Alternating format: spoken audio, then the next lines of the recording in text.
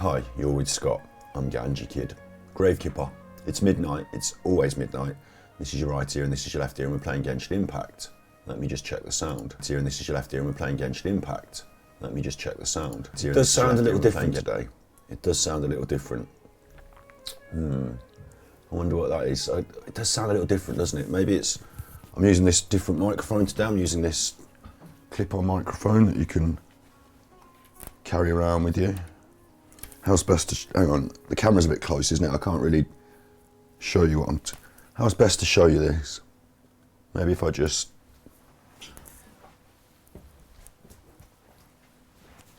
Oosh! Maybe if I just come over here. Hey, how'd you like them apples? Not bad, huh? Hey, Kim Kim? Not bad at all. The cat's just there. You coming over here? Come on. Oh, wow, wow. Here's the cat. She's been sat on the radiator. So we got this sorted. Like I said, I pulled the whole room apart and I put it back together again. So now I've got this space at the end of the room, and with my wireless microphone, I can come and just enjoy the space. We can move it around a bit, can't we, Mink? Hey, we can move it around a bit. We can move the little sofa. At the moment, I'm ready. Like, you know, I was talking about getting a guest in the room. I'm now ready for that. And I don't have any guests lined up or anything. Going to be doing more over the airways in the near future. We're going to be having some more guests on the show for interviews across the airwaves from around the world. But if we wanted to get someone into the room now, we can get someone into the room, can't we, Minka? Hey? So I'm really pleased with this, really chuffed. Thank you very much for everyone that's contributed and helped us to get towards this. Let me show you. Hello, Snips. This is another thing I should say. I've moved the... all sorts of things have been moved. I've moved the old telly. I've got two old tellies that I use for crappy monitors. I've moved one down in front of me. I can actually see it. I can read your chat, pretty snazzy kitty girl. I can see it live happening while I'm sat in this chair. If I get myself one of those keyboards, all right, Snip. It's called the cat Snips then. All right, kitty.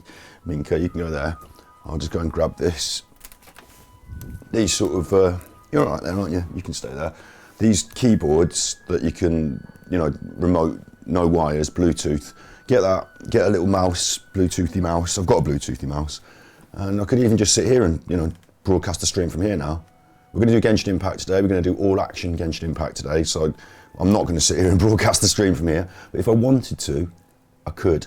I could even have two people in this space, do a little interview, little conversation. I've got one big light. I'm thinking I might stay over on the other seat and maintain my grip on the computer. Okay, he's the first guest. We had it set up before, didn't we? And I had Charlie the dog on earlier in the year, like 9 months ago.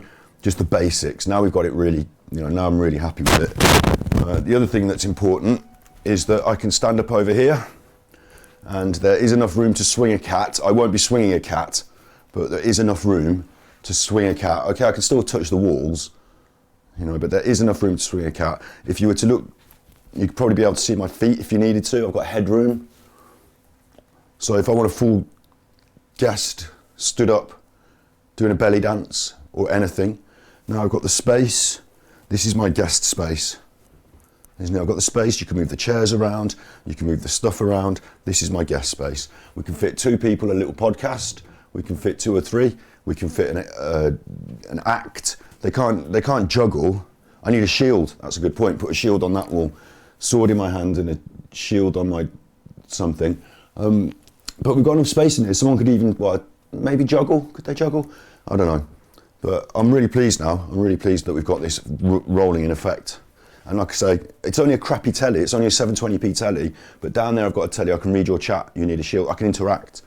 That was a huge, huge thing. I was always able to come over here and film myself, but I wasn't able to see the computer and interact with it. Now I can. So it's huge, isn't it? And this is looking great. The cat's loving it. This is looking good for me. I'm happy with this. You all right there, Minky? I won't move it, you're all right. I'm happy with that. I'll come back over. Oosh, and I'll show you. If we were to be shooting a podcast, the cat's a bit low down. Oh, she's jumped off the chair now anyway. But if we were to be shooting a podcast like this, I can now sit at the computer, talk to my guest. I'll be looking at them like that. It's actually quite an important check for me here. I need to see which way I'm pointing. I'll be looking at them like that. So I'll be looking in the right direction. They'll be looking at me from over there. It will appear that we're looking at each other. We're actually in the same room. So we can both be seen on camera at the same time now. Look, my face, their face. I can cut to the game. If we want to play the game, they can see it down there on the telly. If we want to play 2-player on the Xbox or something. We've got the chair itself. The chair can be moved. That's the little studio space. I can change the camera angle of that. I can also change the, I've got different lenses. At the moment, I've just set up the most basic setup. But as we move forward, whether I want to move different lenses, I won't go too deep into it now because it's kind of boring, but I've got the widest angle lens on there that I've got, my fisheye, and that is I don't know, like a 14 or 28 mil. You need a small millimeters for the wide room. Small millimeters for the wide room. I can also, I've got other lenses, like this one's a 35mm with an adapter from my old Nikon. It seems ironic that my best lenses I can't really use. The one on the camera you're looking at me now is probably my best lens. It's a 50mm. That's as wide, that's as narrow, wide, I don't know, wide, narrow. That's the biggest number I can go to, otherwise it's too tight for the little room. So 50mm and under, 35mm there, 18, 24mm on the camera there. I need wide angle lenses. I've got 2 that are functional. I've got 2. Also, this is important. This shot of me now, what we would normally have behind me is just a blank wall, and I use the colour to create the green screen. I'll show you. Boom, that's the green screen. Now, of course, you can see behind me now, the green screen's all fucked up because what you're actually seeing is that stuff on the table, and where it casts a shadow and where it is, it fucks up the green screen. There's 2 options for this. I'm just going to turn that off. This is the actual shot, and it's rough at the moment, but I've just set it up yesterday. There's 2 options for this. One is I close these curtains. Boom. I've created us a background, but they're just attractive curtains that Nan used to have in her room. They don't help at all. They are a background, but they're all different textures and colours with the light on them, so it's a funny background. And in terms of green screen, it just doesn't work. Look, it's rubbish, isn't it? I've got all this rubbish behind me. So either I change the curtains for a green screen, or I change the back behind them for something more attractive. This is where you have your streamer shelf, isn't it? That's where you have your streamer shelf with your bits and pieces, your old Nintendo 64 games or whatever. So I've got that now. If I want that, I can have a shelf of shit behind me. Or I'm thinking of doing green curtains, exactly. Great minds think alike. Exactly, that curtain pole is only a cheap thing that we it's not like a big haberdashery, not haberdashery, what's the word? Homeware. Anyway, it's not a big thing, it's just a pole with, cheap curtains. So I reckon I can get a green set of curtains, and or a pink, or whatever colour it is that I use for green screen, I can put them up as curtains. Job done. Proper green screen behind me forever. Can open the green screen like a set of curtains to reveal whatever I want. If I want to put a telly on there, or a fish tank, or whatever I want, it can go on there. That was the space that I was using for my editing computer. And the only thing I can't do at the moment is I can't really show you the whole, like pick up a camera and walk around with it, because all of my HDMI leads are very short. The computer's now under the desk. The Mac computer that I was editing on used to be set up over there. What I'm going to do is I'm going to get an HDMI switcher so I can run the same computer into the two computers into the same monitor. So I used to have 2 setups. What I'm going to do is have one setup with the editing computer and the PC, HDMI switcher. Simple thing, £20 switcher. It's not going to cost a lot. That's going to go in. And that means that this space is all then free for whatever we want. And I can do my editing from this desk that I'm sat at now. This becomes my full workstation. It's already a massive step forward. I knew I wanted to do it and make it happen. Obviously, thanks to your donations, I've been able to make it happen. And I'm now also, this is the upstairs camera. So I want that permanently upstairs. But if I had this on the HDMI lead now, with a long one, I need a longer one. All my HDMI leads are about, that long, aren't they? So I can't show you, I need to go over there to show you. All my HDMI leads, I'll come over here and show you, look, see how easy it is now? All my HDMI leads are about that long, and they need to be that long, don't they? I need to be able to go around with the camera a bit. So, meow, you can go on the chair, it's there for you now. Go on. Or do you want to go out? You can go out as well, I don't mind if you want to go out. Go on then. She's like, I was sleeping. You're not going out? You're going out. She was sleeping, I've disturbed her. Oosh, that's me. So yeah, what I can do is get a long HDMI lead and attach it to this, and I'll be able to move around with the camera if I want. I'll be able to, you know, if we've got a belly dancer over there, I'll use the second or the upstairs camera for close-ups or for bits and pieces, or I'll leave it upstairs mainly and stream from upstairs sometimes. But you know, that's an addition that gives us more, what's the word? Versatility.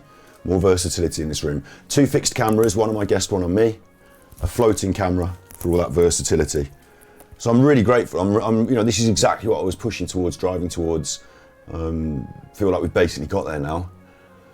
Coming in the new year, after Christmas, I've got to start getting people in this room. I only want 1 a month. I don't need to go mad. Oosh.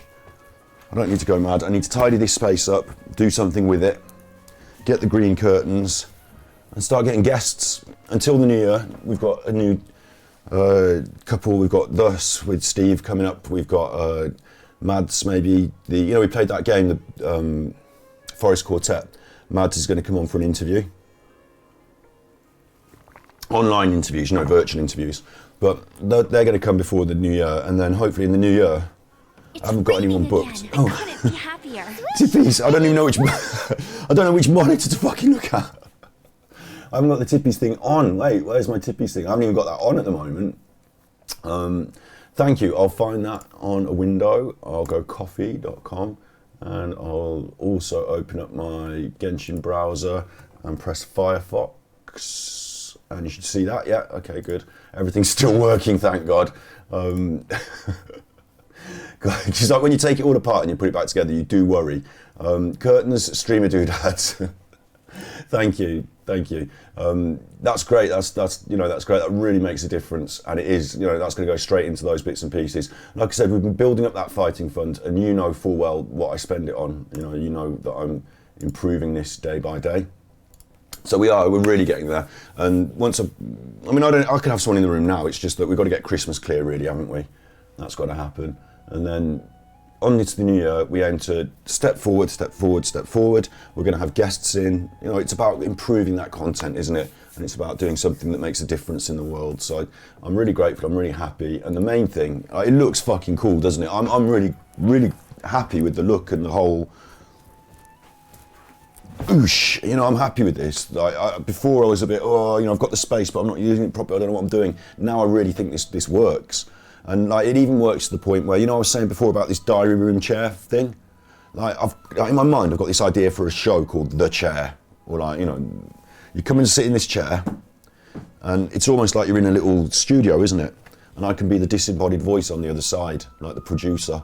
So can you. You know, I can watch the monitor here. Hello, Cruel. It looks professional and clean. Thanks. That's cool. That's the vibe I'm going for. You know, a step up. That's what I'm trying to make. So anyone can come and sit in this chair. It's unlikely I'm going to get international guests. I'm not going to get, you know, like Nelson Mandela or Kanye West is not going to come and sit in my chair. But in the Midlands, in the UK, maybe a mental health professional, maybe someone like that. Maybe, you know, I can get some people to give us some interesting interviews. They can come and sit in the chair. Maybe even I sit over here. We move it around a bit, we put the lights in a different place, you know, we've got the space now and it works. There's a monitor there, like I was telling Snips, that I can see your chat, total step up. I can read it. If I had a controller now or a mouse and keyboard, maybe a little coffee table, I can actually work the stream from here.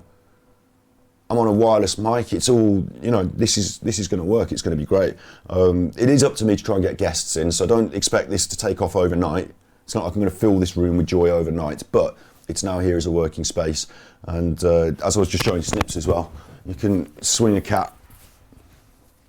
So now there's not loads of room, but there's enough room for somebody to come and do something in here, isn't there? So I'm really pleased with that. Yup. Get that on there nicely. And then the other thing I could say is, I don't know, over Christmas it might happen. It might happen. If I get a second controller for the Xbox or whatever, someone can sit here and play the computer game. My sister can sit here and play Fortnite. If I get my laptop down for her. This could be, you know, with a little space, table just in front of me here that doesn't get seen by the camera. You could actually set up a little second gaming station in the same room even. So I could even have co-op gaming. Oosh. When I want to talk to my guest one-on-one like this, I can sit at the computer and control everything. There they are. They're not there, but... And then, as I was just saying to Snips, this is the last thing we're going to do. The last thing we're going to do is sort out this background of where I'm sat now. But that, to me is not a worry. That's easy to fix. He was about to ask how the neon things look in that room. You saw a really cool neon shield online. Yeah, I think they'd probably look all right. You don't want anything too bright in your background because a lot of streamers do use lights in their background, as I have done here. This is a light, but anything that's illuminated, you'll see now while I'm holding it, that's very bright, isn't it? And you have to change the camera settings for the light because that's the brightest thing. It's blown out at the moment. So what sometimes happens is you have something bright on the wall and then it affects how the rest of the look. You see how the room looks different now with that on the wall because the camera's, basically seeing that as the bright thing. So you can absolutely. I've got infinite possibilities there, absolutely. It doesn't want to be too bright. I want to be, my face, I've got a light right here. If I turn that off, you'll see the difference. And this is what I've been, recently I bought these lights. I should actually show you a full shopping list of what I bought, shouldn't I? Because it makes a big difference, doesn't it, the lights? In fact, it's huge. So, lighting is really important and it requires a lot of thought.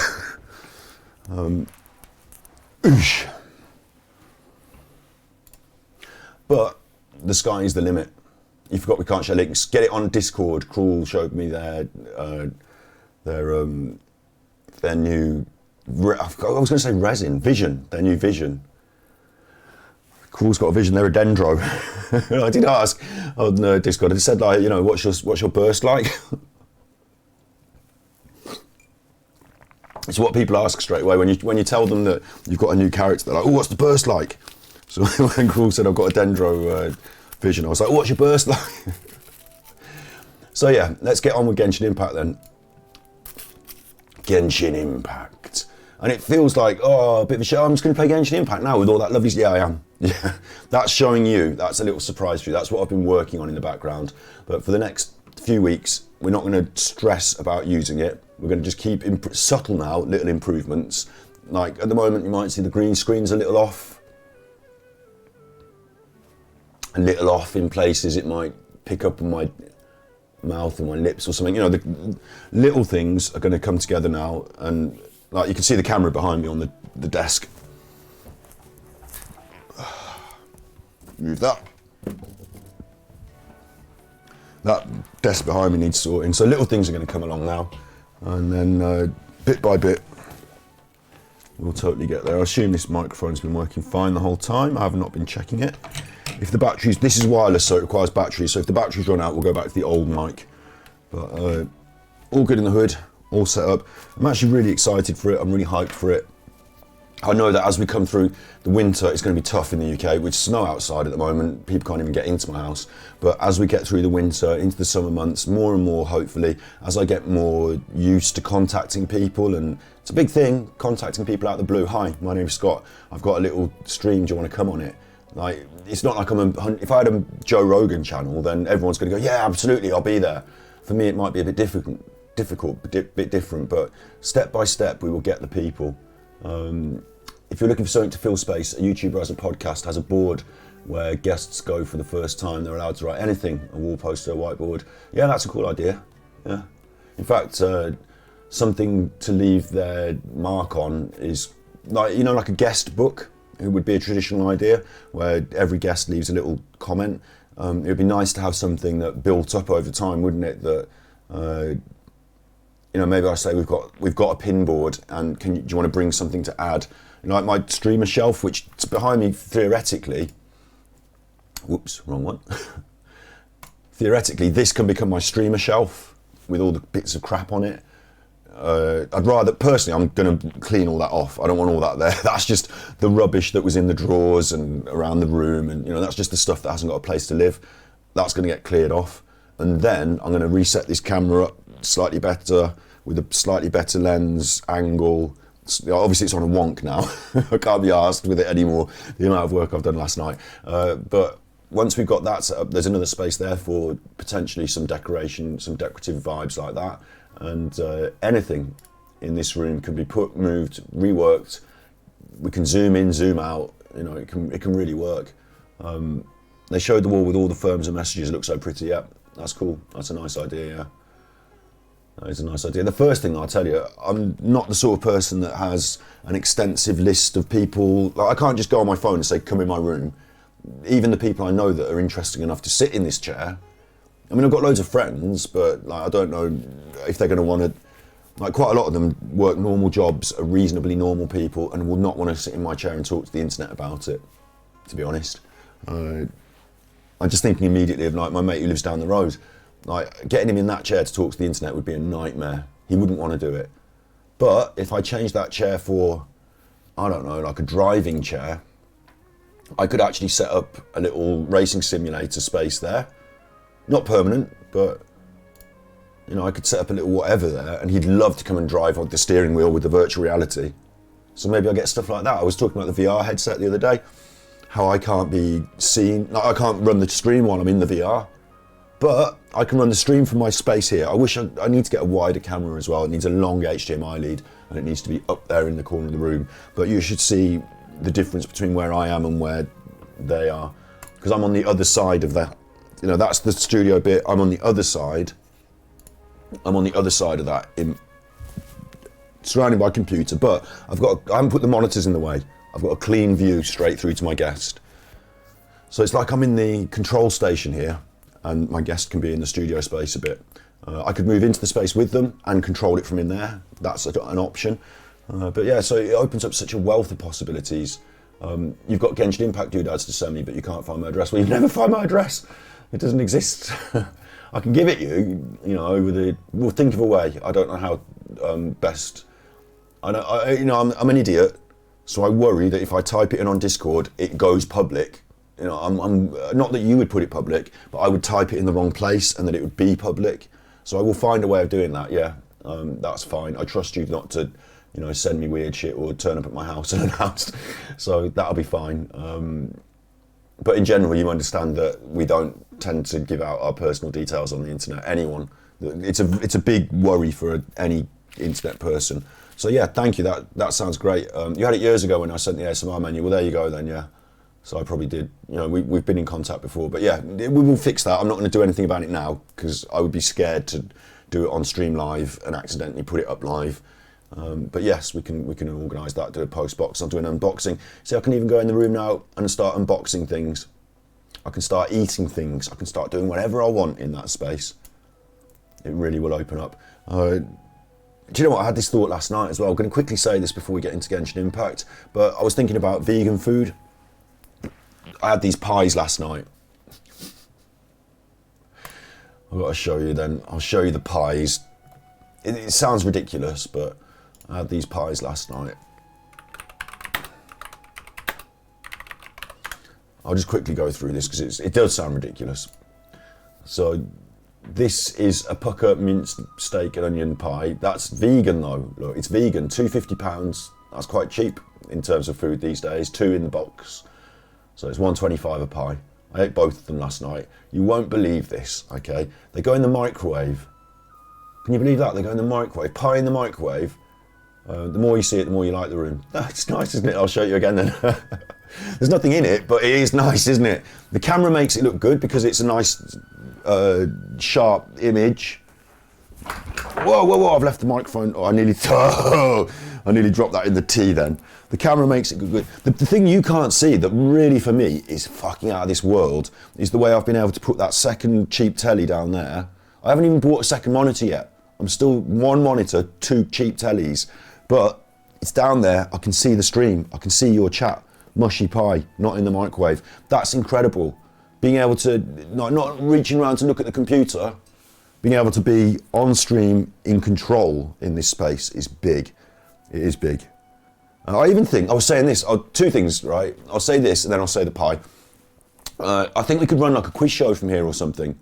Like, I think we could make a list of like in the chair questions that you might, like, I might say to stream, what questions would you ask someone to find out about them? And we'll make like the in the chair question. I could run a quiz show. I might even do it with my family this Christmas. Sit them in the chair one by one. Hi, my name's Scott. Okay, your questions are going to be, you'll hear my voice, you won't see my face because I'll be on the other side of the camera. But, right, your questions are going to be on general knowledge, starting from now. What's the tallest chuffing building in the chuffing world? The Empire State Building.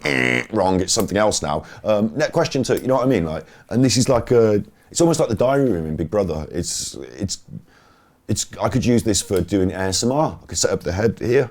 I could use it for giving little like speeches, monologues. If we're going to do a stream where I just want to talk to chat, I just want to have a chat, no gaming, just talking, just chatting. This is the space for that, isn't it? And I can read chat and follow it. It's a big step forward. It required moving everything out, pulling it all apart. All my lighting and equipment are now over there. My computer is under the table. The tables have been pushed together. All sorts of stuff has happened. And we did have it yesterday as well. I'll tell you what, we did have it yesterday where once I put it all back together, we did have it where nothing worked. When I turned on the computer, it opened up an app that I'd never opened in my life before called Sound Capture Elgato app, and it moved all the sound into the sound. And I was like, no! I wasn't saying it like that. I was going, cunt, you fucking cunt. I was going nuts. But now I've made it work. It did work. It fixed it, so that was fine. I even logged on to Fortnite to test gaming with my sister last night, and she was like, can you hear me? Can you hear me? And I was going, no, I can't hear you. Oh, you cunt. Yeah, it was funny. So the pie. Let's go back to the pie. I'm in a bit of a hype now. I really want it. Like, it'd be nice to be able to get someone in the room to do things with overnight, but these pies, okay, they go in the microwave, mushy pie. That's exactly what you think. No, they come out crispy and crusty. It's so weird. I've never seen anything like it. They come out the microwave crispy and crusty. I don't know if you can notice, it's like a short crust. It's not a puff pastry, flaky. It's a thick, short crust pastry. And I think some mechanism in the microwave, it's almost like it comes out stale. Is there a sieve for the pie? No, the thing is, right, it comes out of the microwave in 4 minutes and it's actually crusty. It's actually crunchy. Oh, sleeve, right. I thought you meant like it's so mushy you put it through a sieve and sieve out the bit. Yes, it comes in a little pie case, but it's not metal. It's a microwave pie case. Goes in the, I would show you, but the dog had it. I gave it the dog afterwards to lick and he had it. Yeah, they were really good. Now, listen though, I'm not in the business of promoting pucker pies because this is where I get a problem with pucker pies. If you go pucker pies, I was thinking to myself, while I was eating it, I was thinking this is so good that I could have my stream sponsored by it. Now look, big on the front page, vegan, yes, but they're using this money, like I've given them my money, they've paid, I've paid for my pie, they've made a small profit, and they've used the money to promote, yes, the vegan one, but also this other stuff. They're using my money to promote animal products. So it's a problem to me. But I do see this point, like it's a real, last night I was thinking about this again. I really do understand more than ever that they don't care. Like I used to think bad company, take my money, promote animal products, bad company, But now I think maybe they're just a company, and if they sold more vegan pies, like they don't seem to have any agenda about veganism or animal products. Their agenda seems to be simply that they want to sell pies. So maybe it is the case that if we buy all their vegan pies and promote them heavy and people stop buying so many of their other pies, they might just say, look, forget advertising the chicken pie, no one wants it. Let's advertise the vegan pie more. It might just be a feature of, the schism between veganism and non-veganism that we're in at the moment. Maybe I can promote them. Maybe I can support their endeavour of creating a vegan pie. Because I enjoyed it. It was one of the best vegan pies I've eaten in a long while. It actually, because when I was a younger lad, I used to go to the football and have meat pies at the football, and that was better, this pie was. It was better than any pie I'd ever eaten at the football. So you think it normalises vegan? You see, yeah. The worry I would have is that, I'm advertising a company, like I said, that takes the money and uses it to advertise sausage rolls. That's a direct problem of mine. I give them the money, they put it into sausage rolls. That's a problem. So I don't know, but I do think that one of the things that I do, I'm too brutal for my own good. Like, I could be sat in that chair eating that pie last night, telling you how nice it was, doing a review, getting some views, having some fun, advertising veganism. Maybe I should climb down from my high horse and is it condescend or I don't know, not ascend because that's climbing up, condescend, come down for it. Like, I should come down from my high horse and say, maybe I can advertise pies. Or anything, maybe I should use that space in that room more now. If I haven't got guests, doesn't matter. I could have eaten my dinner in that space. I could certainly eat it here. I've got more desk space now. So I'm thinking, not right now, I'm not going to do it overnight because I might feel bad about it, but maybe I start to talk more about, even if I didn't, could you imagine if I'd said, right, here's the pie, I've eaten the pie, it's great, I've told you all about it, the filling, the crust, how it comes out of the microwave, all that. And then I could say, right, at the very end, look, Pucker still advertise animal products, so I'm not 100% behind them. But, disclaimer aside, this is a good pie. Maybe I could do it that way. Like, I'm still conflicted about it, but I don't know why. I just wanted to tell you about this pie. It was one of the best pies I've ever had, vegan style. And it came out of the microwave, 4 minutes, crispy and crusty. I mean, that's good. That is. There's a lot of good in that pie.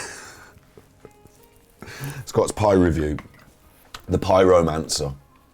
You see, the Pyromancer. You can tell them don't buy the animal pies. Yeah, I can, yeah. But like, I still have the, I've explained it. I don't have to go over it. I still have the itch in the back of my mind. Sausage rolls. Although this does say we've got meat, vegetarian and vegan recipes for an on-the-go snack or lunchtime option. So there's a pucker for everyone to enjoy. See, it's everyone to enjoy. They're not concerned with promoting veganism. They just sell whatever you want. So maybe that's the thing I thought. Maybe they don't care about animal products. Maybe they would stop promoting them if they just thought it was not viable. But there is a lot of money here being spent on advertising animal products, isn't there? So maybe if they could do this, maybe if they could say, look, all the vegan profits are going into the vegan side of the business. Maybe if they could promise me that. Maybe I get someone from Pucker on to talk about it in my chair. And this is the thing, that chair is in the Midlands in the UK. So not everyone's going to want to come to the Midlands of the UK, but if you're already based in the Midlands of the UK, then there's a chance I could get you in it. So, yeah, okay, that's what we've done now. Half an hour of talking. Let's see now if I can run a Genshin Impact stream from the new setup. All action today. We've got not much extra on this list. The Archon quest is for this weekend. That's what we're going to do this weekend. But wrong button again. But we've got this Misty Dungeon, Realm of Sand. In a forbidden place warded by dust and sand, mysterious foes have assembled lines of fortifications to stop you. Assemble a team, punch through their defences, and defeat all the foes in your path. I certainly will do. I certainly will do. So that's my plan for today. And there is also something that I saw. I don't know where this is now. I don't know where it is. Firefox me up again, please. I'm all for work-life balance, but I don't know where it is, but I saw Hoyoverse Arkanoid. I saw a new thing. I've lost it now, but let me type it in here. Hoyoverse Arkanoid. I don't know if people remember what Arkanoid is. Arkanoid is this game. Oh, we didn't find anything with Hoyoverse Arkanoid. Arkanoid is this game. Reject all. Right, is this the... Right, forget it then. Forget it. Arkanoid is a block breaker game. Forget it then. Forget it then. Google. Arkanoid. Arkanoid is a block breaker game. You know what it is. You've seen it before. You've played it.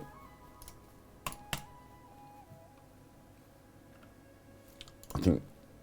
Open image in a new tab. I think you can see that. I think we can all tell what that is. Arkanoid, yeah?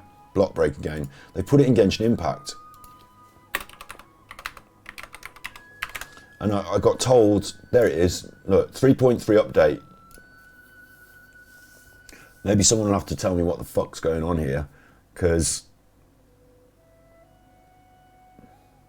arrives next December. That's this December.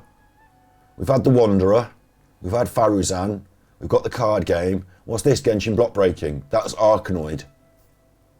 What's it doing in Genshin? I don't know, but it's new. It's in Inazuma, called Test of Courage. 2-player breakout, Arkanoid, where you break blocks with a paddle. Well, I haven't found that, I haven't seen that. Where's that? Am I missing that? Am I going to miss out? Is it going to disappear? I don't know. But that stands out to me as something that I haven't... The event will be in the second part. Oh, right, so I'm not missing it. Okay, fine. It stood out to me as something that I thought was pretty big that I'm, for some reason, can't find. Okay. I think this is pushing it. I love it. Do you know what? You're better than Google. You're better than Google. I tried asking Google. I fucking don't know. What now? Can I just do this from anywhere? Click to view the trial map. Misty Dungeon. Can I do this from anywhere? What's going on? Trigger 30 swirls at once. I need to trigger swirls. When the swirl reaction is triggered, all members will be buffed. I'll be fighting these chuffers. Swirl. Right. Oh look, they're giving me character. Oh my god. I get the Wanderer. Free Wanderer. They call me the Wanderer. I wander around, around, around, around, around, around, around. This is going to be interesting. It's going to wet my whistle for the Wanderer, and I tell you what, we've even got enough primos to wish on him if we want, but I want to save them. You know, I'm thinking we might get a Hu-Tao. You saw where Universal Studios is opening Super Nintendo World next year. Yes, oh, Genshin Impact Land. Oh, Genshin Impact would be brilliant. I called it, yeah. Games are theme parks now, and theme parks are going to become more and more games. Yes, I want to go there so much. I'd give up, I'd work there. Who can I be? Do I look like any of the oh, wait. I'm in the zone now. I'm in this place. I want to go and look at all the characters and see which one I look like the most. I'd turn up there and be like, look, give me a job. Ancient runes are the key to unlocking the challenge. Interact with the runes. Okay. Yes. Complete the challenges to revive the characters in my party. Okay. I'm not going to do the lowdown from the high ground fashion show. I do that on the test run, but here he is. Here's the man himself. Oh, he's got no shoes on. Ah, well. I won't be wishing on him then. Look, he's got no shoes on. I'm not doing the fashion show now.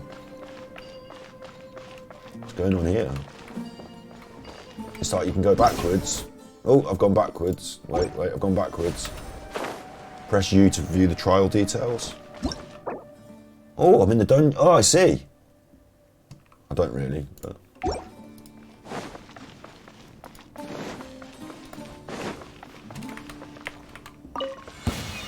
Yeah! Right, you're all gonna get it. Busted.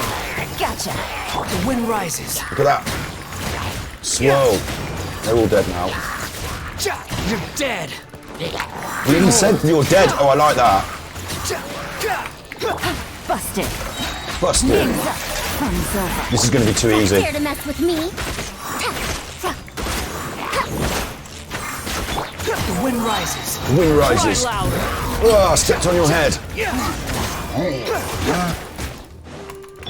Look at it, it's just too easy. Too late for regret. Wow. His gift. That's too easy. Get to see Faruzan in action as well. She's my new character that I think is brilliant. I don't know what I'm doing, I'm just following my nose here. Yeah! Squall and Fury. Squall and Fury. Things are about to get Schadenfreude. Wow! Like Mario Land's a bit late, isn't it, as well? Midnight Phantasmagoria. no rest. Because by the time they get Mario Land made, the kids aren't even going to know who Mario is. Behold. That's why they're doing that film, I suppose. Just empty room up here. But yeah, the kids won't even know who Mario is by the time they get that up and running. They need Genshin Impact World more than ever.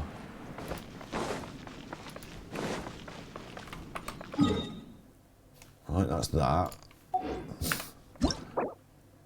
It doesn't show me where I am on the map, so I don't know what's going on.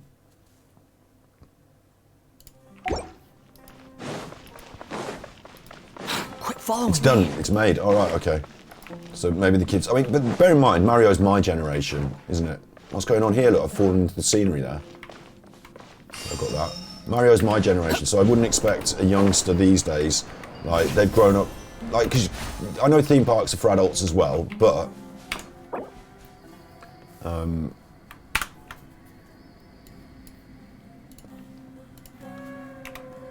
Super Mario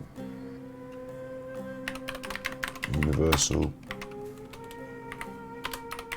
Studios. Ooh. Looks big, doesn't it? It's all crammed in. Looks interesting. I wonder how much of that you're allowed to touch and mess about with. I just think these days, kids, I mean, they do have Nintendos, don't they? They do have them. That'd be creepy, having a life-size Mario come up and wave his hands at you like that. That'd be kind of creepy. But I wonder how many... Relax. That must be the one in Japan. I wonder how many people, like older people are going to know who Mario and Luigi is. They have an app you can download and scan QR codes to collect stamps. Again, I don't know, for me it would be jumping on mushrooms, I suppose. Can you jump? I bet you can't do really actual Mario stuff, can you? Because like, I'm not going to be able to shoot fireballs at Bowser, for example.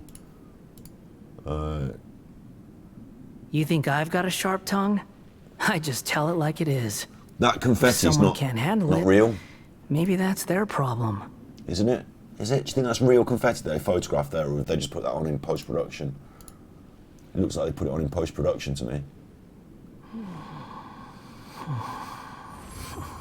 She's got a clear mask so she can smile.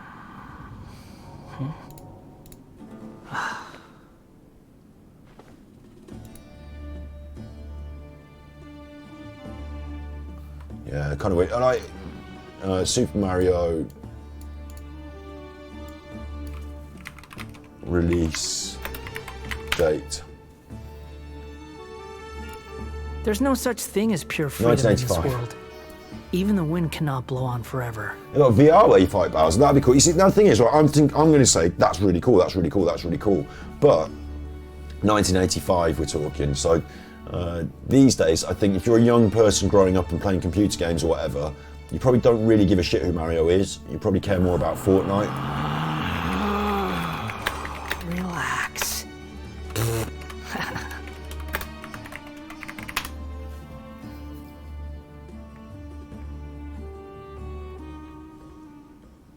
Mario Fortnite on Nintendo Switch, what? Is Fortnite better than Mario Kart?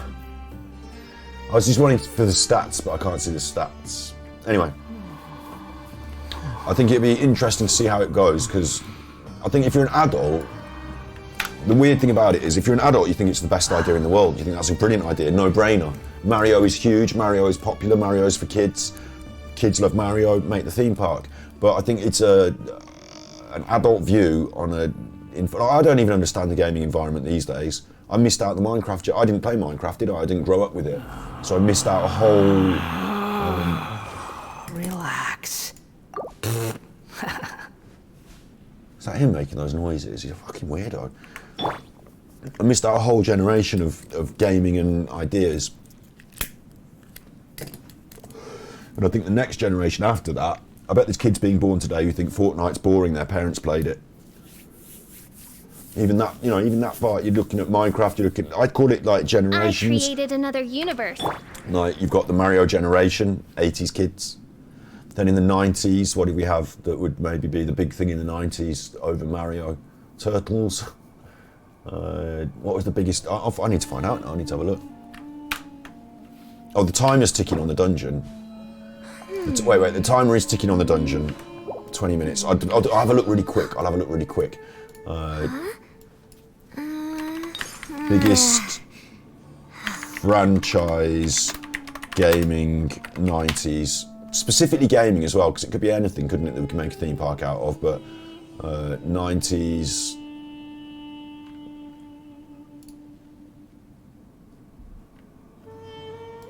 I'm not going to find it, am I? 15 greatest video games of the 90s. Monkey Island, Gran Turismo, Fallout 2, Resident Evil, Super Mario Kart, Street Fighter 2, Tony Hawk Pro Skater. Yeah, we're still in that genre, but Tony Hawk Pro Skater was big in the end of the 90s, but Sensible Soccer makes it stand out to me there. I used to play a lot of Sensible Soccer. It was a PC game. Sonic the Hedgehog came out in 91, so we're talking Sonic era. Pokemon. Now, I would argue, this might sound ridiculous. Yet there hasn't been any change to those dumb rules at the academia. Super Mario 64, 97. Okay, so he's still Mario era. But I'd argue even Pokemon might be more popular. Zelda, yeah, good point, Zelda. Big one that could work. Maybe we should have had a Nintendo world instead of a Mario world. Because you could branch out then to these other things. Biggest gaming franchise of the 00s will be Minecraft, won't it?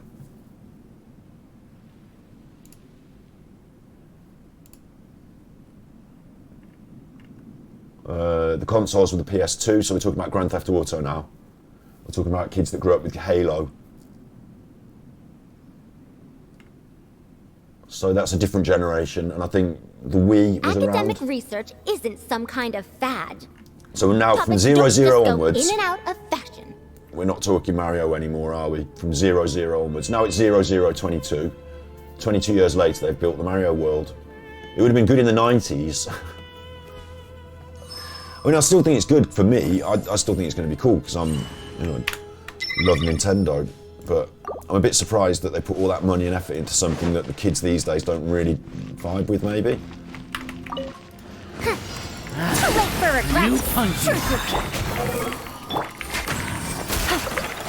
Quietly now. I get my swirls off here. Oz, reveal thyself.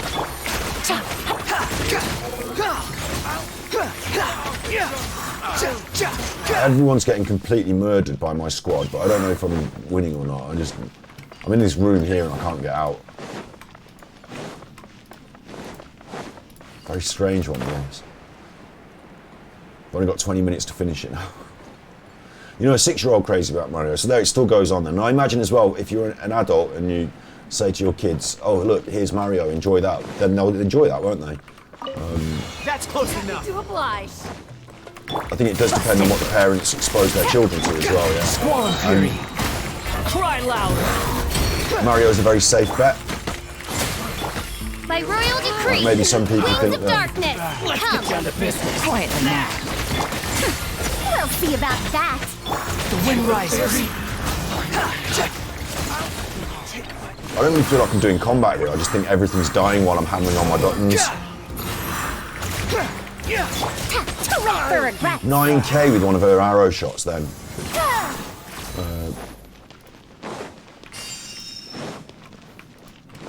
If I can check the map again. It should say where I am, I can't tell where I am.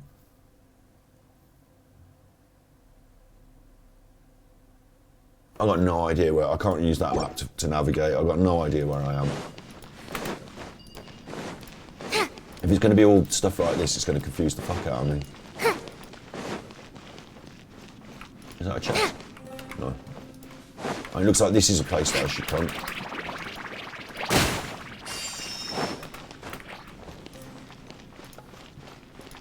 Right, it's a room with a cross in it. So it's either this room, or this room. I've walked down a corridor to get here from one of the triangles. I went down some stairs. I don't know.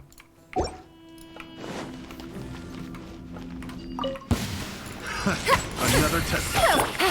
Things are about to I get just know that I've got these awesome characters on, and I've got all their powers that I can use. Another test. How amusing. Gears of the storm. Dare to mess with me? The wrong test subject. As you wish, main Fräulein. Like my enemies don't stand a chance. Squall and fury. I don't even know how to use these characters properly.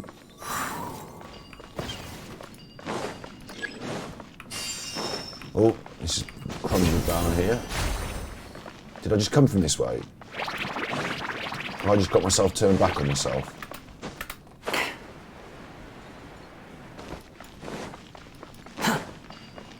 No, I'm not. No, it's the same thing. Yeah, okay, so I'm coming down a room with. It's the same on both sides. I don't know. I can't follow that map. So Mario World might really take off. It might be a really good idea, or it might, in my opinion, Too slow. like be. I'll tell you something else. The reason the games are online now, the theme parks are online now, is because you don't have to spend all that money building a theme park. It costs a lot of money to build a theme park. You have to get people to come in. Me. Right, you don't have to do that online, so it's a big money hole, big money sink.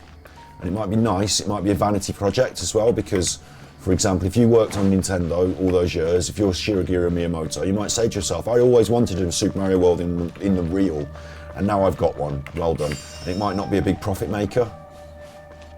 Certainly, I'll finish this first and then we'll talk about the profit in a minute. Behold! We'll see. Wretched vermin! Squall and fury!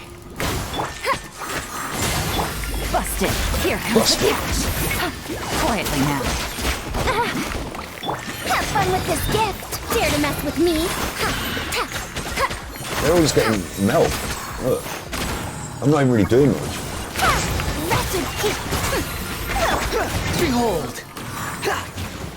There we go. All ancient runes have been activated. A bell can be heard ringing from somewhere in the domain. And it says it's over there, so I'm going to go over there. This is kind of confusing, this domain thing. This business. Okay, I'll do that then.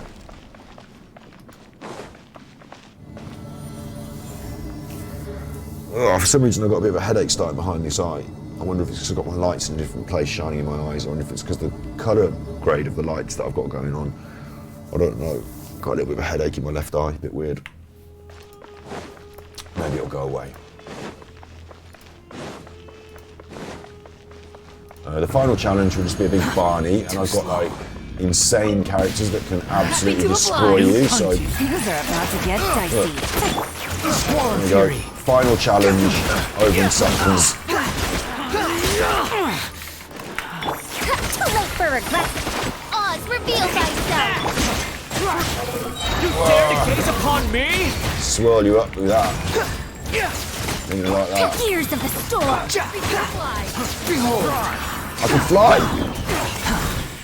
Yeah, it just happened. Am I tripping or did that happen? Tricks up your sleeves. I Squall and jumped. fury! I can fly, look. I can fly. Search for it! No. He's really dead. good. He's got like a special skill that no one else has. Behold! I can fly, look.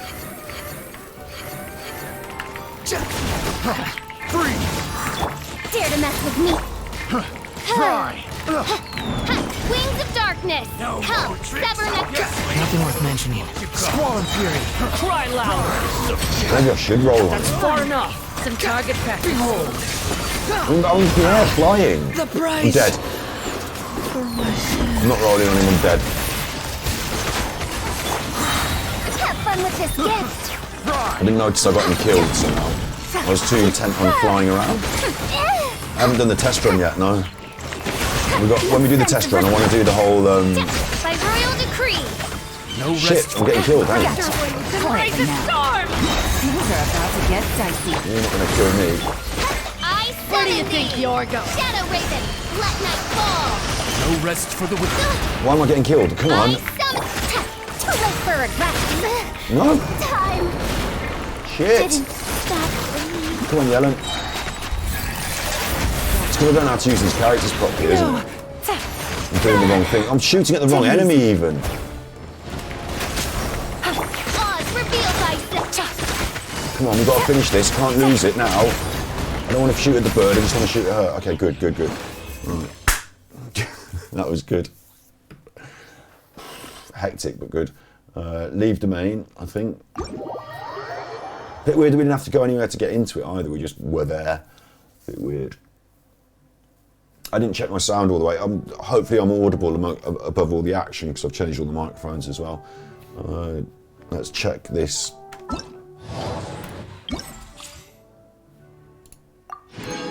Primos, complete then. That's complete then. This event's about trying to be efficient and quick, not so much the fights themselves. Okay. It's hard for me to know how to be efficient and quick because I've never used these characters in combination, so I don't really know what I'm doing. I'm just hammering all the buttons and hoping, but it is an interesting trial. I quickly want to go back now to me and to show you a video that I made and to talk about the games and theme parks.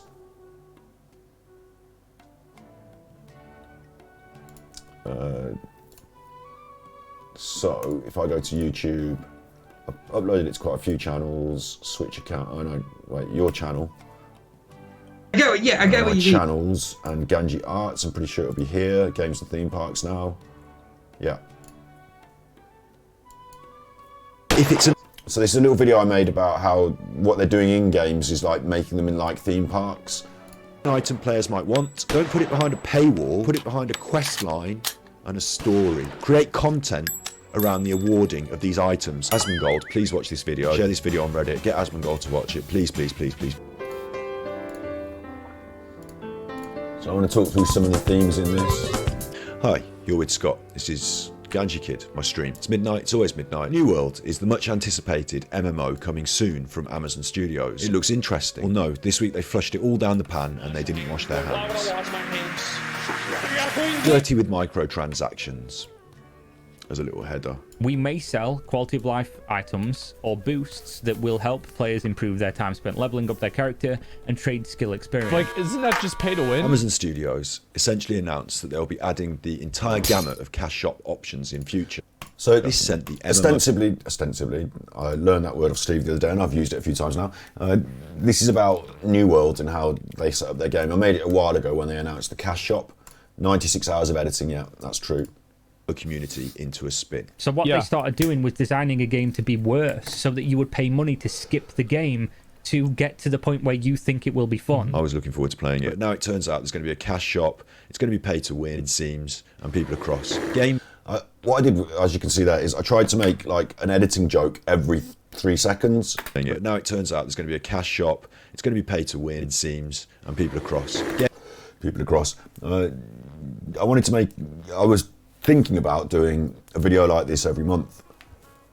I took a full week's work doing it, so I didn't feel like I should. Like, it was by the end of it, I felt really drained, and I think if I'd done it every week, I might have even got onto onto Asmongold, talking about the video or whatever. But didn't quite ever get there. But yeah, games are becoming more than games.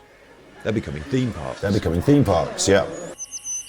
There's my picture. A theme park MMO is one with pre-built rides designed by the developer for consumption. So we've already got the theme park MMO as a concept. Like, I'm not introducing anyone to this already, but I think there's more to it.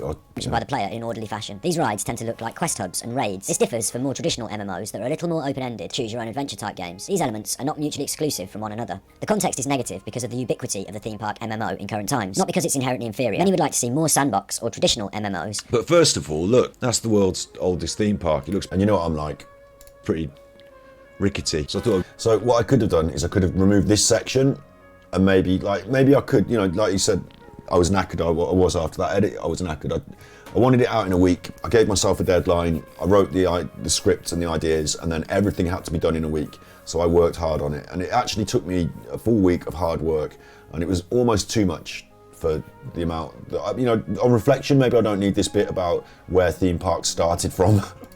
Just run a little bit of history on the old theme park. The oldest operating theme park in the world, Bakken, opened in 1583, just outside Copenhagen. There was a spring that attracted people to drink from. People would gather, and they thought it would offer health and vitality, this fabled spring of Bakken. It attracted performers, vendors, hawkers, it says in the BBC, hawkers. That's people selling things. Disney himself, the old Walt with his big frozen head, Disney himself went to Europe in the 1940s and then built his own theme park in the 1950s. Walt Disney. So Walt Disney visited Bakken. He saw this theme park and he thought, well, this is an interesting concept. And he went back and he made his own. He realised his unique selling point was their cartoon characters and fairy tale films. He set about creating a physical manifestation of his intellectual property. Disneyland. The attraction was the park itself, being able to immerse yourself in a world where... That was a little joke, you see, I said about... ...of his intellectual property. Disneyland. The attraction was the park... And that's Disneyland Shanghai itself, being able to... And that is from Fallout, and it's one of those pods that people sit into, like, it's like virtual reality pod. Immerse yourself. It's a little visual joke that only some people will get. Immerse yourself in a world where well-known characters came... Well-known characters, I don't know who that is. That, again, another visual joke. It was a massive success. Of course, once you draw a crowd, you sell them things. And Disney realised he'd created his own captive market and set about creating everything people could possibly want on site. Not everything... That was what it would... Market. And set about creating everything people could possibly want on... Everything people could possibly want. On site. Not everything... So, what's interesting here... That it does make it interesting, doesn't it? But like the amount of work, like when you're editing, I'll tell you what the work was. Mainly, it's like the thing on the editing table is rolling, and I say, "Oh, stop! I need to put this in here."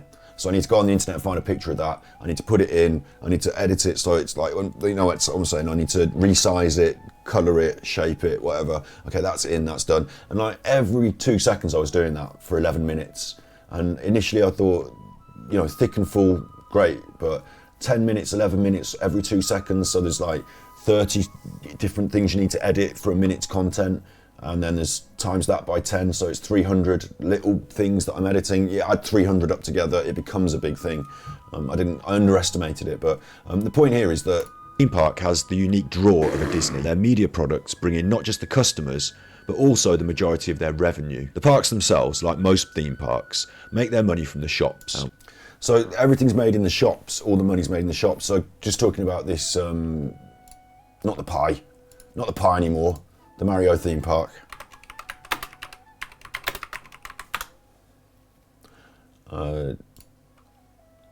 The issue that they have, that's Universal Studios Japan. I didn't know they had a Universal Japan. All right, the issue they've got is that cost fucking loads of money to build. Like, absolutely loads of money. And you get your money back, not through the tickets and people riding the rides, which is what people go there for. You don't get your money back through that. If that was all you had, you'd operate at a loss. You'd have to turn it in. In fact, the money it takes to build this, you can't just build that. You have to already have a successful business with lots of money, don't you? You can't just take a loan and build a theme park. So you've already got the IP, you're already making money. Mario makes you money. You sell games, that makes you money. You sit in a room, and like I did with the edit, you make the edit, you make the game, and you put it out there. So the money it costs you to make the game, they've got a shop and a restaurant. Oh, they certainly will have, yes. The money it takes you to make the game is considerably cheaper than it is to make the theme park. Because you're paying like 16 people to sit in a room. Whereas for this, you're building it and you're spending the money for 30 people to run the ride and 30 people to run. There's a whole load of money gets poured into it. And if you've got the money to start with, you're loss leading. You know, you're spending money hoping to make it back later. And what you're going to make it back on, I guess, you know, your only options here is the shops.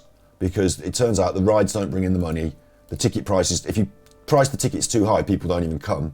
So ticket price low, rides reasonable, because otherwise people are angry. Oh, we spent £200 and we only got to go on the Mario Kart ride. So that has to be reasonable. The way you make the money is on the merchandise. I'll carry on with my little video for a minute, continue iterating this point. We can see that from the Guide to Operating a Theme Park for Profit by Weatherport Shelter Systems. This made me laugh because Weatherport Shelter Systems wrote this. I found it on the internet, and what the fuck have they got to do with operating theme parks? I don't know, but systems. I'm not promoting Weatherport Shelter Systems. What they're telling us though, and I trust them, is that I trust how theme parks can generate revenue. Ticket sales make up approximately 50% of a park's revenue, and the rest comes from food, beverages, merchandise sales, rides or activities. Ticket price. I've got to pause this. Food, beverages, merchandise sales. So 50% of the revenue comes from the tickets. 50%, and we're talking revenue. Revenue's not profit. Revenue is the amount of money you bring in, total. Don't worry about the costs. Don't worry about how much money you're bringing in revenue. What's your total influx? That's not your profit. That's your revenue. So half of the money that comes in comes from the tickets. So it's only half the money. Where does the other half come from? The rest comes from food, beverages. That's an Asmongold joke there with the male muncher. beverages, merchandise. And I saw that and I thought that was funny as fuck. It's a Super Mario car charger look, but to me it looks like something else. Doesn't it look like something else? It's a car charger, so I don't get any funny ideas. Merchandise sales, rides or activities. That's from Rick and Morty, Bladder Falls, their version of a theme park joke. Ticket prices have a ceiling of around weatherproof ceiling. Call back to the shelter systems. $70. Only the biggest parks can charge more than $90. So only the biggest parks can charge big money. You can't charge big money, really. Like Super Mario World might be able to get away with it, but 95% of parks... 95% of the world's theme park admission prices are under $60. You know, the relative cost of going into... And then this is the point I was going to go on to make about how games have become like a theme park because you pay a similar ticket price, $60, to be in the world. And then once you're in the world, how are they making their money? Are they making it off that $60 or is that only half their revenue? And we'll go on to talk about microtransactions in a minute. To a theme park being $60 should be, you know, should ring up in the old head. Customers have come to expect a total... No comment about the picture I chose here. Customers have come to expect a total service. Total experience. They want parking, they want restaurants and food vendors. They actually want live animal attractions, but we'll briefly skip over that because I'm vegan. Arts and original craft booths. Been making pottery for about seven odd. Bless this guy. It's a bit of a joke here because, you know, arts and visual crafts booths, and then I cut to this guy who's been making pottery. But I met him at a vegan fair and he explained he had meningitis. It laid him low, and so he decided to start being a potter instead. And it's just the way he delivered his speech in this sort of dry way. I thought it was kind of vegan. Arts and original craft booths. Been making pottery for about seven odd years now. Stage shows, arcade and carnival games, interactive landscaping and educational exhibits, all sorts of stuff. Interesting that Fortnite chose to put live music acts in their game. I Have No Mouth and I Must Scream is actually a book. It's a future sci-fi sort of book that is written. So I Have No Mouth and I Must Scream is like an expression of frustration, isn't it?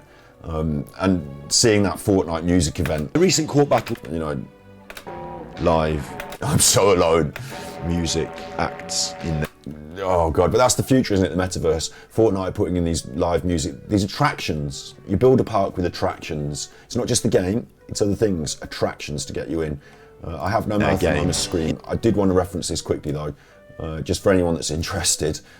We can listen to it on stream one day. It's only short, Mouth and I Must Scream, and it's been done as an audio book and you can get it on YouTube. So what it is the future, in the future, right?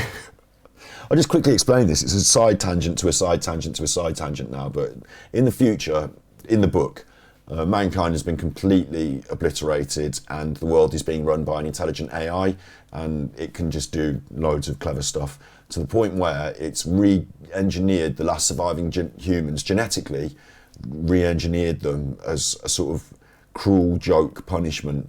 And I think one of them is like a great big ape with its sexual organs inflated. Another one has no mouth, must scream, you know. And it kind of puts them through tortures, just tortures humanity for the sake of it, for about 20 minutes of audio book. It's a fucking weird sci-fi book, but that's where I got that phrase from. In their recent court battle with Apple over App Store Commission, Epic Games, that's Epic Games, argued to the judge they weren't even running a game. Instead, they're not even running a game. They self-identified Fortnite as a, quote, metaverse. Ah, they're theme parks! Why can't anyone else see their theme parks? Once you have customers inside... So I think it's funny. I got the hat here. The hat is now full of... I can't wear it properly because it's full of things. All my crap is in the hat. I got the hat. I still got the hat. It's funny because once you've got people in, you're in the metaverse. They're calling it the metaverse. They're giving it like clever names, but you know that in the marketing room they said, "Hey, do you know theme parks? They only make half their money on the revenue, but they make all this other money, don't they? Once you're in the park and you're in the metaverse." inside the park. Selling extra services and features will increase your revenue. Premium services can... So I'm just going to blow my own trumpet a little bit, because no one, maybe, you know, this goes by the way, that's Jurassic Park though, that's the raptor pen. Once you're inside the park, you're not leaving. Selling extra services and features will increase your revenue. Premium services can be a good source of revenue. Fast passes for rides. You would pay money to skip the game to get to the point where you think it will be fun. And it's really interesting that this combination thing has happened now. So in the real world, in theme parks, you will pay money to go to the front of the queue, won't you? In the real world, that's an extra cost. But in the game, there's no like queue, is there? But you still can buy a fast pass. You can still skip elements of leveling up or go straight to the front of the queue in the dungeons or some other things. You can still effectively queue jump by spending money on certain things. So they're trying to translate the ideas of the real world theme park into games, because games are theme parks now. You're there, you've paid your ticket money, you're in, and where do they make their money? It's not that you've paid for the game. We're seeing it with Genshin Impact. I've never spent any money, but it's different with Genshin Impact. But the World of Warcraft, obviously Fortnite is free to play. You can come in the park for free. Programs and season passes. For an example, that's a point where you think it will be fun. Loyalty programs and season passes. So that's Bobby Kotick, who was running World of Warcraft at the time and making some of these really like sinister decisions behind the scenes. And that's the scene from Wolf of Wall Street, where the guy's on cocaine and teaching the other guy how to do the thing. So, SnowRunner.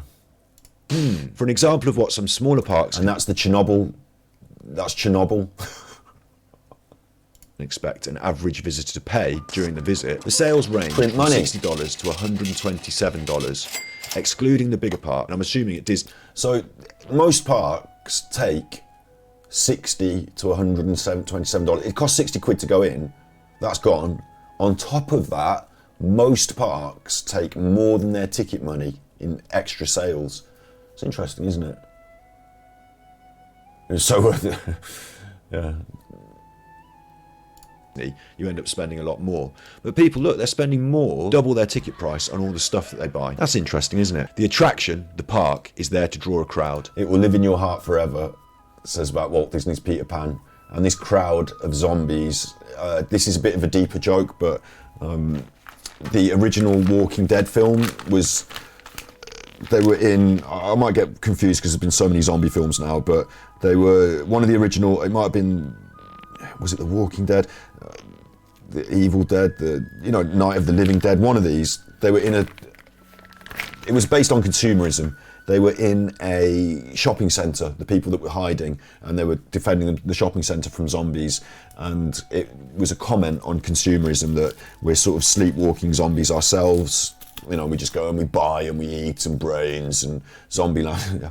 Actually, could you imagine a Walking Dead land where you got to mash people in the head with axes? That'd be fucking cool. It would be a little bit excessive, but it'd be fucking cool. But yeah, my joke here is that like Peter Pan will live in your heart forever, but what will actually live in your heart forever is consumer capitalism, because we've sold it to you when you're a child by getting you enticed with Peter Pan. You're into when you're a kid, you like Disney, you like Dumbo, you didn't realise they were using it as a sinister mechanism, as a leverage to sell you toys, because they knew from day one, didn't they, that they weren't making the money off Peter Pan exclusively. Once they built the theme park and they'd taken half the money in toy sales, from that early days, they're like, right, everything we make, there's got to be merchandise. We're only making a film now as a reason to sell you toys. We don't make a lot of money on the films. We don't even make a lot of money on the theme park, but the stuff you buy, that's important. So the more stuff we can attach to our IP, the more we can use our IP to live in your heart forever. People will still be buying, and I'm not saying this in a horrible way, because we all enjoy this in a way. I've got that Genshin Impact sword. We're all kids at heart, and playing is fun, and it's just that Genshin Impact sword, I was only prepared to pay a certain amount of money. It's probably not worth the money I paid for it, was it? They get away with overpricing things because they've stuck Peter Pan's face on it. So there is a sinister edge to this, and the worst sinister part of it is that they're sort of zombifying children, that you don't understand when you're a child what's going on. You just like Peter. You just like your Disney films. You just like your action, like Fortnite or whatever. You don't know that they're going to be, when you're then telling your mom that you want the Fortnite lunchbox, that, oh, I need that Fortnite gun. Can I have that for Christmas? And it's all just based on like selling. The problem I've got really deep down with it as well is that I've got enough problems with it. Manipulation of children is one, but selling them plastic lunchboxes, plastic. If it was something that you've still got when you're growing up and you kept forever and it was good, but if it's just plastic landfill, that's a bit of an issue. But yeah, this is like, you know, part of it. I mean, it's not awful as well. I mean, like I said, kids like stuff. It's good. Like, it's the adults taking that extra step to sell them the lunchbox. That's the sinister bit. But like giving them Peter Pan and Mickey Mouse is okay. Like, I watched cartoons when I was a kid and enjoyed them. The bit that was wrong was when I went in the supermarket and saw all the merchandise and started badgering my mom to buy me a lunchbox. That's the bit that's stuck on top, which is a bit wrong. But once they understood they were doing it, I think they were trying to do it a bit more. Like, the shop is the actual business generating the revenue. Amazon. Oh yeah, and yeah, Disney Star Wars. Really good point. Disney Star Wars, yeah. Star Wars is a big one. Even young adults are still growing up to become, adults that love Star Wars, and that's okay. But it's like, I wonder how much a set lightsaber is worth, and I wonder how much profit they make and how much extra they make just because it says Star Wars lightsaber. That's the sinister bit, isn't it? Amazon is already the internet's biggest shop. And the reason I'm talking about Amazon here, and I'm doing a little joke with my Amazon browsing, but the reason I'm talking about Amazon is because they made, not Genshin Impact, they made New World. So the people that ran the world's biggest shop are creating a game. I wonder why they're doing that. Are they interested in the mechanics of gaming, or do they definitely want to sell things in their shop? So, before it was people that made entertainment started to try and profit off their entertainment IP. Now it's people that have mechanisms for making profit trying to create an entertainment IP. So it's gone all the way full circle. Very interesting. Okay, you can say it's not a shop, it's a marketplace or whatever. Let's all be real, it's got products, I put them in my basket and then I buy them. It's a shop. Unlike traditional shops, they don't have a high street premises. A retail giant like Amazon understands the potential in theme parks, creating a shop that people want to visit, a place they'd like to stay, a place they'll enjoy spending their time and their money. The theme park is a retailer's dream. People even pay to come into the shop. In a normal shop, you'd go in, you might try on the clothes. You don't even have to buy them. You can put the clothes... Explaining shopping for Asman, who always wears the same shirt. ...away and you leave. No one's paying to go in the clothes shop and try on the clothes. With a theme park, you jazz up your shop with an attraction. I remember this. I'd done the whole edit and I'd missed out a couple of little bits. It always happens. And I needed to re-edit, re-record them. It was 2 a.m. I was so tired when I recorded these extra bits of B-roll. People actually pay you to come in. Sound fair enough? Okay, there's an attraction, isn't there? There's an attraction. They're paying to see the attraction. They're paying to see the attraction. And it is weird, isn't it, these days? Like, they proved it with Fortnite and stuff. You can have the game free. Genshin Impact, we're playing for free. So they don't even have to charge you the ticket price. In fact, they've realised it's probably a mistake to charge people to come in the shop. It puts them off coming in the shop. And we make more money in the shop than we do on the ticket price. So why have the ticket price? Get rid of the ticket price, have more people in the shop. You totally felt the pressure. You were saying the parks sell toys to get you. You can only get in the parks. FOMO. Oh right, I didn't know that. It's incredible. Yeah, you felt the pressure to buy it because I knew the kid would love the item you can't find anywhere else. Absolutely, that's true. And it's their own. They could sell them anywhere. They're creating their own scarcity. It's clever. If you're selling stuff, it's clever. But I think I'm not trying to fight a huge campaign here, maybe. And I find it difficult because I know people love Disney. I know kids love. I loved stuff when I was a kid. I didn't realise this extra bit on top was so sinister. But I think maybe there should be some regulation. Maybe. In America, it's not. It's a big conversation, isn't it? Regulation versus deregulation, the right wing and the left wing, and but if you know that they're manipulating children and that these things that they're maybe you should have, if you're going to put it on sale in your theme park, maybe you should also have to sell it online. Maybe if something's going to be available to be sold in your store, it should also be available on the mass market in the line. So I was reading what you said there, on the wide markets to prevent that FOMO. Maybe they should look into these predatory practices, and because we look into predatory practices online, don't we? And that's what this video is about mainly, but I didn't realise at the theme parks it was as bad as this as well. And I love I want them to make a Genshin Impact theme park. I love the theme parks. Like, I don't go on the roller coasters much, but I like the concept. It's a fantasy world that you can go and visit. I'm happy to pay my money. I don't want to go in the shop and be like, you know, when everything, you can't buy a drink because the drinks are £5 or whatever. I'm just like, what? Like, yeah. At the end of the rides, there's always a gift shop when you're pumped up with adrenaline. Yeah. That's a good point. They're psychologically manipulating you, aren't they? They end up releasing the toys at a later date online. When they've probably got a break-even point where they say, if we start sending this online now, we can actually start making more money than we did when we were keeping it exclusive, so now we'll tip it. But there needs to be some thought done. Or maybe, I think this is strange, because it's a free market. So if I can sell you this chocolate milk for £1 and you're happy to buy it for £1, good. And if in the theme park this costs £10 and you still pay it, that's on you. It's not my fault, that's on you. But in the theme park, if you can't buy any other chocolate milk, if that's the only one you've got and you're thirsty, you end up spending £10. So the problem I have with that is that I think there should be a regulation to say, look, maximum profit available on a thing of chocolate soya milk should be 25% of its value or something. You know, figure it out, put a maximum on it. Don't let people rip people off and, oh, well, what, you really want it? Oh, is it hot today? Well, it's £20 a day. You know, that's just gouging, isn't it? Gouging is a feature of economics then. You're allowed to do it. I just think that's strange. Like, and especially because the market that you're targeting is people with children. Don't they need that money for other stuff? Yeah. That's what they're paying to do. But it's in a shop. Amazon would love to keep people on their website for hours shopping and browsing. So they've created the online equivalent to a theme park. And it turns out that's a game, and it's an MMO. Why is an MMO the best online theme park? You want something that's attractive to a mass market. So I'm gonna have to, I don't know if the MMO is the best online theme park. I was making this video really, like I said at the start, for the Asmongold crowd to, you know, think about, but... MMO. Why is an MMO the best online theme park? You want something attractive. So I've chosen this picture, this is really bad of me, but I've chosen this picture of a drug user addicted to drugs.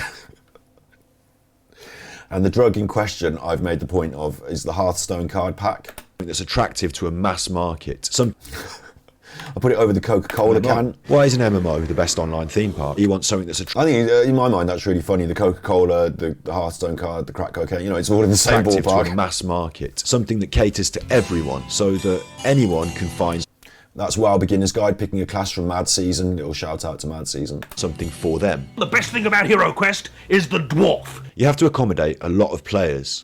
Joke here is that there's a lot of players in this shop, but they're all bots. It needs to be an IP that captures the imagination, almost indefinitely playable, and probably include a variety of rides. The more merch and in-game purchases, the better. World of Warcraft set the tone for a lot of MMOs, using that Dungeons and Dragons staple, wizards, dwarves, orcs, incorporating some concepts from our world and putting a spin on it. Most seem happy to follow this concept, probably because it's easily identifiable by the mass market and requires little imagination. Same with Game of Thrones, isn't it?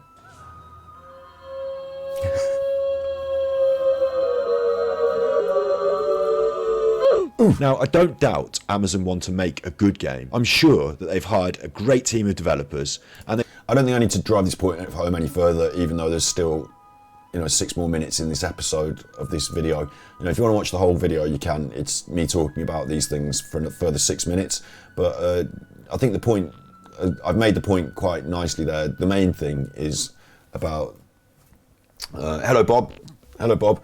Bob's just joined us. He likes my jumper. Should we show Bob my jumper in a slightly more, like, I wear this quite a lot. It's the Great Wave of Kanagawa by, I can never remember the name of the fucking chopper. I'll look it up in a second. But I'll show you the jumper, Bob, with my slightly new setup, which we've been looking at. Oh, I dropped the fucking mic unit. Ah! Oh! Oosh! Oh, I've got a wireless microphone and I'm in the room. And I've set up the whole room. So if I want, I can do the show from here. I can actually read your chat on this second monitor, which isn't, it's the old telly that I use. But it's 720p, it's down there, it's an old telly. I can see the chat from here. So I can continue my chat from here. If I had a keyboard and a mouse, which I've got over there, I could bring them over here, a wireless one. I can get a guest in here, all sorts. This is the new space that I've set up. It's all working live. It's fucking brilliant. And let's see if I can continue my talking now with that in mind. What was I actually talking about? I was talking about theme parks. I've forgotten what the general point was. The general point is, oosh, they make more than half their money.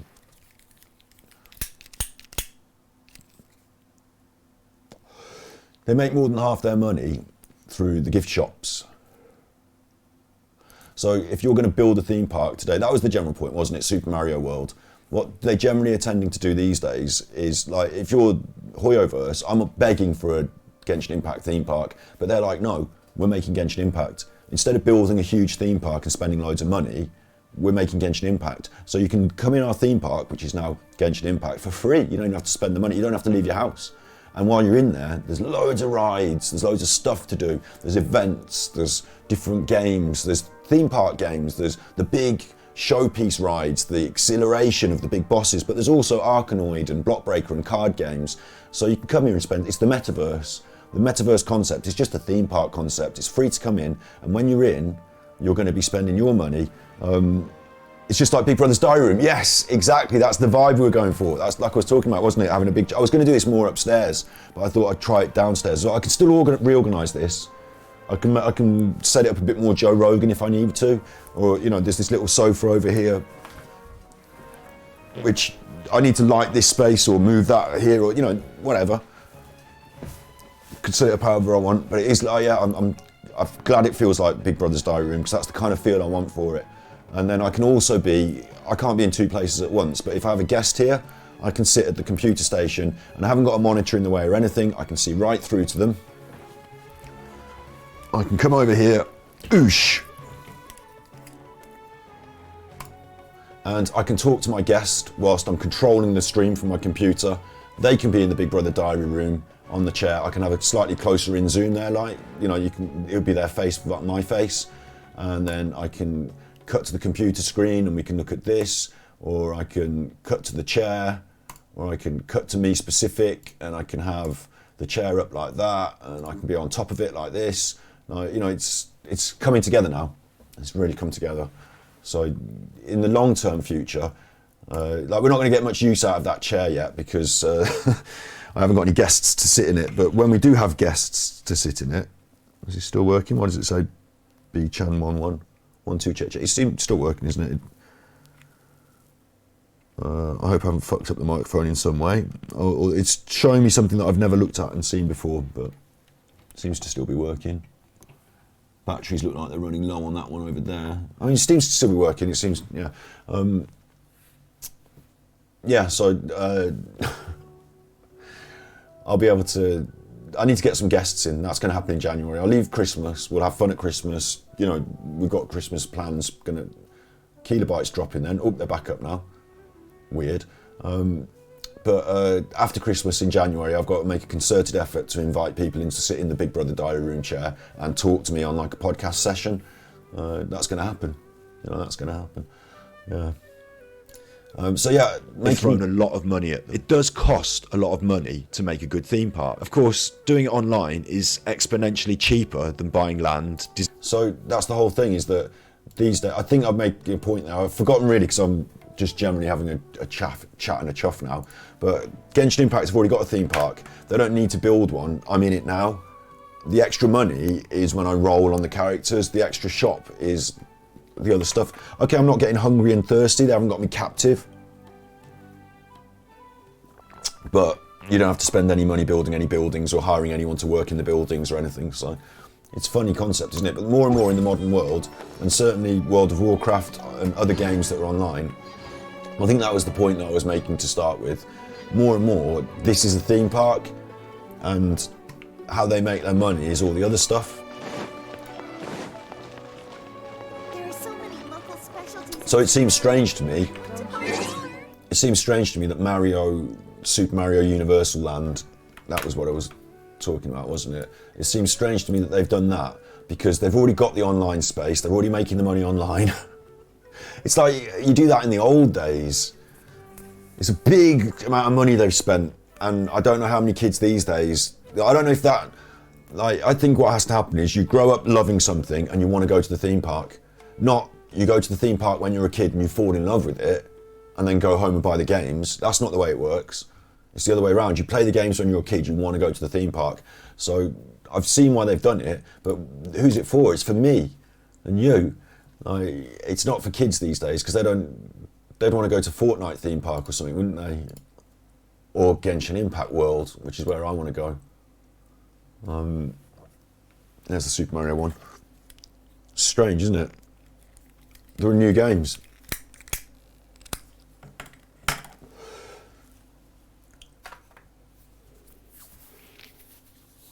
So there you go, yeah. It's a strange phenomenon for me, that is.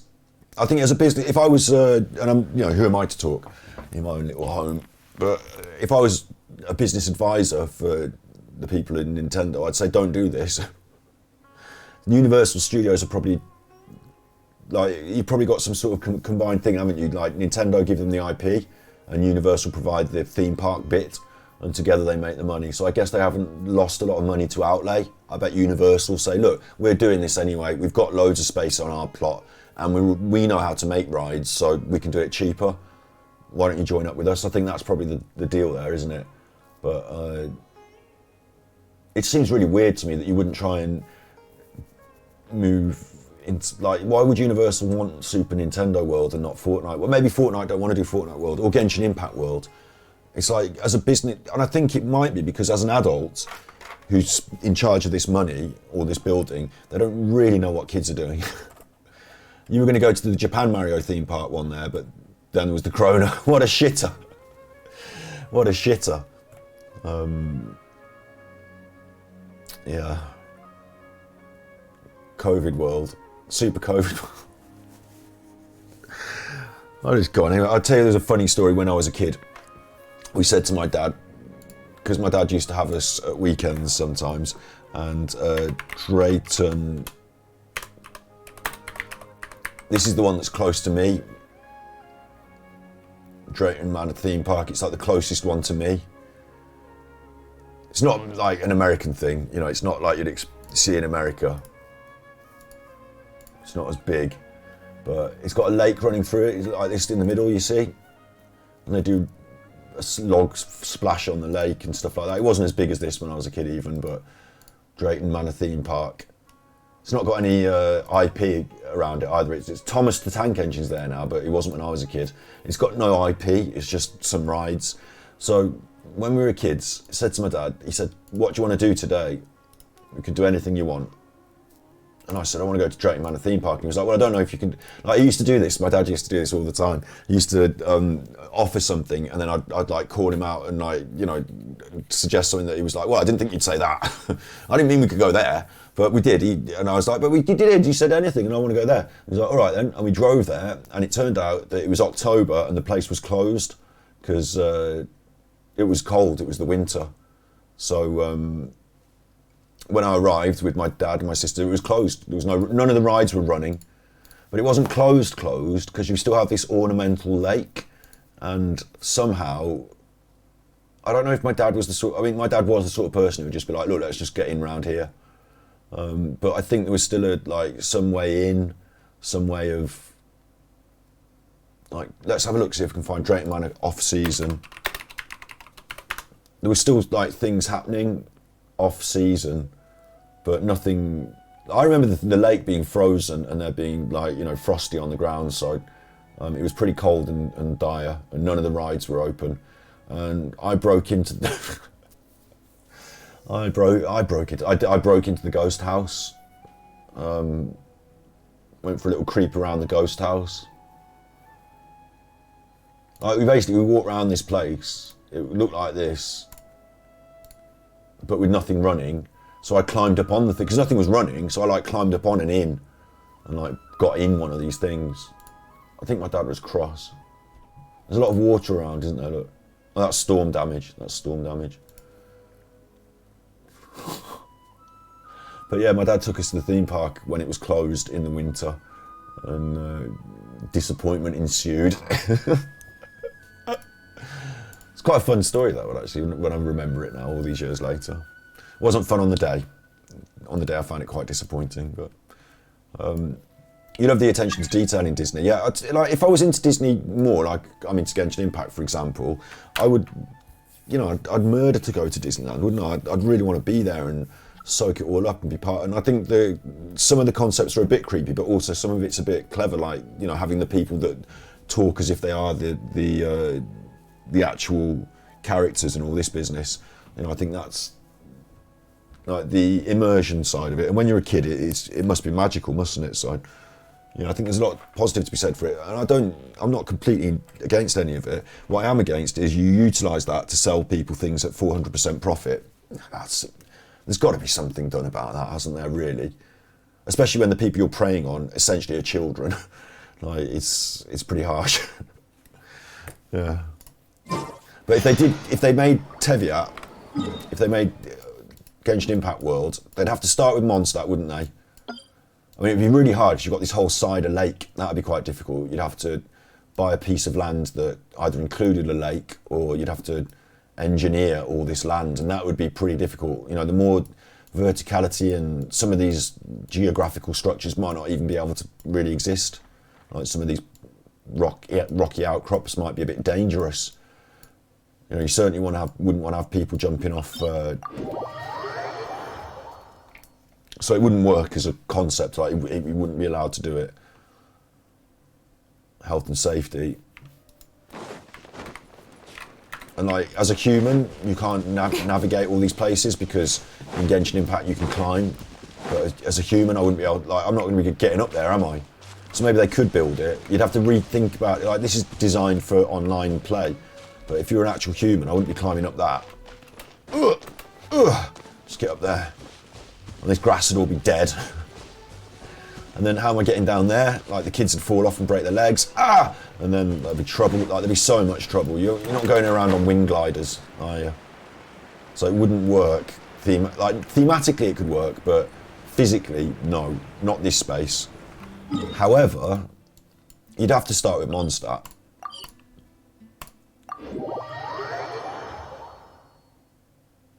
Because this could work. This is proper geography, it's proper... actually, I don't know, could it work? With the buildings, are they architecturally sound? You know, would that windmill just topple at the weight of the sail? I don't know if it's architecturally sound. Zipline as Amber, it would be fucking brilliant, wouldn't it? You'd have all the people running around dressed up as the Genshin Impact people, and you'd be in Tev, and they'd all talk, like, come down here and Timmy. I'd be so tempted to jump off that. You see, there's a problem. How many people would stand here, have their photo taken, and then say, get one of me jumping off? You'd have to have zip lines, like you say, like you'd have to have crash helmets. But it would be. You could actually construct this. Like theoretically, you could construct this. Maybe the buildings. I'm a bit worried about the windmills, but maybe the buildings here are achievable. Your problem then comes, this is the Cat's Tavern, Cat's Tail. From the outside it looks like this, but they haven't thought about that so deeply from the inside. Like, it's not the same layout on the outside as the inside. Like, look at how much space there is. Look, where I'm stood here, look how much space that takes up. And then when you're in there, maybe it is the same, I don't know. It would be a big investment, but many of the mechanics of Genshin could mix well with theme parks. For gliding, you could use the attraction when they hook you to a line, like a zip line, yeah, and let you slide. Zip line, that is, yeah. A building where you cook your own food with recipes pre-prepared, yeah. This looks bigger in here, though, to me. It looks like what do you call it? It looks like a TARDIS. I'm pretty sure this is bigger along this plane here. Because you've got the bar to take into consideration, you know, this built-in box thing here. That distance there looks bigger. And where does it go? I'm in Mondstadt now, surely. Where's the little stairs down the front? You can't have this. This is not the real interior, is it?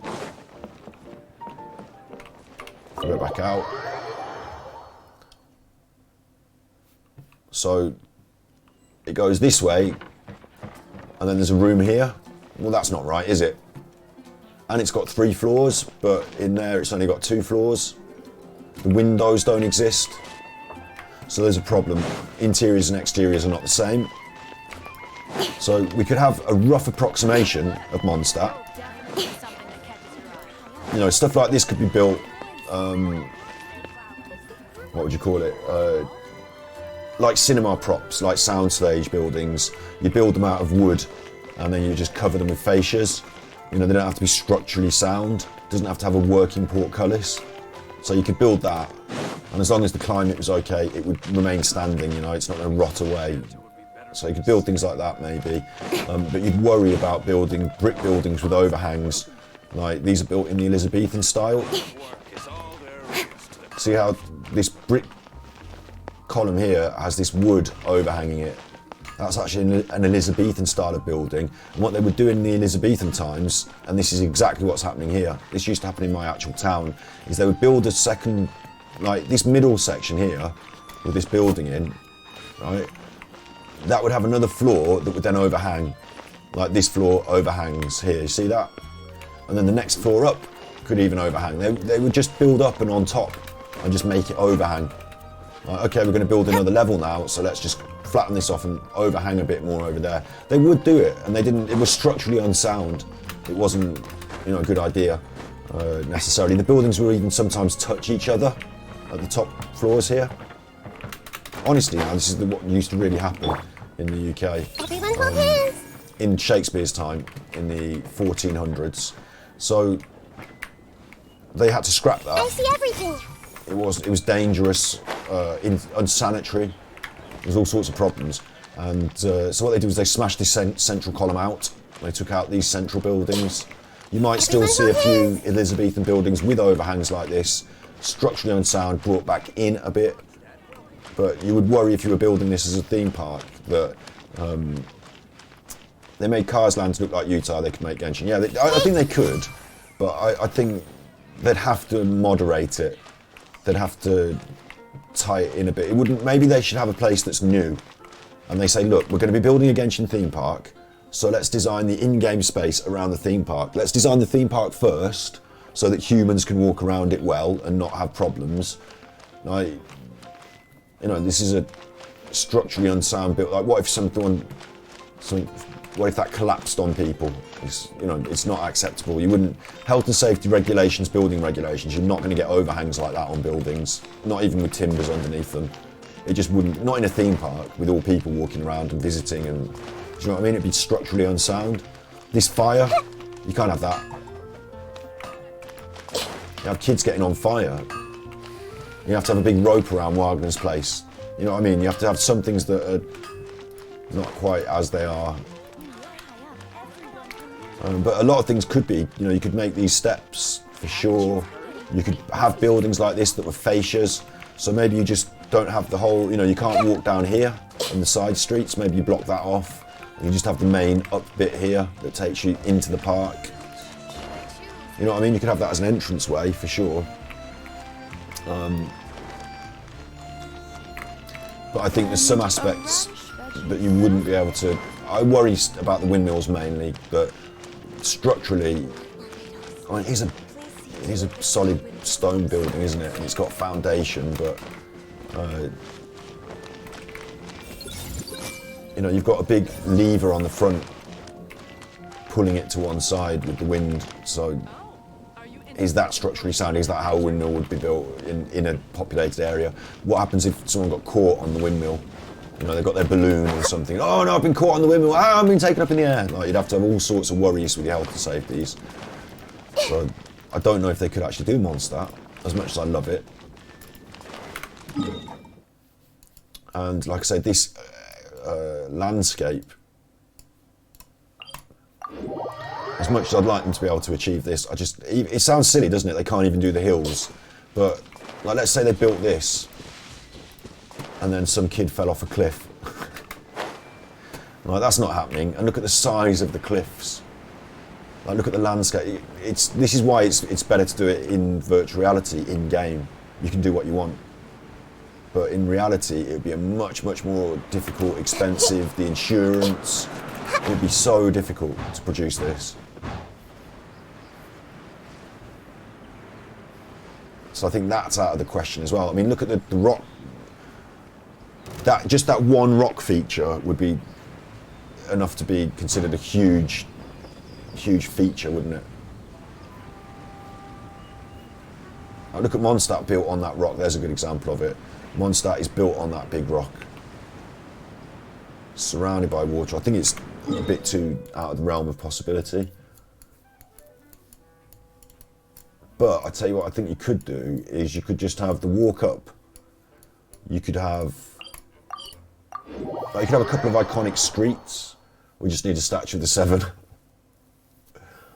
One that we can touch and it will open up the world before our noble hearts. Again, this is a health and safety nightmare. People are drowning in that. But I think you could have iconic like walkways. Like you could probably have this walkway. You could probably even build that. I mean, I don't know, it's rickety, it's wooden, and you've got people walking above your head. You could probably build it. Like, you wouldn't be able to fashion the sea and the docks, would you? I don't know, I think you'd probably be able to do, again, I think you'd probably be able to do these steps. So you could maybe make the waterfront and the steps up, but it would go just that far, and then there'd be rides or something at the top. But you wouldn't get to go and explore any further, do you know what I mean? This would be blocked off here, and then you'd have one ride over here, and you'd have a thing up here, and a thing, but that would be the main, you know, this is the Leeway experience sort of thing. You'd probably be able to do that. Talking architecturally and everything. I need to get on with playing the fucking game. And this is what I'd really want. I say it all the time. These little restaurants, and I mean, it would work so well as a theme park, wouldn't it really, that people are walking around, they want to buy foods, and even though I'd said it was negative, all this marketing stuff, again, you'd have health and safety issues here, but the fact that you'd be able to come here and buy a little bowl of noodles for $20. Try something new at the one. You know, I would pay $20 to sit here and eat them. I think I probably would.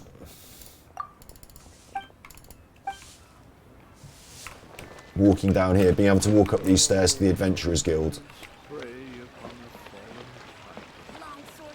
Claim my primos. I think I probably would do this. I think I'd probably really enjoy this, even if it cost a bit of money. The blacksmith. Walking down here.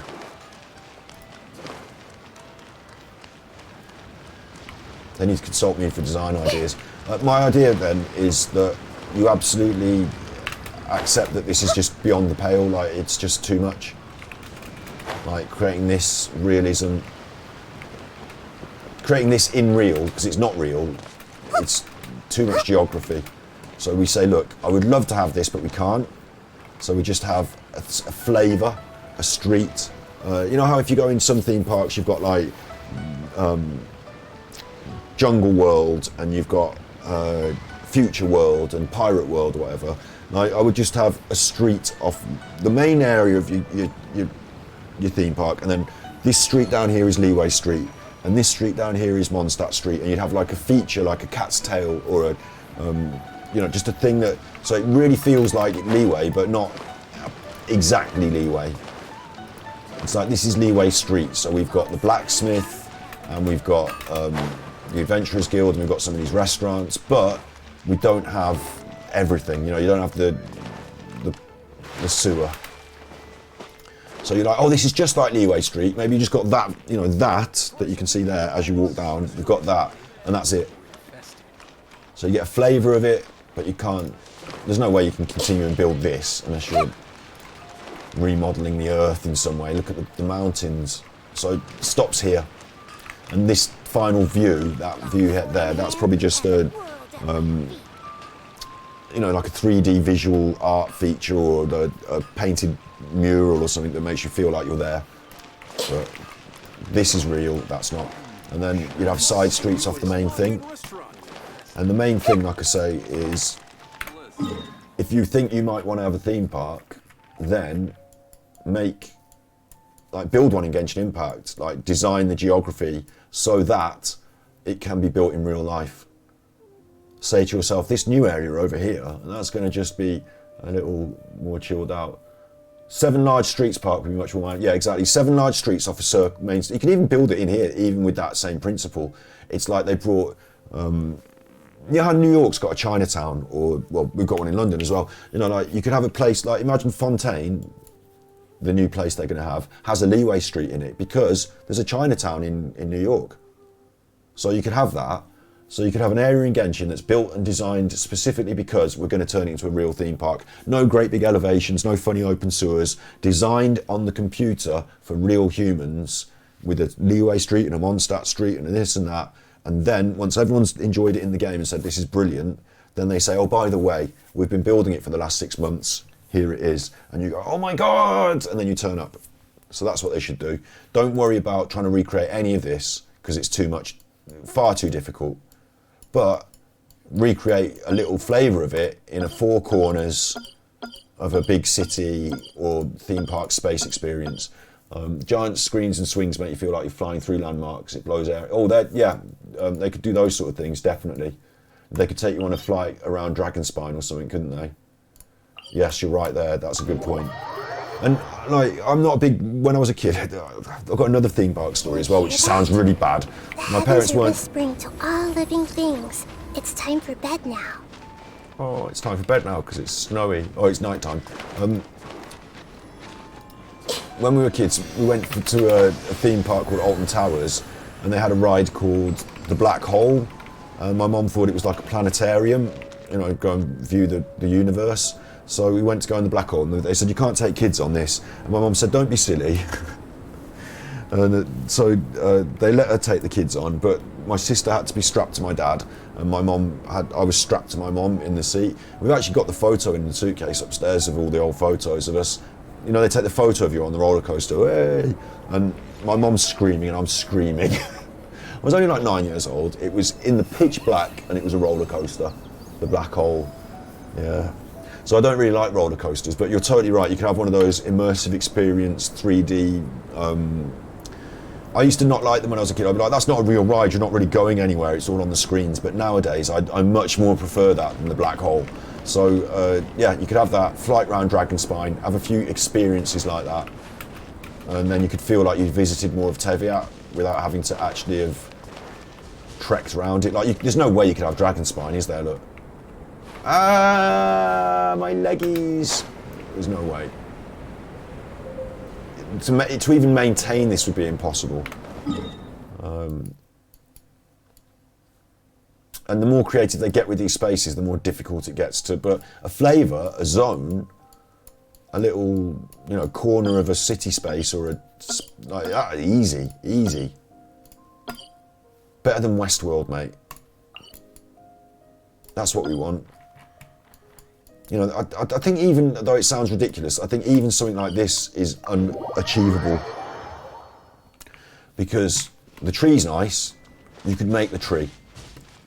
But all this rock, you know, all this, you're going to have to put paths in, and you're going to have to put signs, keep off the grass, and, you know, you're not going to have kids climbing on all this. It's a nightmare in terms of health and safety. Even just climbing up, they'd all want to come and have their photo taken on the tree, but you'd have to adapt the landscape, wouldn't you? I want that crystal flight. Thanks. You definitely have to adapt this landscape because, like, you'd have people drowning in it, and like, even it seems like nothing. It seems like a very early zone, but all this climbing that we do, we take it for granted. But I couldn't climb up that for a theme park visit. What am I'd be like, what are you on about, you nutter? I don't want to climb up that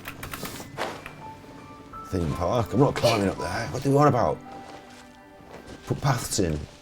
Where's the steps? You'd have old people falling over. Impossible. Which is a shame, because they're kind of iconic, aren't they? But the place that I'd still find the most iconic, I suppose, is, where was it? Was it the Temple of the Lion, or was it this one, Temple of the Wolf? Or was it this one?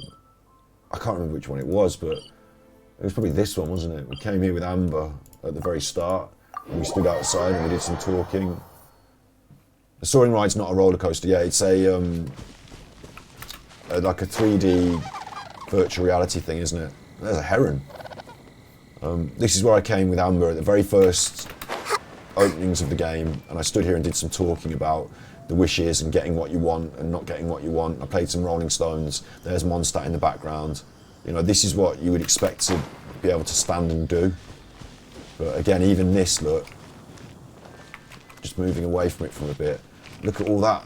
Like, it's quite a lot to do. It's quite big.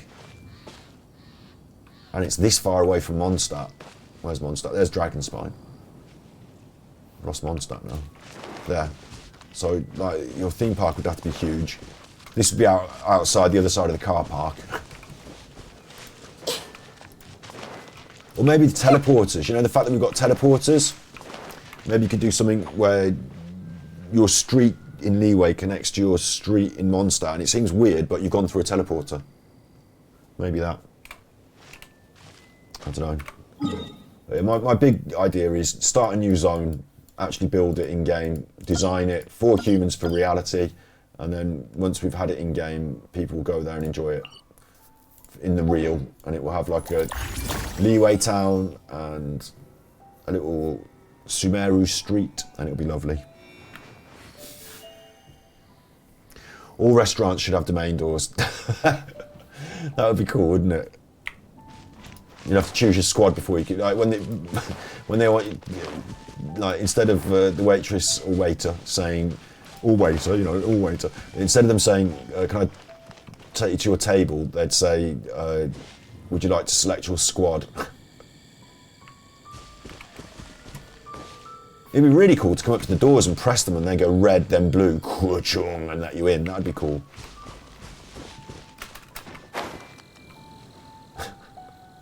Genshin Impact theme park, Genshin Impact land, or Teviat. It would just be called Teviat, wouldn't it?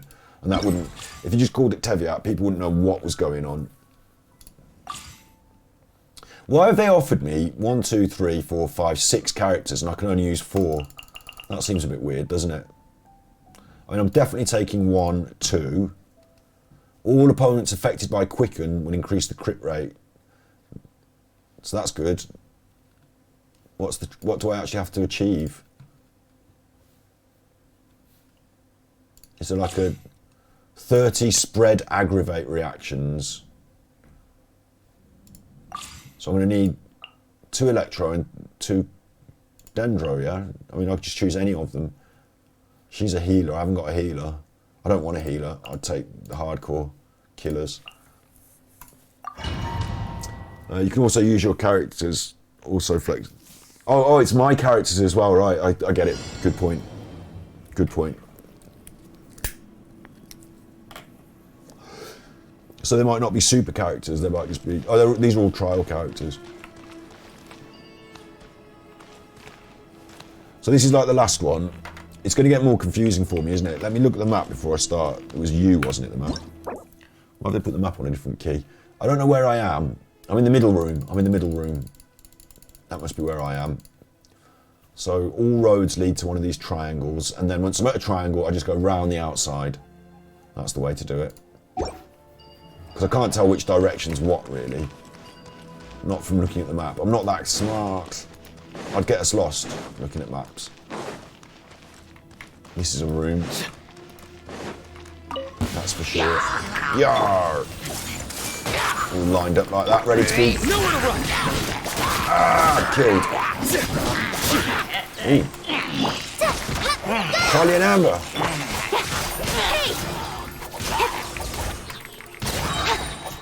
Oh, Chuck. I thought that was going to be the end of it. I didn't realise they were going to... Everyone move in! These 2 chuffers were going to turn up. Basically cheating, if anything. Don't blink! Cut to the chase!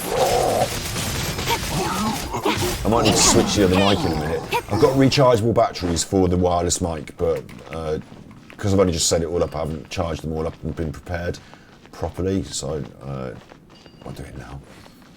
See, I got confused as to which door I came in. And it won't... Oh wait, I've got north, south, east, west on the map, haven't I? That's not the map. It is confusing as fuck, this is. That's not the map. I should have looked north, south, east, west when I came in the room. I'll go north, fuck it. I'm only slightly this way anyway. And this has got one of those things in it, so I might as well do this. So I think I'm in the...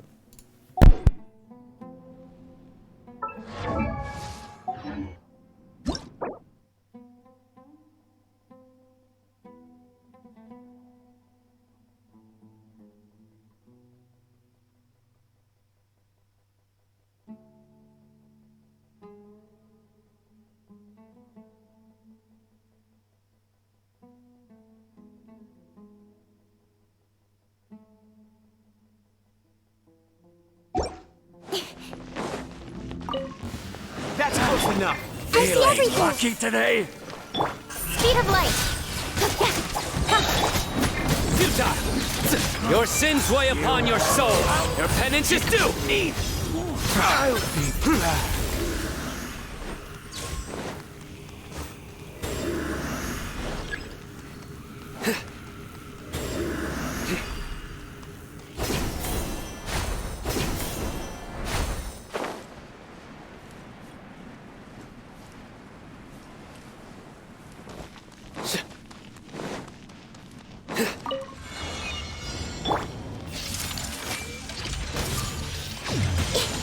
Make yourselves a move. Don't blink. Nowhere to hide. Speed of light.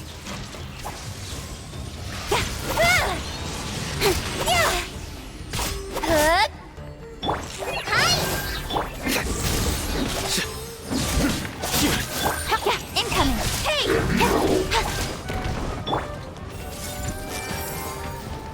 The Temple of Wisdom. Go! Grow! Don't blink. With sword comes shadow. Incoming.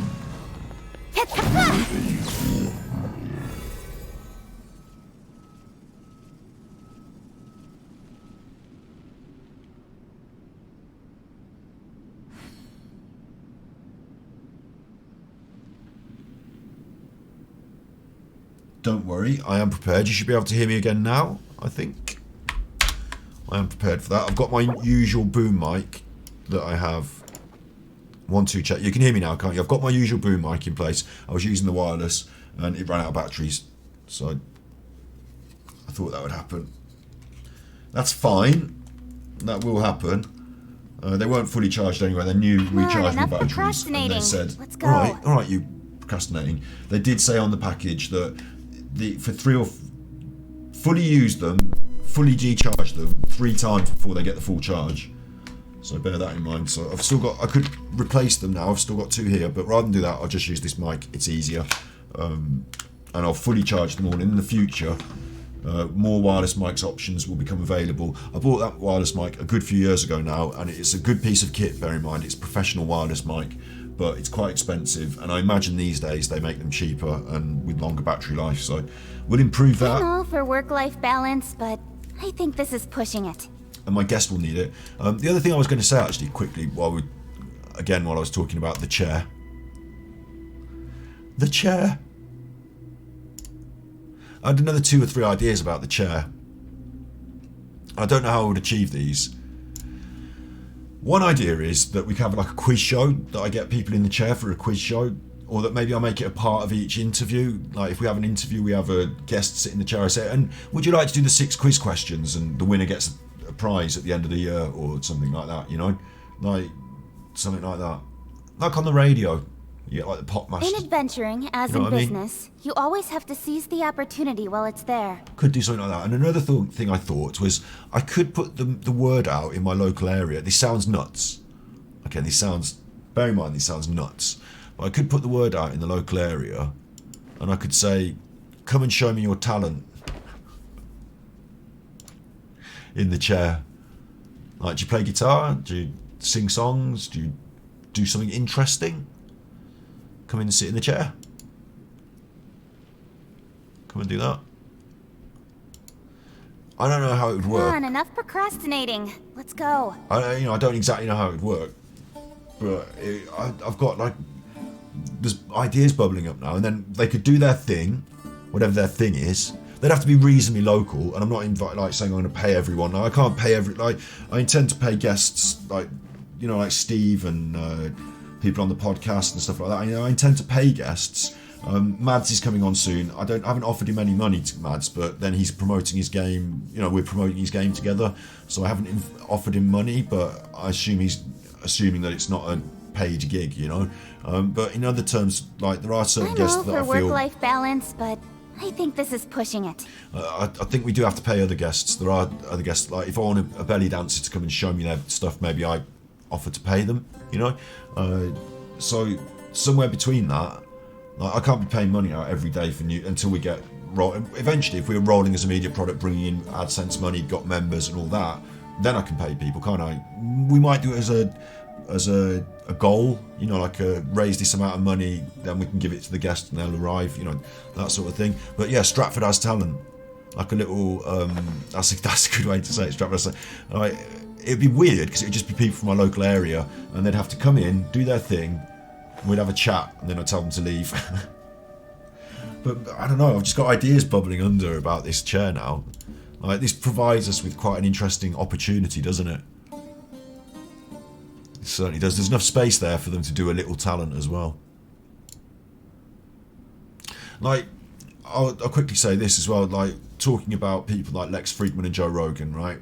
This is something that I believe, and I might be wrong, open to being wrong, but I do actually believe this, is that if I type in Lex Friedman, now Lex has done a very interesting, simple setup, which is 2 mics, a black background. You can take it pretty much anywhere. In adventuring, as in business, you always have to seize the opportunity while it's there. She's going to keep talking while I'm talking. You can take it pretty much anywhere and set it up. Look, this black background, the microphone. Okay, you've got a bit of the cornering shot here, but you can take it anywhere and you can interview anyone with that setup. It's a mobile setup. You can, or it might be permanent in his house, whatever. It's simple, effective. Yeah. Joe Rogan, we all know. Joe Rogan, the podcast. Sorry. Like, everyone recognises his setup, don't they? His room, his background. You know what I'm talking about. Like, it makes sense to have a nice set. It's a set. That's what it is. It's a set. Now, I was talking about producing podcast stuff, and now I've got an actual set, and that, like, I don't have to be as good as Joe Rogan. I'm not going to be up there like with Lex Friedman overnight, but we are in competition with them if I make any sort of, you know, if I'm making this podcast and it goes on the internet, it's next to theirs. It's sitting next to theirs, literally. So it has to look like, if it's just my bedroom, it looks rubbish. Now it doesn't. Now I feel like we can actually, I feel confident that we can actually put our product next to theirs and say, hang on, it ain't too bad. When we do thus, I might, in some way, I don't know exactly how, but, you know, I might put picture in picture. I might sit, maybe. I don't know how to incorporate it yet, but, you know, I might sit in that space, or I could put my guest in that space in some way. Can I? Maybe that's just our background. But yeah, it's interesting to note that, isn't it? That it's not out of the realm that we. It's about consistent and certain level of quality. Enough procrastinating. Let's go. And I think we've achieved that. Really lucky. Yeah. Do we get to buzz them out? You could probably. The problem with the talent show, right, is that it might be nice to do it all in one day, but then I'd have to have a holding pen in my kitchen, and I'd have to have another person in my house sort of keeping them all organised and corralling them, and they could come in here one by one. But it might be easier just to have them one day at a time.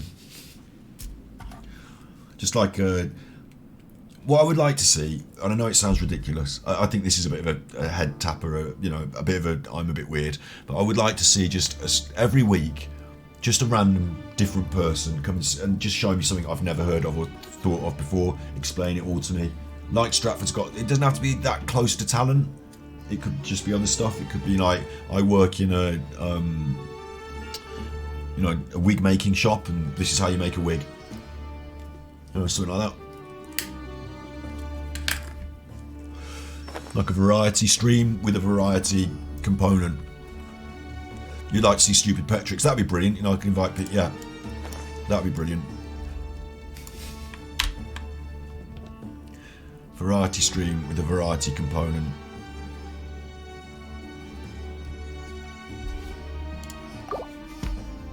it's all up in the air, you know, it's all for next year, it's not for now. And nothing happens quick, does it, on my show? And like I said, the big problem I've got is going from a shy person who's in their own house to having a guest come in. It doesn't happen without me doing it. I have to... These are the oceanic things. Judgment is upon you. Judgment's upon you, you choppers. Oceanid things. Oh my god, there's another one.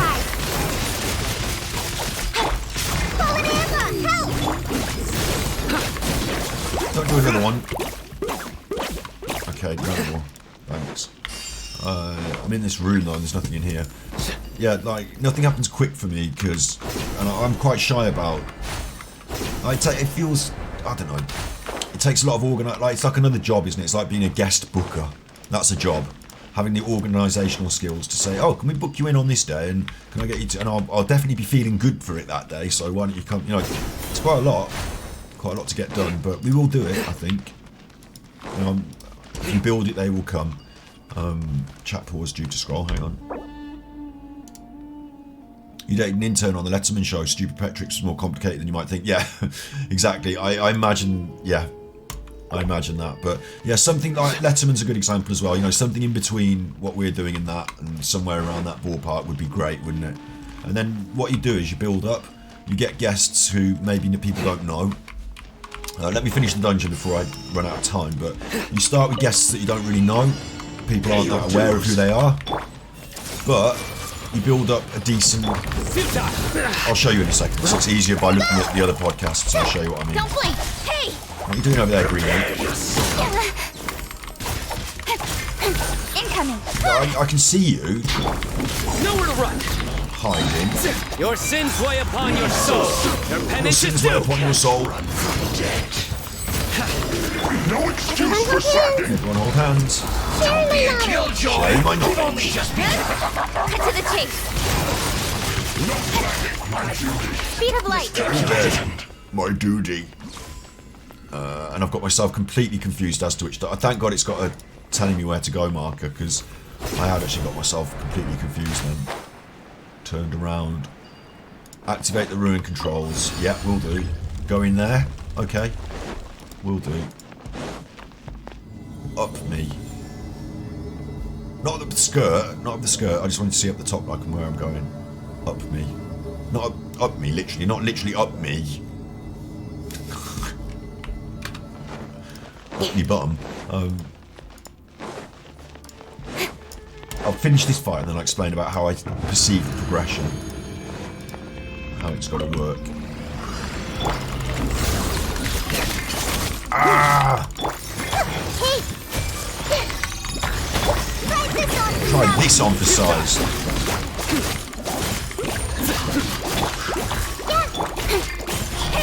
Hey!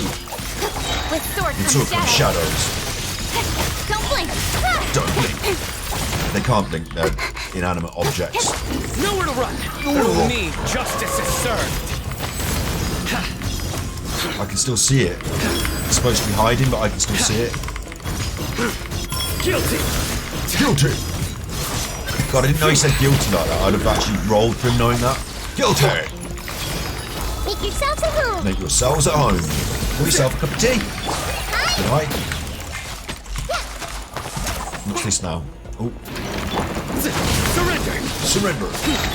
Speed of light! Speed of light. Collie and Amber. Just like we rehearsed.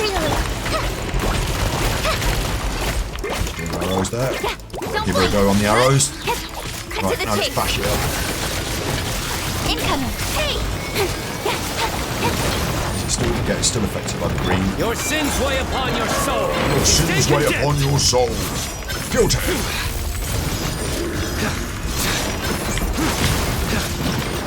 With the boom mic now, you'll probably hear a lot more of my keyboard. Usually it's underneath my face, and now it's just giving the whole thing, so I apologise for that. It can be moved. At the moment, it's just up there. Leave domain. I think we won that.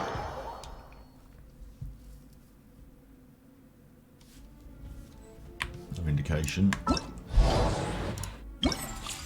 Yeah, we did that. Achieved. Tell you what, they are throwing the primos around at the moment as well.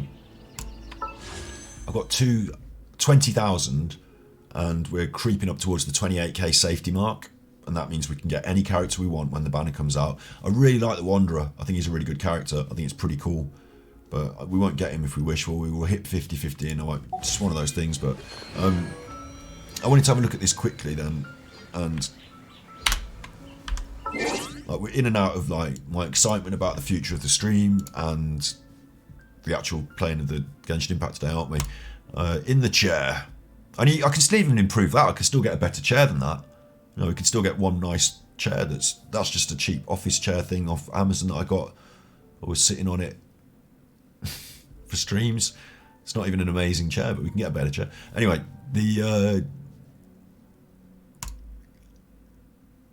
where do I want? I want this so you can see this, yeah. If you look at something like Letterman, they get a variety of different guests, don't they? And if I look at something like, I'm going to let that play actually. And engineering rides. So that I get all the full views on my stats. If I look at something like Lex Fridman. Joe Rogan's a good example as well. Lex Fridman though, let's start with Lex, because Lex had a bit of an advantage.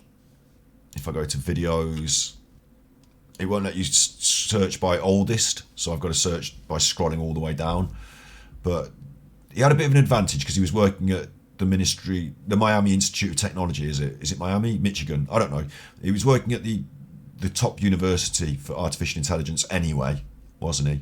So he had a lot of people that he knew that were involved in that. But first of all, he started this thing called Take It Uneasy with Lex Fridman. So he started with just the microphones, not the black backgrounds. And he did a bit about jiu-jitsu. And then because he's covering stuff on his YouTube channel, he covered these foundations of deep learning, these artificial intelligence lectures that were happening at the place of his work. So it actually got a lot more views. Like, these things have got views now, but I imagine back then they didn't get that many views. But these things that artificial intelligence lectures did, and he's done his own lectures. Look, here's Lex Fridman delivering a lecture. This actually has got 1.1 million views.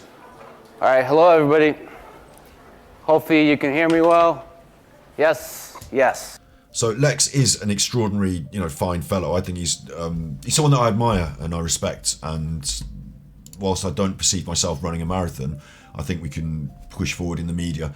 I probably should wear a shirt more often, like Lex does. Anyway, Lex here is presenting his lectures on artificial intelligence and self-driving cars. He's quite a smart chuffer and he's been developing this stuff. So that's got quite a few views. And then he starts talking to people about artificial intelligence and these things from the MIT artificial intelligence, from that perspective. So he's got an advantage here that I don't. He's already got some clever people that he can talk to about an interesting subject. But it's interesting to me that he didn't start with, the most famous people in the world, or Elon Musk is here talking about stuff. It's quick insights. He's actually clipped Elon Musk. He's not with Elon Musk talking about it. He's clipped him. And this develops to the Lex Fridman podcast. So the first couple of people he has on the actual podcast now, Max Tegmark, Christopher Koch, they're quite big thinkers. They're quite, Steven Pinker, they're up there known, quite big thinkers. Joshua Benningo, but you'll see some of these names are not people you recognise maybe. I know who Stuart Russell is, but I didn't know Jeff Schmidt was, Peter Abel. Like, some of these people are not people you recognise at all. Lex does seem like a nice guy. Yeah, he's got, from what I can perceive, a good heart. And after listening to him talking podcasts for like hours and hours and hours, he did get Elon Musk to talk about his Tesla autopilot. That's a big one, isn't it? So he has got a bit of an in, I will say that. But what I perceive, maybe Joe Rogan's a better example of this, is that when you approach Elon Musk and say, do you want to be on my podcast? If you've already got a few people that Elon Musk, maybe he doesn't know all of them, but maybe he knows one or two, and maybe he considers them to be very reputable people. If you've already done a good job of selecting your guests, carefully, and they, like, Elon Musk can say, you know what, it might not be that popular, your podcast, or these people aren't that well known, but I respect them. I'm happy to sit amongst them and be on your podcast. That's an important factor, isn't it? If a guest is to look at your podcast and what's on there, will I join in and be part of the conversation?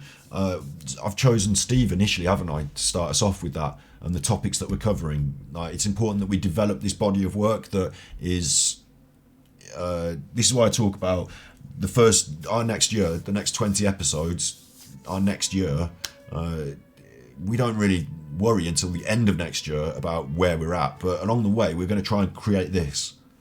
Let's look at Joe Rogan as well, because in fact Joe Rogan won't still be on here, will he? Will he? Yeah, videos. I mean, this is going to go for years now, isn't it, when I try and scroll down here. But I think Joe started, he was already in the entertainment industry a bit, so he had some entertainers and some comedians that he could talk with. I mean, I'm never going to get to the start of this, am I? I'm never going to get to the start of this. But Joe's early podcasts were not people you would have heard of or known that well. Like, he's up to 1,000 here, isn't he? So let's see, Joe Rogan. Can I do #2? Well, look, show me his second one. No, I'm not even going to get, below the thousands, but you understand the principle that I'm talking about, is that he didn't start with Jake Paul and people like that. He started with people that you didn't really know, that were still reasonably you could respect them and they were reputable. So, like, I'm not going to even start on that level of the ladder. Sorry, I was ignoring your chat here. His show has a science and technology theme. Mine would be psychology. Our theme is psychology for thus.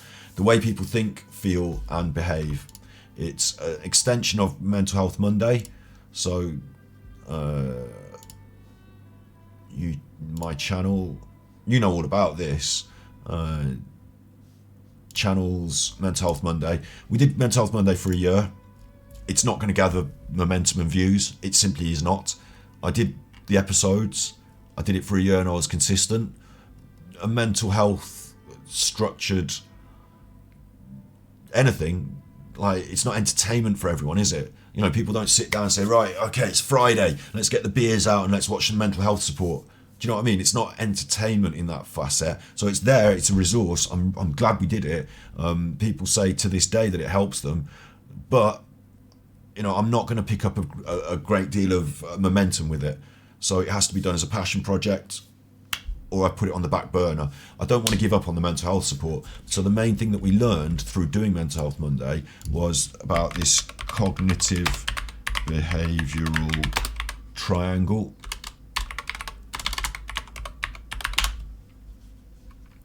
You'll remember this, won't you? I'm pretty sure you will. Images, cognitive behavioural triangle, about your thoughts, feelings and behaviours.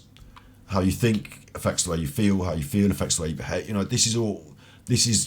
It came down to this so often, didn't it, with the mental health support, which is that we on the internet couldn't fix the deeper problems people had. We couldn't fix the on the ground problems they had, but we could talk about how they think, feel and behave. And we could give them the thing we were talking about a lot was when you're feeling depressed or when things aren't working out, or when whatever the mental health struggle is. I mean, I'm just being broad there, when things aren't working out, but we need to put a stick in this wheel. We need to stop our thoughts making us feel bad. We need to stop our feeling and affecting our behaviour. We need to put a stick in the wheel and change one of these things so that we can change the others, because they all interplay. Distraction was another thing, wasn't it? Distraction. So what I'm thinking is, can we do some work on the internet that can gather momentum, the podcast, but can also talk about, really at its core, this sometimes. And that's what Thus does, isn't it? Like, we talked with gambling, we talked around a subject, we came from a different angle with gambling. If I'd put gambling on Mental Health Monday, an episode about gambling and addiction, it wouldn't have got more than 40 views. Impossible. I can see from the results of the years of doing it. But if we do it on Thus, and we're talking with a psychologist here, not a mental health professional, but a psychologist, we're broadening it out now, and we've got nearly 300 views on that one. So it makes a big difference. So what we're going to do in the long run is Thus podcast. It might be that my show isn't always called Thus. it might be that my guest isn't always psychology, but if like you said, if I already have thought this through, like you say, Lex Fridman is about technology and artificial intelligence and wider thinking. Joe Rogan has been about, maybe I would have said at the start, strange ideas and comedy. You know, he did all those Randall Carlsons and conspiracies, and you know, Joe needed educating. Joe needed to learn stuff himself. So Joe, I don't know, but with us, you know, it's about psychology. At the moment, there's a bit of a true crime. You know, leading up to Christmas, there's not so much going on here. We haven't done anything for a few weeks. We're going to do true crime again with John Bennett Ramsey. That's maybe not so much about psychology, but you know, the overarching thing, if I had one, would be that. I'd put the word thus in the middle, and that would be what we're doing. And so some weeks it would be more entertainment based, and other weeks it would be more support based. And over the long period of time, what we should see is this development of, once we've got it going on the Ganji Kid channel, I'm going to put it on its own channel, Thus Podcast. I'm going to upload it to Spotify when we've got at least 6 episodes or 7 episodes that we can upload all at once. You know, we're going to move into another space with it. And then this channel will suffer, I suppose, I don't know. But, you know, we can have a slight separation between the Thus Podcast and my channel. But yeah, overall, it's about creating some good in the world by thinking about how people think, feel and behave, and sometimes being more serious and sometimes being more fun. Just like those other podcasts are, they don't always have the same aspect. But and the difficulty I've got is getting people in this exact room won't happen initially. The people that you'll get in my room initially are people from the local area more. Maybe they're not that higher status, but they will give us a good episode. They'll be thoughtful, and like one of the people I was thinking of, hello Rockito Dorito, still on this 1 week later. What am I on? What am I on 1 week later? We're just having a big chat now about how I've changed things a bit. Oosh. Ta-da! Oosh. I've got a wireless mic, but I've taken it off now because it ran out of batteries. But I'll be able to actually sit somebody in this room and talk to them now. And we've got more options than just a straight podcast in the room now. But it's taken a huge leap forward. I'm still talking about it. I'll still be talking about it all the way up to Christmas. A lot. What I tend to do is I have lots of ideas, and I'm quite good at getting ideas out, talking about it. But putting them into action is more difficult. Now I've done that. I still haven't got anyone to sit in the chair. We've still got a long way to go. But yeah, thus we're getting on. The next episode of Thus, obviously John Bennett Ramsey will be coming up on the Monday. I've got Mads, the game developer from the game we played the other day, the Forest Quartet. He's going to come on and do an episode with us. So I need to write the structure, but of course it's going to be about his creation of that fantastic game, his journey becoming a game developer, what it's been like to spend 5 years on a project that sucks at your soul. I will be asking him about the death of his mother, I suppose, and you know, his feelings about that, and finally finishing on the future for Mads and where he's going to go with things and what he intends to, you know, to do in the future. What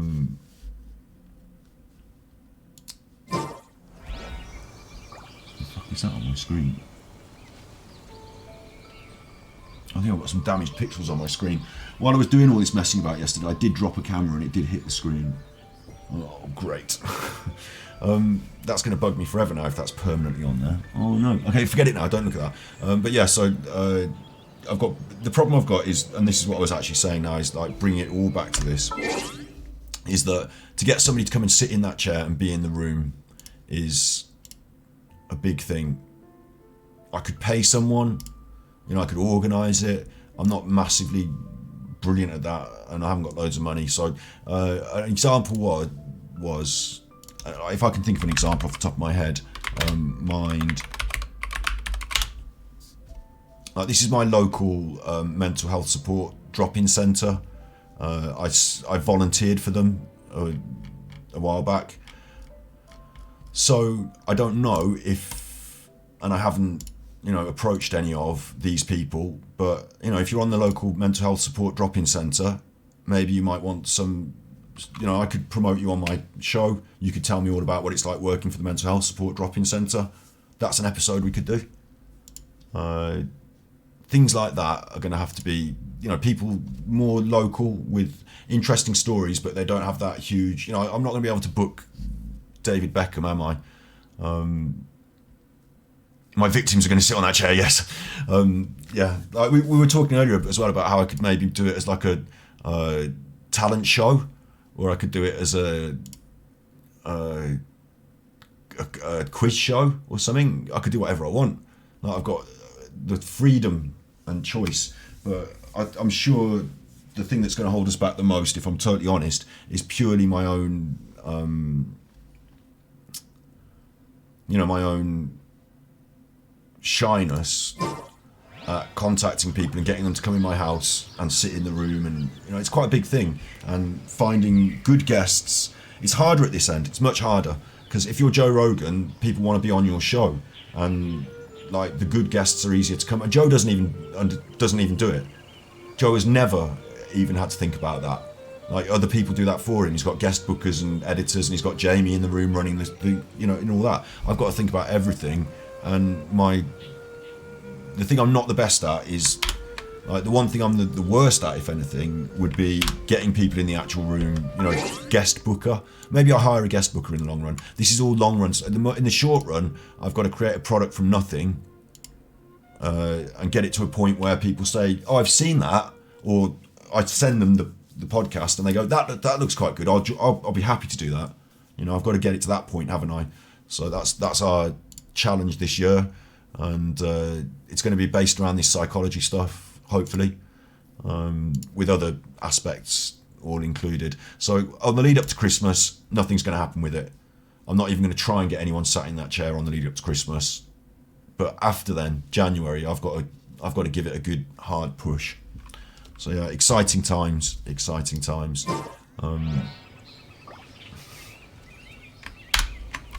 And in between yabbing about that all day today, I'm also playing Genshin Impact.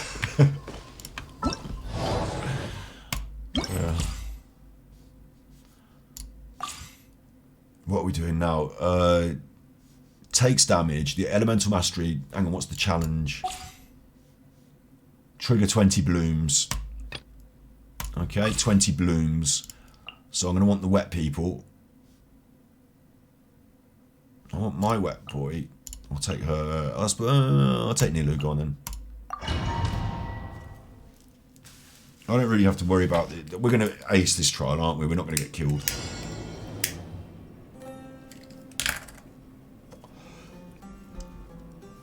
You've got big plans. Your local comic book shop might offer you a job. That'd be nice. It's good. It's good doing something you love. If you love, you know, being part of something, then it's. That's half the battle. I also thought that one of the things that I benefited from, and this is going to sound a bit weird, but was doing things that I maybe didn't think I wanted to do. I only worked at a factory for like a couple of days. I worked on the roofs as a roofer for a good 6 months, 9 months, and then went back to it another again, maybe a year. Worked in a chef as the kitchen porter, the waiter. The chef de mise en place, the commis chef. I worked in all those different jobs. Doing things that you might not enjoy broadens your horizons and teaches you new skills as well. So it's quite like, if you're searching for jobs, one of the things that is frustrating is getting turned down for a job. Like you apply for it, you want to do it, and then they say, sorry, didn't get it. Like, that's annoying as fuck. But if I apply to 10 jobs and I don't really care about any of them, I know it sounds loopy. Bearing in mind, Loopy Scott might not be the best person to listen to, but you apply to jobs that you don't even give a shit about. Then when you get the job, that's cool, because you get it. You've got choices, because you don't have to do that job because you don't want to. And you can walk out. Like, literally, I walked out of the factory and the call centre. I mean, I didn't walk out of the call centre, I just stopped going in. But like, I just, like, you know, I'm not enjoying this, so I don't have to care as much, because I've applied for 10 other jobs. And I'm learning something along the way as well. So you want a calm job where you don't have to be running around. Yeah, that'd be nice. I've never had one of those, so I don't know. The best was the call centre, because there were times when I could just decide not to do my job. So you know, you could literally pick up the phone and just pretend to talk to people. Yeah, oh, absolutely. Let me just make a note of that. Yeah, absolutely. And then the person's gone, all right, yeah, anyway, so what were you saying to your mates? Like, you know, you just put you can blag it out. I didn't care, did I? I was working at a call centre. So that was the calmest one, probably. I used to have a mate who used to work at the car park, and he used to sit, this is, again, like, I wouldn't have dreamt of going for this job, but he did, and he had a lot of fun, because essentially he sat in this little room with his car park high-vis jacket. People were coming in every now and then. He'd have to get out and, you know, unlock a gate or something that someone had lost a ticket, but in general he did fuck all, and he just sat in this room watching the telly. And like, we used to go up there, like you know, if he was on a night shift, we'd all walk up to the car park and hang out with him, like smoking and like just sitting around in this room. There were some jobs that, like, not career worth, like, you know, not career path jobs, but little jobs that you might not think are that fun, but can turn into an interesting gig. One of my mates used to work at the petrol station as well, and when they had a late shift, and we'd all just go and, like, you know, hang out at the petrol station, say hello to people who are at their jobs. Yeah, you get to meet people.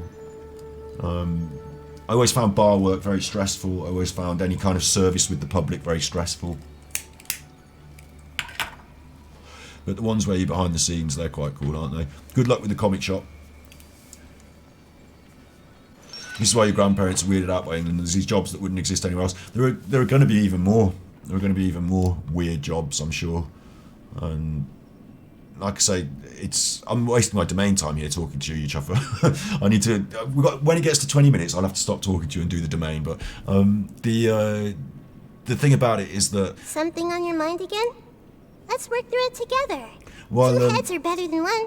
Well, I think the important thing of what I'm trying to put across is, if you've got one job on your mind, one position heart set, it might be that not because of you might still be really good, but maybe they don't have that many hours, or maybe, you know, you're limiting yourself up to one option and you're putting your whole heart on that one option. So if it doesn't work out, it's alright to distract me. All of my streams are pure tangent.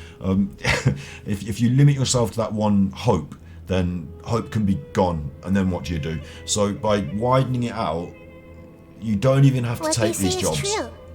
You have to see the world for yourself to appreciate how beautiful it is. But it might turn out to be beautiful. You don't even have to take these jobs that you apply for, but it gives you choice, an option, and even the process of doing it. I used to hate filling out the forms, but when I came to fill out the form for the job that I really wanted, I'd had a bit of practice filling out the forms.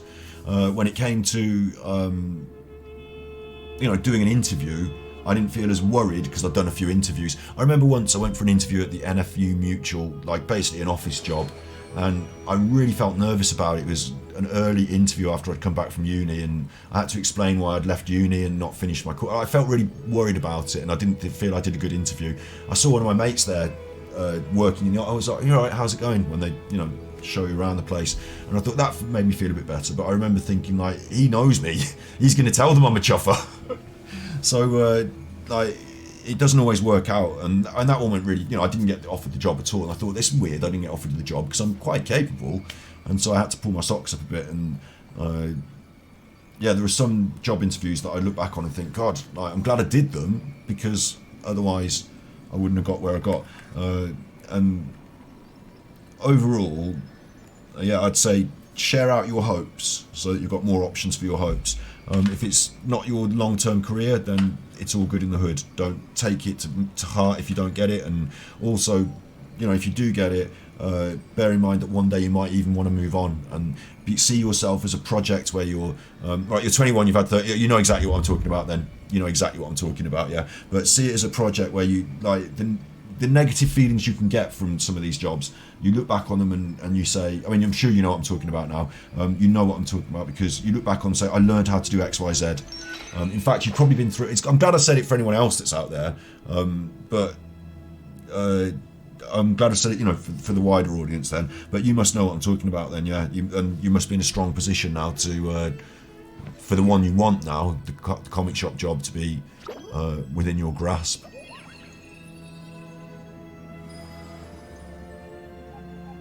Yeah, okay, good. Good in the hood. We'll run the domain now. If I run out of time in the domain and I don't get the achievement, then it's your fault and you have to send me a comic.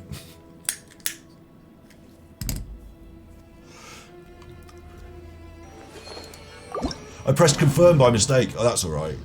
Challenge again. Good old Scotty Hottie. I'm good with the buttons. Good on the old computer buttons. They don't call me buttons for nothing. Well, they don't call me buttons. There's a dog up the road called Buttons. He looks like he's wearing a nappy. He's not. It's just the colouring. It's just the markings on him. Looks like he's wearing a nappy. That's close enough. Everyone hold hands. I've never seen a dog in a nappy for real, but... that hits me on the head. Come on now. Let's Nilu them up. Look at that. It's like a dance. It's making me feel like I should have wished for these characters. Have that, you chuffer. Oh, there's another one. Pay your dues. Know my sword. Thanks. How about you know my sword? Pay my dues. No escape. No escape. Rain cutter, mate. This dance is for you. Can't run from death. This dance is for you. Blooming. We're blooming. Have I killed them? I think I've killed them. I get confused as to which way to go, though. I'm going to go this way, but I've turned around so many times that I don't know which way is the way in or out. I'll tell you something else as well. I'll tell you, you're going to call me Buttons now. I've got lots of names. Ganji Kid, Grave Kipper, Scuffle, Buttons. They don't call me Buttons for nothing. Well, they don't call me Buttons. Loosen up your buttons, baby. Oh no, you're fronting, maybe. Churner, your buttons. I see everything. I can't remember how the song goes even. Your buttons.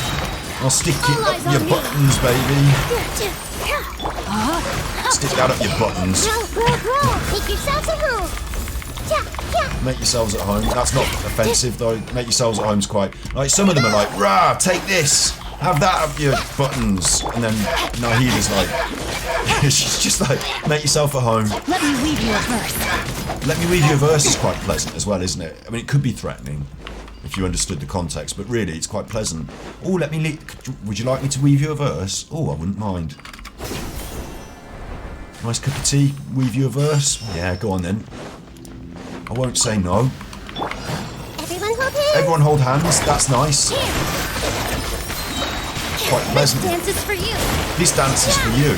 So this squad that I've put together here is a kind of very polite and like it sounds like they're helping you out, but really they're kicking your head in. So Nahida and Noel are the only ones who have idols to take care of you properly. The rest just want to sleep, hurry you up. Idols to take care of you properly. Idols. Am I reading that wrong?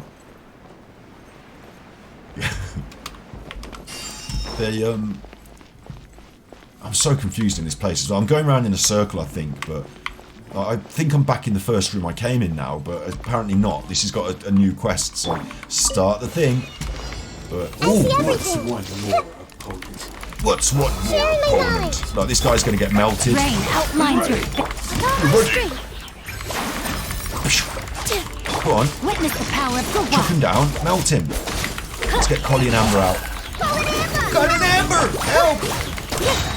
All eyes on me. I should have wished for her. That was cool. He's dead, look. He's dead. They're all dead now. They're all dead now. Oh, she's got the cool sword as well. I didn't notice. Look, she's got that aqua sword thing. That aqua... What's it called? It's cool anyway. It looks very cool in her hands. Overall, it's very cool. Standby animations, right, got you. The idling animations got you.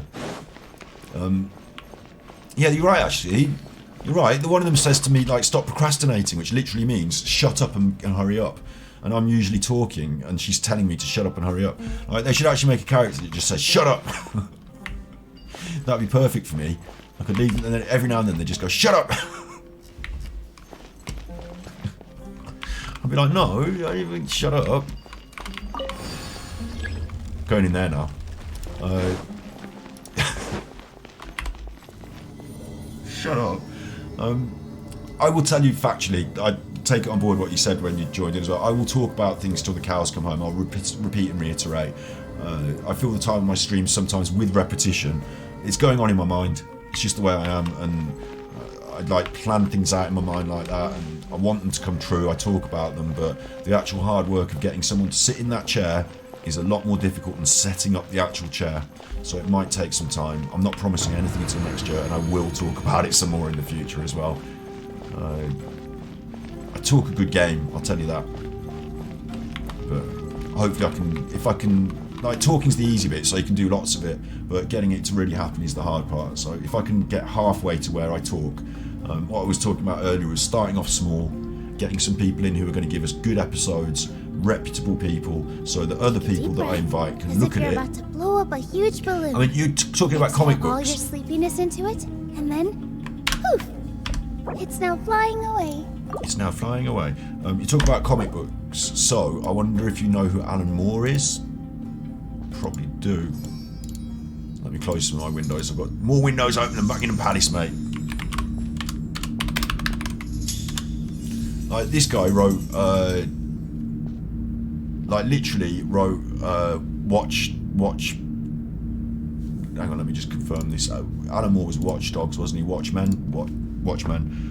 Alan Moore, Watchmen. Yeah, Alan Moore wrote Watchmen. So, like, I mean, that's pretty big, isn't it? Like, no jokes. Like, this is... I would love Alan Moore to come on our show and talk to us. Like, he wrote Watchmen, right? So, I don't have to say any more than that, do I? Like, but if you listen to him talk... After the adverts, thank you. After the adverts, stuff that up your nose. Get that up your nose. Oh, you've dropped the bucket, you prick. Oh, I've spilled my cough medicine, I'm a prick. I'm dressed up, I'm a pedo. Cough medicine for pedos. Right. I'm not a pedo, it's just that was. Like this, so look, here's Alan Moore, and he's having a chat, look. Take it easy. Why can't I hear him? I've muted it. Point of saying it were all fields around here once. Which it wasn't. Yeah. That wasn't what I was saying. Yeah. But what I was saying was that I don't think it was unfair. So he's from the UK. He's from the UK. He's actually from just up the road, really, like an hour or two. Like, it's not like, this guy's not got that many subs. I don't know how Alan Moore is on his channel. Maybe they're friends. He's got Werner Herzog at an event talking. Like, I don't know what's going on with this channel, but like, Alan Moore's up the road. He's like 2 hours away in the car. I could either pay him to come here, or I can go to him. Position like this, then move like that. That would be cool, wouldn't it? Yep, that's it. That would be a cool... I want Alan Moore. Like, I've got a list of people who I think are achievable, not outside the realms of impossibility. I want Alan Moore's on my list. I don't think I get him tomorrow. I don't think I get him this year. I think he looks at my episodes, my podcast, my channel, and says, why am I even bothering to do that? You know, come back when you've done something. I don't know, he might come on. He might come down tomorrow. I might ring him up tomorrow, and he might be up for it tomorrow. I don't know if I have his phone number, but he's got an agent. Do you know what I mean? And I might be able to get a hold of him tomorrow. It might be. I don't perceive I'm going to be realistic. But if I can do 10 episodes, 20 episodes next year, and they can be decent episodes of podcast, and I say to Alan Moore, Deep breath, as if do you want to come on? He might say yes. Balloon. Exhale all your sleepiness into it, and then poof. You know, he might say yes. Other people, like comedians like Stuart Lee, who I really like. He's Midlands based. Again, it's not next door to me, but he's, let's say, an hour in the car, 2 hours in the car away. Here's him and Alan Moore talking to each other. Something. Again, you know, I didn't. These are people I admire. They're writers, they're comedians, they're artists. And Alan Moore wrote Watch Dogs, like I said, so, you know, you would jive with that, I'm sure. Like, I'm sure there's members of the audience who would be like, Alan Moore, yeah, he wrote Watch Dogs. Okay, let's have a talk about that. You know, there's a lot of I don't know what the word is. There's a lot of joy here for me, and if I could get anywhere near this, I'd be really happy. And I think that's achievable. Not this year. Maybe this year we build up the podcast to the point where we could say to someone like that, I'll pay you, I've got the studio set up, come on down, and they'll say, okay, that sounds like a nice day out. You know, that's where I'm going to drive towards. Once we've got that, then the Relaxing sky's the days limit. Like this are nice. Once you've got Let's people take who, it easy. you know, Alan Moore is not mainstream, is he? He's not Taylor Swift, but you build up, you know, let's say I do one person of some notoriety a month. You build up through that maybe, and then you can say, okay, next year we can say to somebody slightly up the food chain maybe. You know, now we're starting to get views and we're starting to get, you know what I'm saying? That sort of thing. So I actually believe it's all achievable, and it's not outside the realm of possibility that I could find interesting people in the UK who are at the start, maybe closer to home. First of all, I've got to do something that I think Alan Moore, Lex Friedman, Joe Rogan, anyone could look at and As if say, you're about to that's blow all up a right. huge balloon. Exhale all your sleepiness into it, and then poof. See, I'm doing my Flying talking again. away. I'm kind of excited about it and scared at the same time.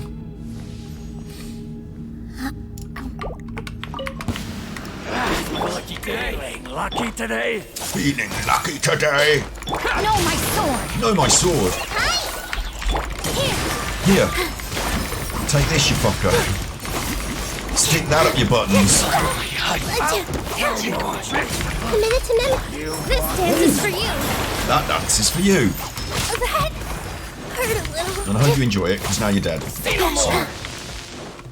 Positions. positions. What's that she said? Positions. Hey, It's not even a threat. Positions, is it? Positions. Sounds slightly kinky. the Temple of Wisdom. Temple of Boom, that is a threat. Rain outlines your Rain outlines your fate. That's 2 for 1 this week. You can have any 2 rains outline your fate for the price of 1 this week. body and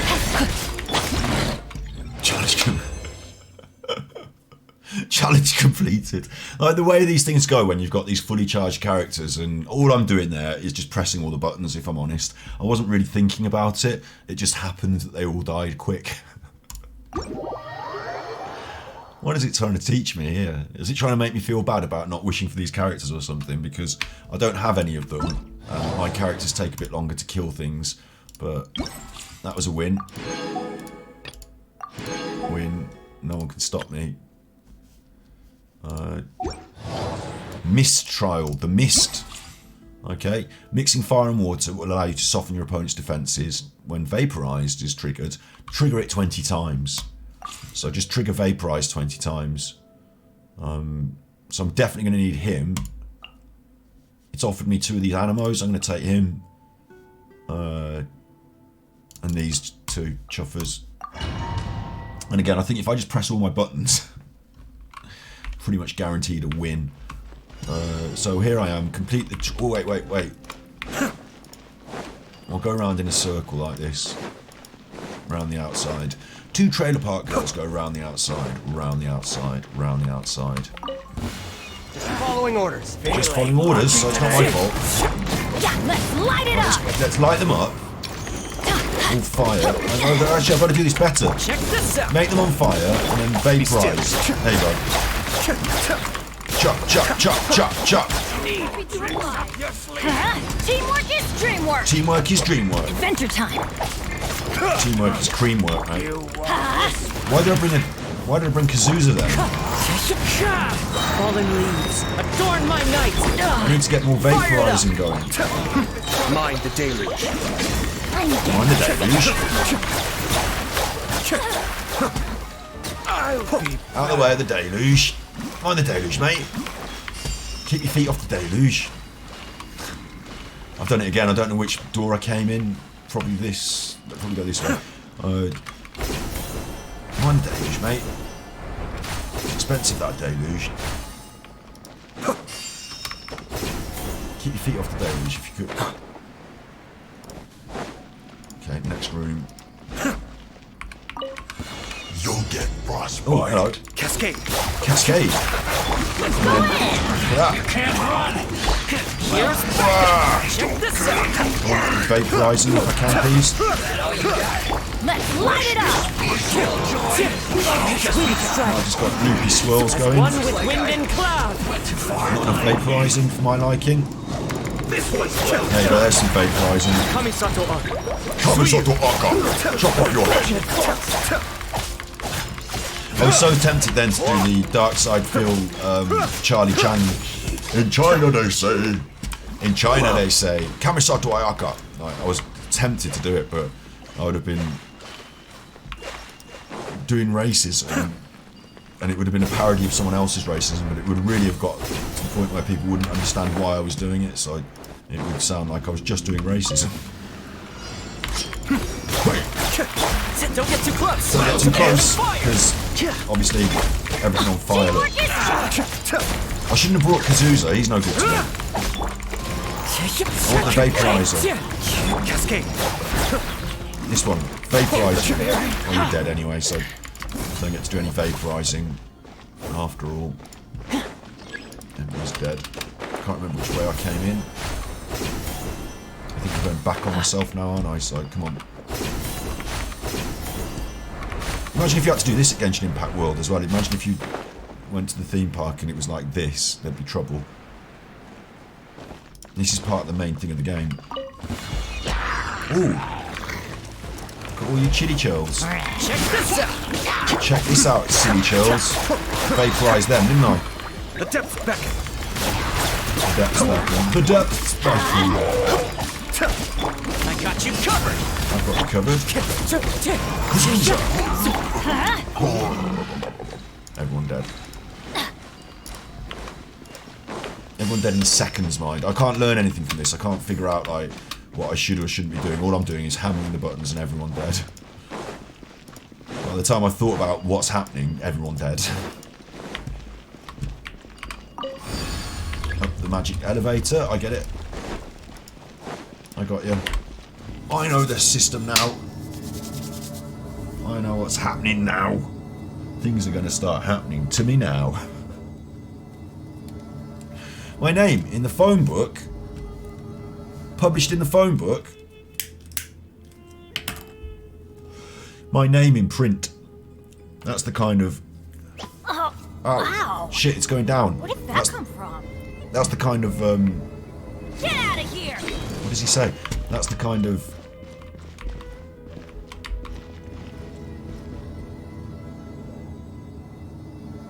exposure?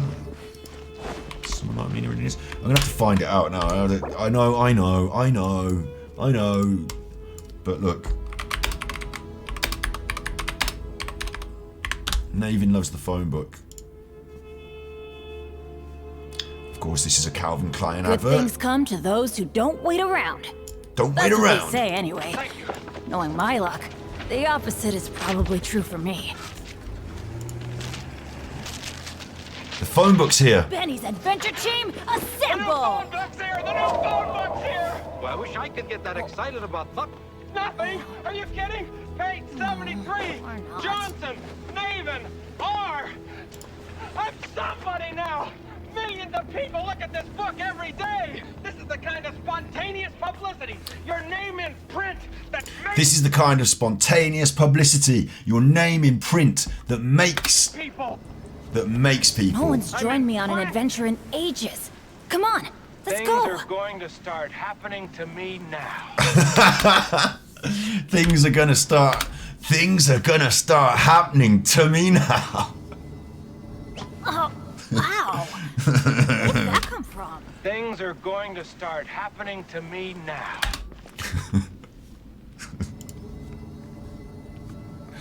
Yeah. Adventure That's the time. spirit. Adventure team, assemble. 20 minutes to sort this bugger out. This will be easy. Everybody, stand back! Everybody, vaporize. Fire it up! Fire it up. Fire it up. Clouds high. The birds come! Fire it up. Kamisato Want the vaporizers going in, please. Teamwork is dreamwork! Teamwork is dreamwork. Let's light it! Don't get too close. Don't get too close. Oh shit, there's a giant big one. You invited him. Come on, Wind and cloud. This is like to me in my brain now. I'm not really thinking. It's all just happening.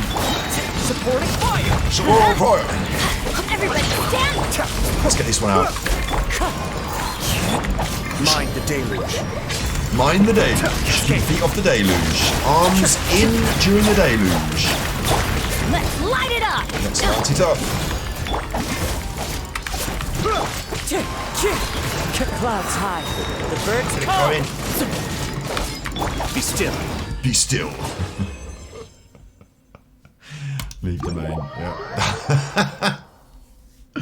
It's just like I know it's a fun challenge and everything, but I didn't learn anything from that. I learned that if I've got all the characters up top bins and I've got him and I've got him and I've got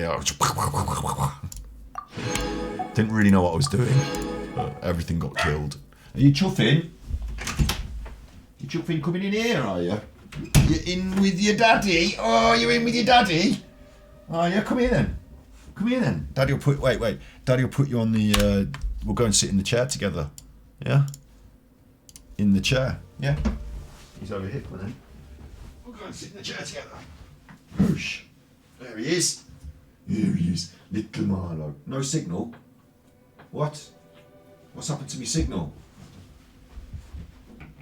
I have got signal now. Oh, alright. Well, you didn't know. You got off anyway. I have got signal. What? Oh, you want to go out again now? Go on then. Has your mommy gone out?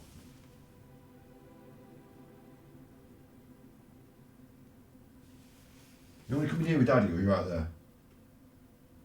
You got to make your own decisions.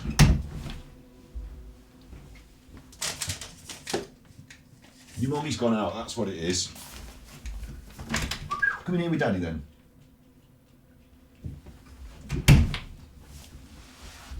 Oosh! I'm back. So is the doggy. You can just hang out in here now. I'll put you a bed up there. That's what I have to do, isn't it? I've got to put the dog a bed now and a camera. He's sitting down there. He's quite happy there. And yeah, I've got to get you a bed in here with a camera on the dog. That's what the next one. All good in the hood. All good in the hood. Yeah, the mic sounds a little bit funny because we're using it as an overhead boom mic today, but it will change and improve, don't worry. Okay. Okay. Oh look, there's more of them. I decided to do these all on the same day. What does it want? 40 quick and aggravate spread bloom or hyper blooms. 40 of them. Go on then, we'll take you. We'll take you. I don't know who to take really. I'll take you. Lots of dendro means lots of blooms, doesn't it? So, what was I just going to say? I forgot what I was going to say. I was going to say that I decided to do these all in one go, as one stream, these challenges, but I could have done them one by one throughout the last 7 days, as they unlocked day by day, and maybe that would have felt a bit better, because I feel like I'm doing the same thing over and over now. Unlucky today. Check this out, everyone. Oh, where's my special move? Oh, I forgot what that's how I do it. I make this like, yeah, and then they all just disappear. I made like a, you see, I made that chain of, whatever. Hear my prayer. Whatever. Right here. Probably took the wrong, or probably brought the wrong electro character. Right here, right now. She does like this kind of weird AoE damage thing. Oh god, I'm getting lost again now. Which way do I want to go? How do I get in here? This feels right. Pick up that. That looks good. Whatever that is. Don't get killed. Ow! I got killed a bit. Health. Don't need that. Everyone's fully healthed. This. Press this. Kill everyone. Hey! Not just you. Do your worst. Do your worst. Grant us your blessing. Right here. A sight to behold. Emerge. Right here. dead. It's dead. Is this the way we came in, I think? I need to leave like a trail of breadcrumbs.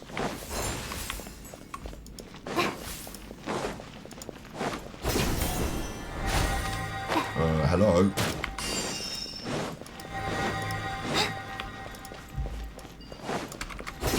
Who's designed this dungeon?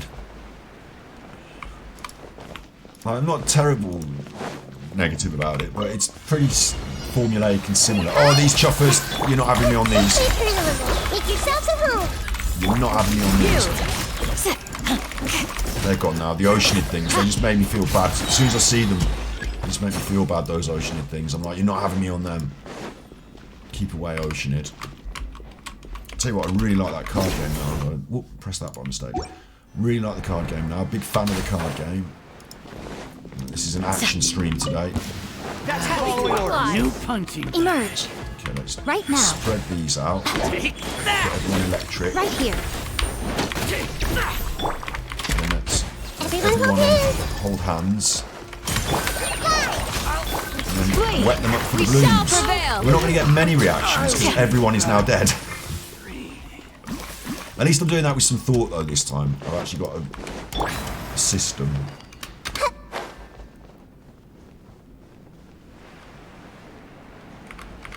Ping, ting me. No, I'll fly down slowly. I'll fly down slowly, it's fine.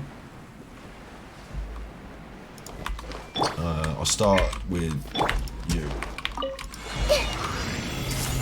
Just them. Emerge. And then I'm going to try and make like a little circle with these. So they're always in the circle. It's a triangle. Hear my prayer. Do that to them. Just like we rehearsed. I think they're dead again, aren't they? Doesn't take long, does it? It wants me up there, but I can see there's a red thing up here that I haven't done, so I'm going to go and do the red thing because it might give us more reactions. And really, it's about the number of reactions that we create. That's the win. So yeah, we're definitely creating more reactions, aren't we? Right here. Right now. Emerge. Yield. Grant us your blessing. This one managed to escape, but it's dead.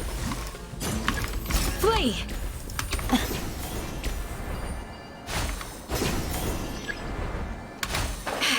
Obtain benediction rally. I couldn't read that, it's gone. Fine, whatever that was, I've obtained it. Get me up that lift. The elevator. Charlie and the Great Glass Elevator.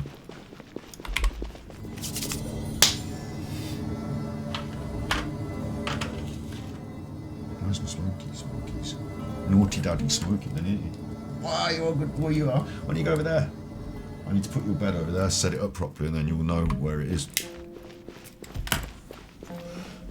Get you a dog camp.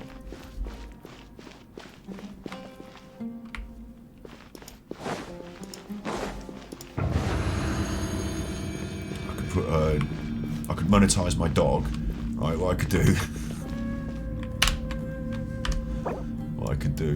is I could put my dog in the room over there, get my little bed, and then if people, I could put a target goal, like, you know, I could like get toys and treats, and if you tip me, then I could give the things to the dog.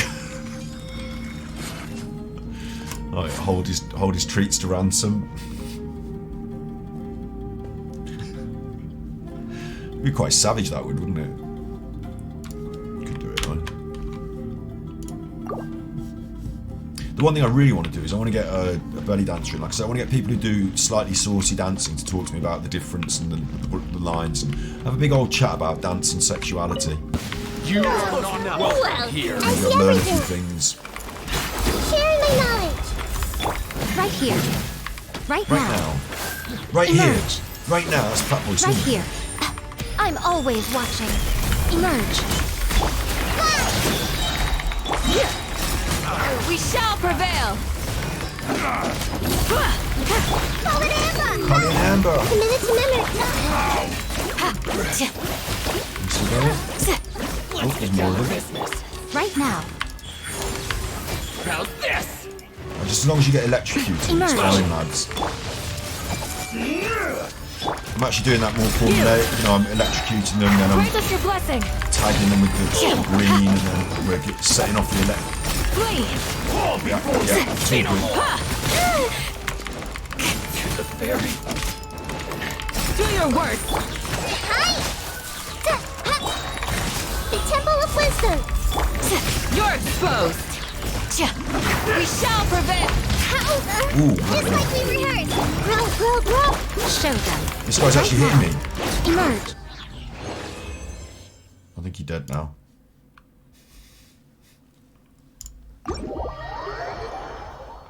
Don't take long to kill them, does it? It's fucking easy. It's easy, mate. Easy mode.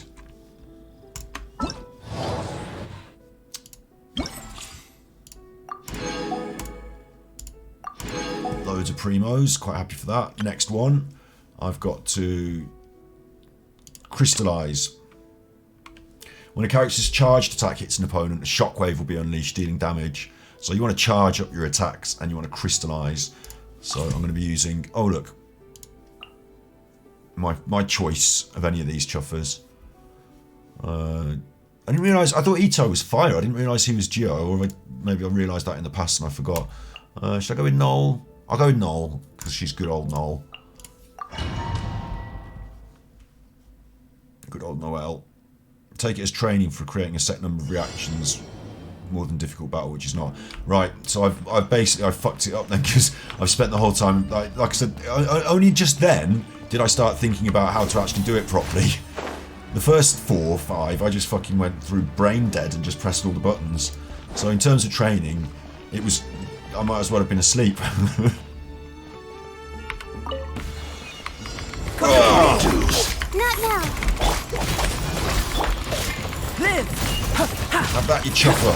Leave it all to me. Crystallise then. Burst forth. Where have we gone? I mean, this should be perfect. I've got this electric thing going around me. So every time I do anything, it's crystallised, isn't it? Feel this ancient power. Come into being. Burst forth. I think we're getting the crystallizers. Oh! He turned up behind me, look. As a dutiful maid would. There we go. Getting all chopping. If you got a big tree, then I'm a small axe. Chopper ready. Chopping to chop you down. Going to chop you down. I think we've done 10 crystallizes there anyway. Ooh. Moments of birth. Honestly, again, I don't know what's happening. It's just happening. Honestly, it all went a bit, like, when I went ooh, it just all went a bit, what's even that? That's my flower. Does it up me? It makes me go up. Yeah. No, I don't know if I learned anything there. At one point, everything kicked off well tasty, and I went, ooh. Someone needs assistance.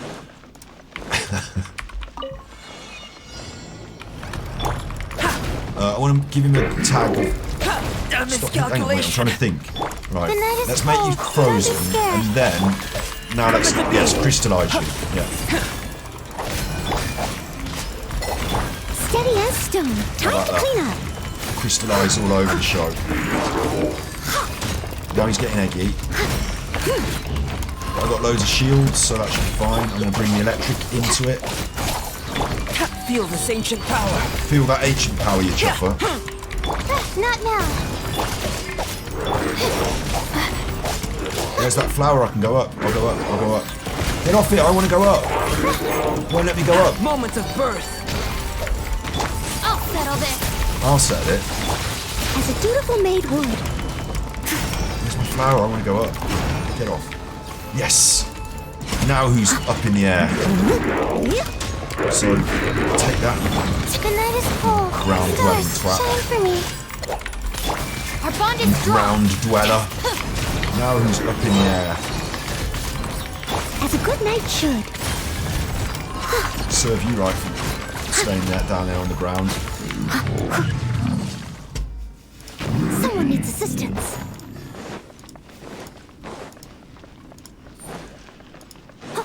I've not seen Noelle, like, you know, this effective before, but mine's reasonable, but she takes a lot more time to chop them down.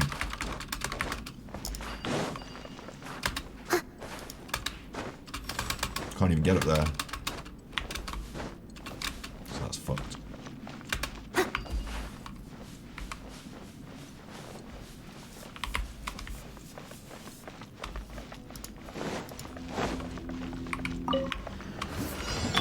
Get with me!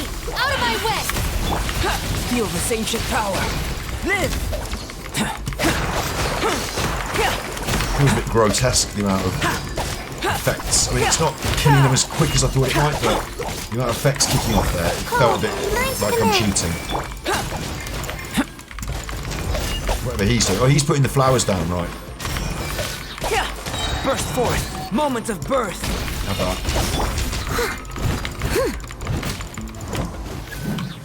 Time to clean up. I just did that at the end there for fun, because everyone's already dead, so... I'm in a room now, what am I doing up here? Catch up. In a room. In a world. Where Fatui reigns supreme.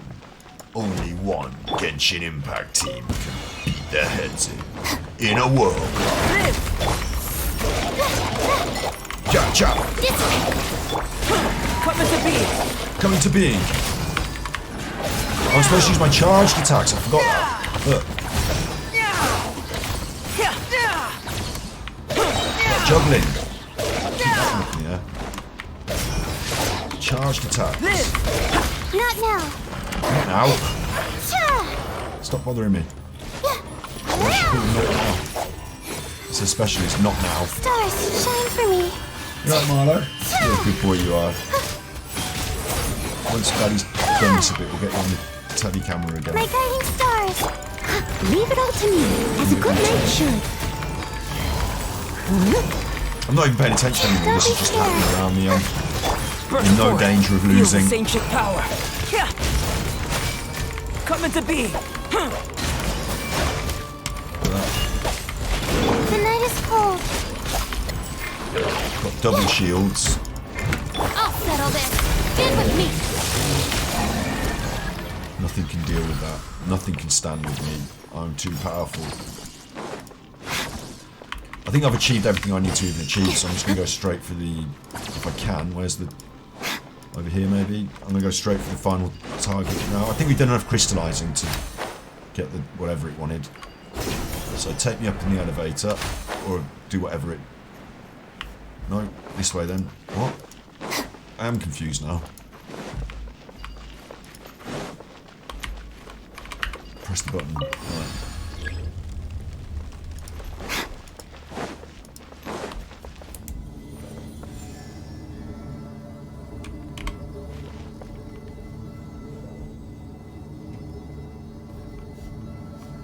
Have a little dance in the elevator.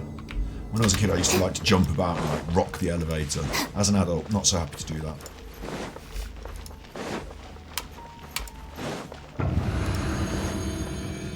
Big challenge coming up. Ready? Roar! Big challenge for them. Witness my great undertaking. As they witness my great undertaking. My guiding stars. Cold. Night. Dissipate.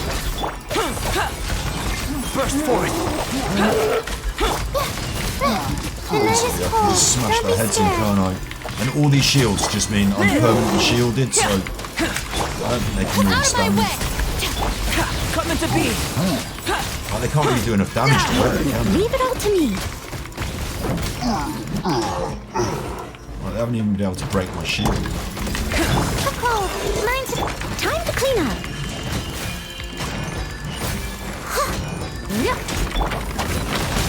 Live. Moment of birth. Like, I literally haven't taken damage yet. Steady as stone. Mind you, that's still taking a bit of time to kill, isn't it? Our bond is strong. She's taking a bit of damage. My guiding stars. Stars, shine for me. I'll settle this. As a good knight should. It's a bit more of a war of attrition because I'm not doing as much damage to this chopper. Witness my great undertaking. Burst forth. Coming to be. Oh, mine's a dissipate.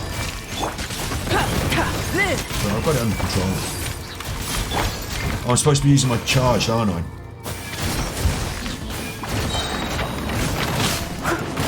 As a dutiful maid would.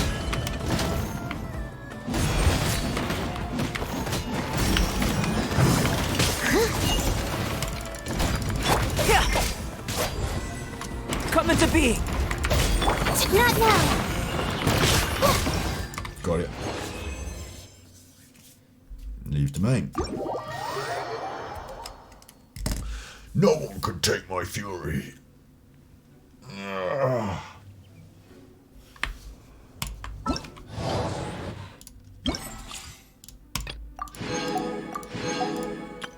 And determination trial. This is the last trial you shall face. Steel your will to strike down your opponents and finish the trial with flair. Defeat 38 opponents. That'll be all of them. Won't it? Like, there's nothing here to challenge. Like, there's no defeat the opponents. Complete the trial. Okay, and I can choose. Oh, they're all level 80s. Take him. I mean, it's a shame. I'm feeling like I should roll with him now. Damn cool, isn't he?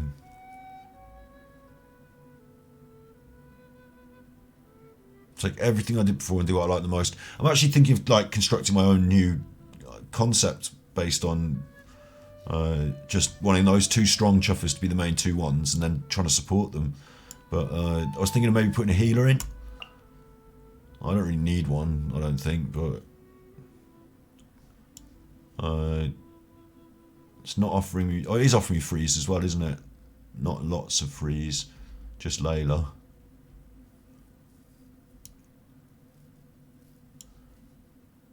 We didn't do a lot of freezing in those last ones. We did a bit of electrocution in the last ones. I might just take her. I mean, I think it doesn't really matter. I think those two top liners, him and him, I think between them they can get anything done.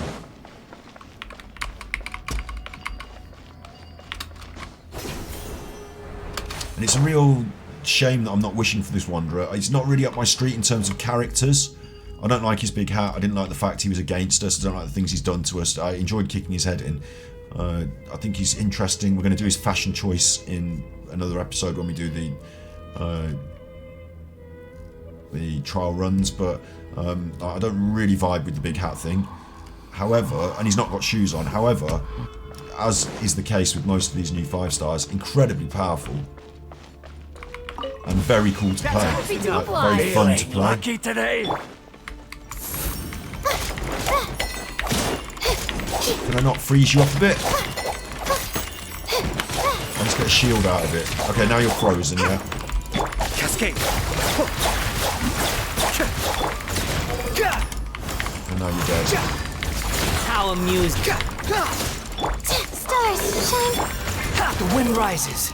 That flying thing, well, I haven't got quite hold of what's going on with it yet. That's incredibly powerful as well. Let's get down to business. Like, the application of it I haven't really thought of yet, but see that I'm doing now? That is incredibly powerful. Like, none of the characters can really do that. It breaks part of the game. Like, there's some challenges in the game, aren't there, that it breaks. Oh look, she's got a sword. I'm not used to seeing with a sword. Like, there'll be some parts of the game that you had to find your way up and it was difficult before, and now you can just fly. It's incredibly powerful.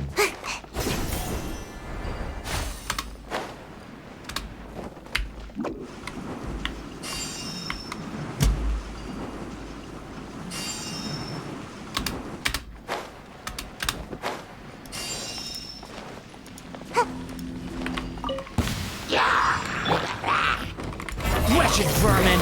Behold! Gotta dash! Ninjutsu! My guiding stars! Cold! Mine to command! The wind rises. So everyone dead so quick.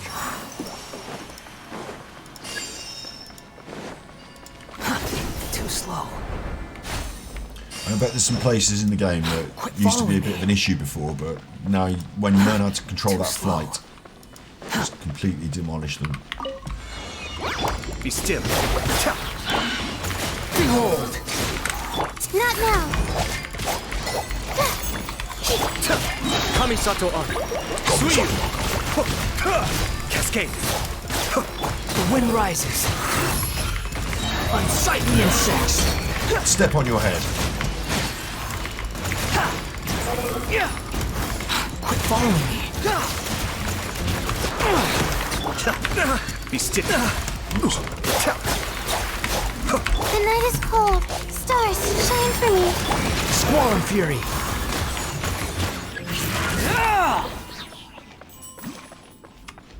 I get confused as to which direction I should be going in. I'm actually well confused now. I want to kill loads of enemies. I need to make sure I kill 38, so I need to do all these little side room things as well, these little crosses.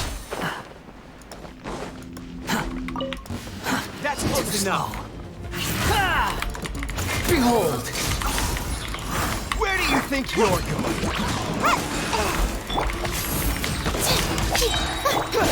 Squall and fury. Cascade. The depths beckon. They're dead again, aren't they? By the time I get my sword out, they're dead again.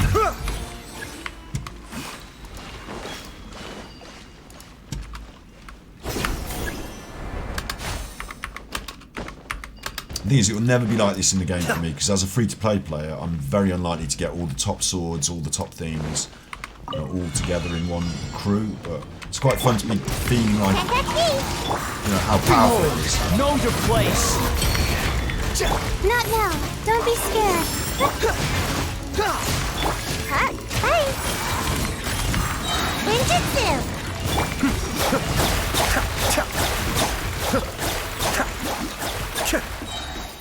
Quite interesting to be seeing that power.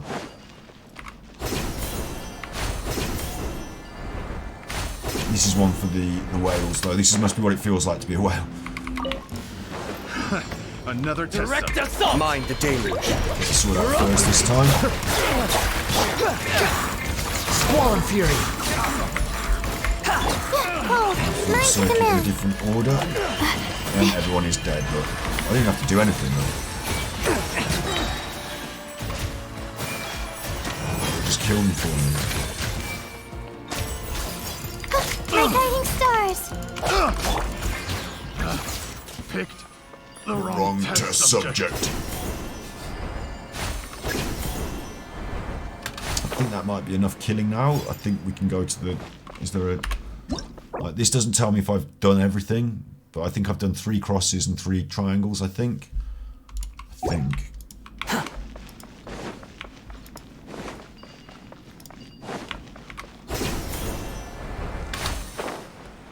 If it turns out I missed one room and I've not completed the challenge because I didn't kill enough enemies, that'll be disappointing, but I think I've done it. Too slow. I didn't keep a post-it note of it or anything, so...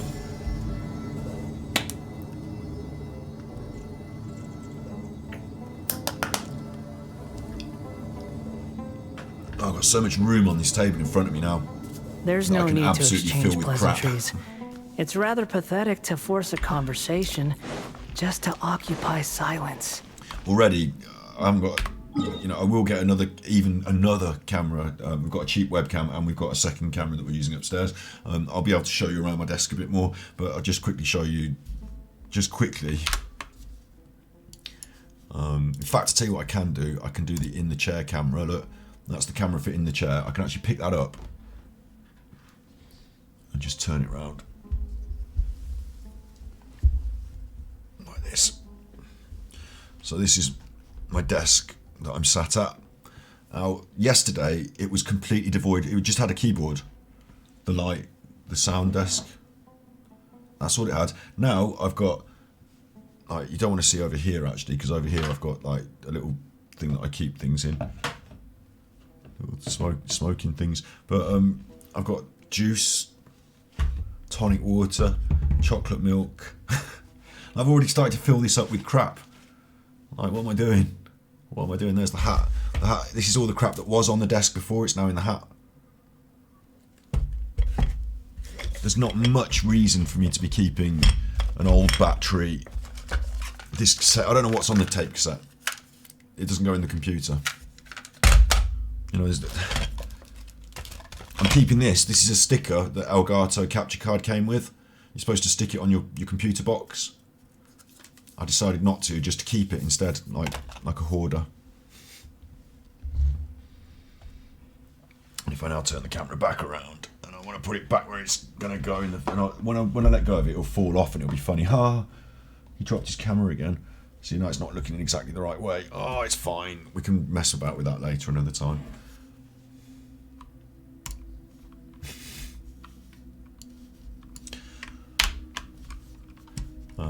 Going the way of the Asmongold with my desk set up.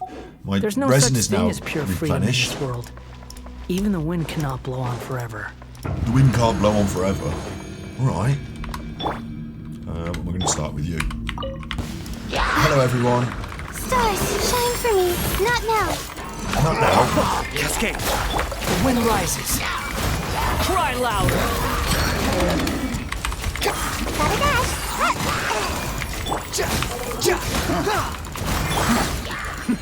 Attempt back.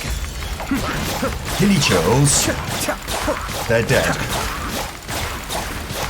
I've never seen hilly chills disappear so quickly. Wretched vermin. Everything dead. Ninjutsu. Don't be scared. The night is cold. Cascade. Kamisato Ari. Kamisato Ari.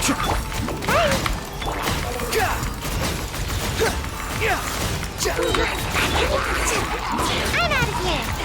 Cry louder. Cry louder. My guiding stars. Cold. Mine to command. Like nothing stands a chance. You still going? Look, one flower. 1, 2, 3, 4, 5, 6, 7, 8, 9, 10, 11, 12, 13. It's doing nothing while I kill it now. Squall and fury. Dead. Challenge complete. That's what it's like to feel powerful.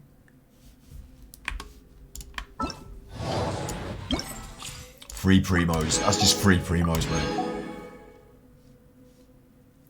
Strongest single strike actually came from Sayu. 13457 there, look. So it's interesting to note that Sayu can be a strong DPS dealer. Strongest strike came from Sayu. I should get her back in the squad more often. Well, that was fun. It didn't take as long as I thought it would, and I thought there'd be more story to it and more stuff going on, but smashed through that. If you're not sure what to do next, how about I take you on a walk? We'll do some wishes now. I am sure what to do next. We'll do some wishes. We've got some free ones. Well, we've got 4 free wishes, so we're not guaranteed anything. I feel like Wanderer is such a brilliant character, I don't want to miss him, but at the same, it felt weird this last type of event. Yeah. It felt like it should have had something just to string those together, just something. Wanderer is such a powerful character that I really want him in my squad. However, if I wish for him now, I've got 20,000 primos. We will hit pity once, we'll fail it. We'll get a Chi-Chi. Then we'll throw the rest of the wishes in, and we might even get Wanderer. We might just be a little bit off. We might not get him. So there's a possibility we don't get him and I waste all my wishes. That would be the worst case. If we did get him, I've still got no wishes left. And the next banner will be cool. Hu Tao will come out. You know what I mean? Like, I can't risk it. And I think he's so good as a character. We've already seen Venti's had a rerun. Most of them get a rerun, don't they? So I'm probably going to be playing Genshin Impact into the future and seeing him again. I know there's this fear of missing out. I know there is, and everyone's on it. And by the time he comes out again, there'll be another one that's even better. But if I really want him that bad, I should say to myself, listen, he'll be out again. So I'm prepared to let him go. It's a very big this is the toughest one yet that I've had to let go. Coco Go was difficult. So it's still a flying one. If you want him to squeeze in value, wait a bit and test him on the test run. Yeah, I'll have a go on the test run stuff. I want to do that as another stream because I want to do all the, you know, we've got more Genshin streams to do this week, and I want to do the fashion show where I talk about all their clothes. But there's something about him that I'm like so close to wishing on it, but then also there's something about him that's just, if he was, you know, if I'd already said, oh, I really like him as a character, oh, I think he's cool, and then he turned out to be really powerful as well, it's double. I have to go for it. But the fact that I didn't like him as a character, like I wouldn't have him around my house to chat to, like he's not my mate. Maybe decide after doing the Archon quest, yeah, exactly, there's that as well. By the time I get around to doing that, it'll be over. No, I want to do that this weekend, and we've got 12 days on this banner. So yeah, there's time to wait, there's time to think about it. But the power of him, you know, I feel like if you get him now, you get your value out of the power because it will be powerful in the next couple of months. But if you wait till next year, maybe something else will have power creeped. You know, maybe it won't be that powerful. I guarantee in the next, if I don't wish for him, in the next 6 months to a year, there'll be a point where I'm saying, I wish I could fly up to that. I wish I could fly. And I bet there'd be a load of people on the internet doing special moves that I'm looking at and drooling over. But, you know, you can't have it all. The reason I'm saving the primos is for those characters that I've already said I really want. Who do I want more, him or Hu Tao? Hu Tao. Who do I want more, him or Shenhe? Shenhe. So even Eula I would rather have than him. So we're going to have to wait for those characters to come around because I'm free to play. That's all there is to it. And if I've got them in my squad and I've run out of top liners, he's next on the list. But yeah, priorities. I think I have to just be sensible. So with that in mind, we're going to chuff our free wishes and have the same experience of not getting anything we want. Have the same experience, but this time it's free. Just imagine that was 30. And I didn't get the Wanderer. Oh no. Oh no. This is like the pity now. If we don't hit this, then we didn't get the Wanderer.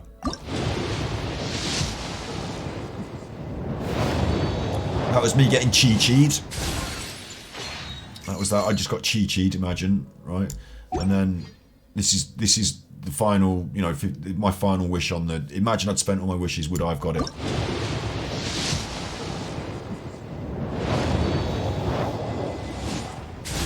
No. No. We're not wishing for the Wanderer, not with that portent. As power goes, I think it's Ito-ish power level. You need to build the team for him. It can pop up, but you really need to care for him like a baby, right? That's true. Like you might need to build around him, but I tell you what, like there'll be moments in the game where you're trying to. I mean, maybe not so much now that I'm really strong, but like access areas or something, like climb up something. I remember there have been a couple of domains where we had puzzles that Kamisato Ayaka can just that Kazuha can just fly over. You know, there'll be moments in the game where you're like, oh. If I had the Wanderer here, I could just fly over to that tree. You know? I've got a glider, I suppose, but I just think there's a certain... Like, he's got a specialisation, I'll put it like that. And in certain situations, it's going to be game-breakingly powerful. You know, it's the sort of thing you have to design a game around players being able to fly like that. There have been homunculuses up trees and things, and I would just be able to fly up and get them. Exploration, that's it. Exploration gameplay, that's the word for it, yeah. It would literally change it. And some of the things that I find the most laborious, like this, for example, to me is boring. I look for ways around climbing things, because God, this is boring. But with him, you'd just be flying up there, wouldn't you? Flying over Mondstadt. I bet people will make some really cool montage things of him flying around.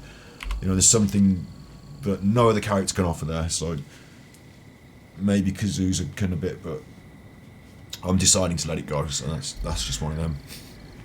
You've got to let it go. You've just got to let it go.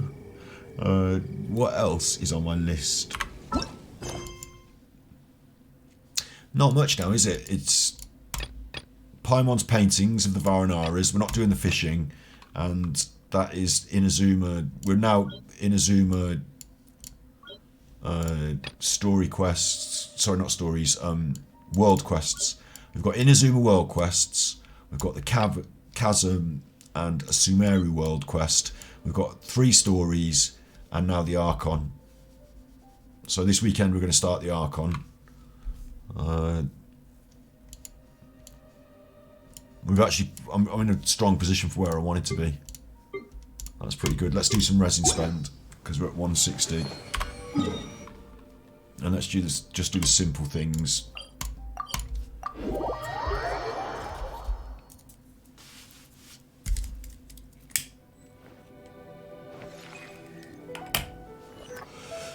I know this is a boring resin spender because everyone's seen this a million times in their own playthroughs, but since we're here, let's just do this. Time to act. You know, I haven't done this one for ages, this early doors one. Let's see if I'm absolutely going to annihilate it now that I'm a bit stronger. I think I kind of will. No, my sword! Let me weave you a verse. With sword comes shadow. Right, I'm definitely clearing this off a bit quicker than I used to. It's funny because I know all the, you know, where they're going to be, and you know, I know the format of it. I see everything. Rain outlines your fate. I feel as strong as I just did in the domain there. Nowhere to hide. This used to be a bit of a faff sometimes. Witness the power of Speed of light. Like sometimes they'd freeze me or whatever. Everyone dead in seconds. Oh, I did get froze. Don't know how that happened.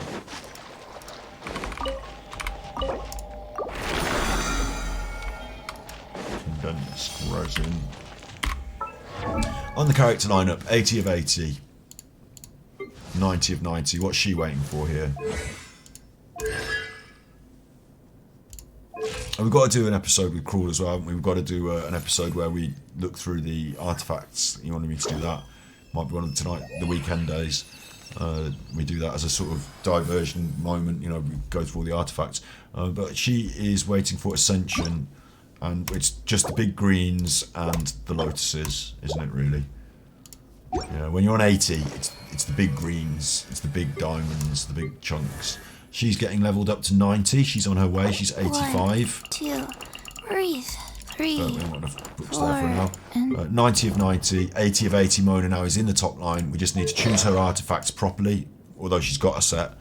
Her weapon is not really that good, but it's on its way, 70 of 80. So she could be starting to use, you know, she could be in the squad now. There's Clee. Clee's disappeared. There she is.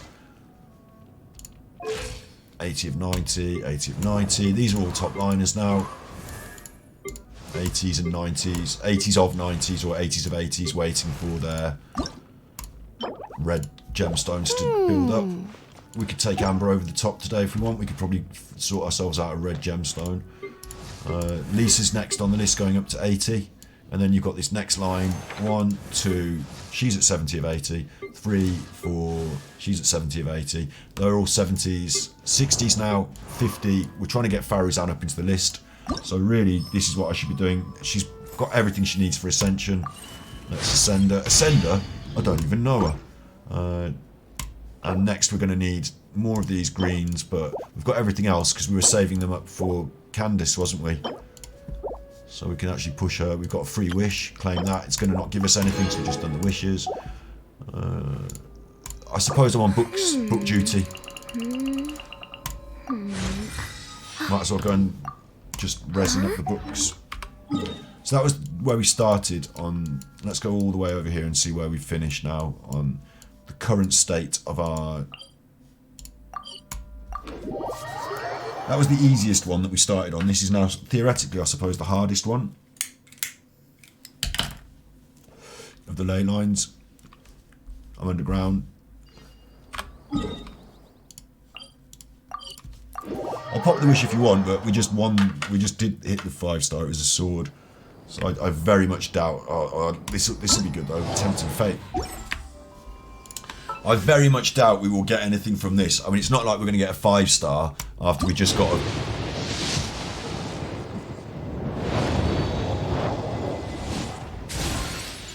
Fine. That's how Kaching came in the squad, though. I did a random cheeky one. I was like, we're not going to get anything from this. And then it was Kaching, and I was like, wow. That's how we got her. Right, get me up there. If I had Flying Boy, I'd be flying up there, wouldn't I? But instead... Oh, I've got to walk. I mean, it might be worth it. The amount I play Genshin Impact, maybe it's the most useful character they possibly could bring out. Because anything that can speed this up is good, isn't it?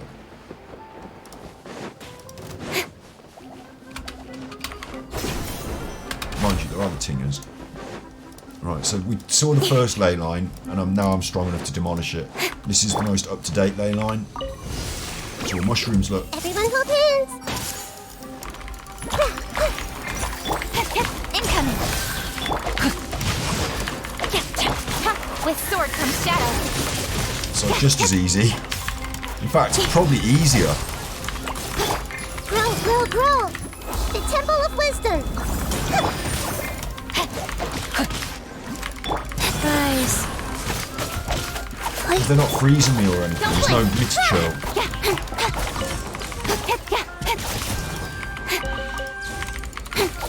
It's just these mushrooms.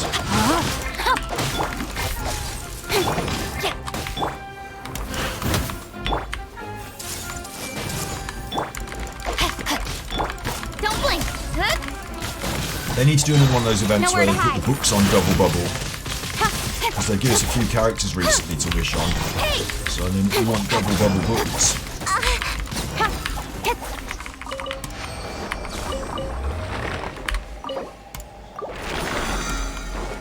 Eight and a 12. I could do with a 16-24 there. And I'm going to hit this because I know I'm going to need to hit this a lot.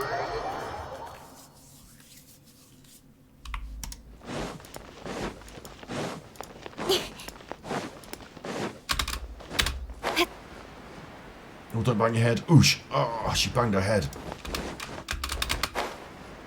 I can actually demolish this in like 2 cycles. If I've got any food that I can eat that's going to increase my damage, I might even go quicker than that.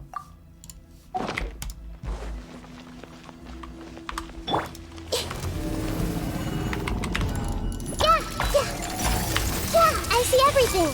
No, my sword! Rain cutter!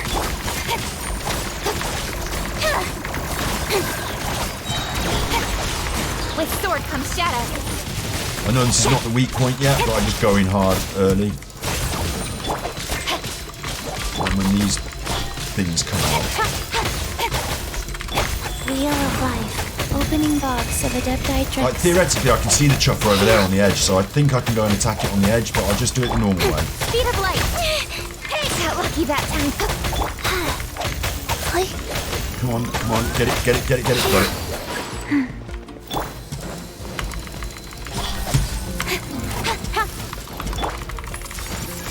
Make yourselves at home! Don't blink. Come on. Cut to the chase. I want it halfway dead before it gets up. Speed of light. Hey! Just about, so that's 1 cycle, and we got it halfway dead. So theoretically, I can take it, you know, all the way dead in 2 cycles. Let's turn a little. Don't blink. I let my guard down. No, my sword. I might do it slower this cycle because I've got hit a couple of times there. Incoming. Hey! And I misfocused on the one thing there. You know, when it does this, it messes me about. I'm going to try just going over here and actually hitting the real thing. Yeah, look, I just can drag it out of its... I don't need to mess about over there. Nowhere to hide. Just get it straight in.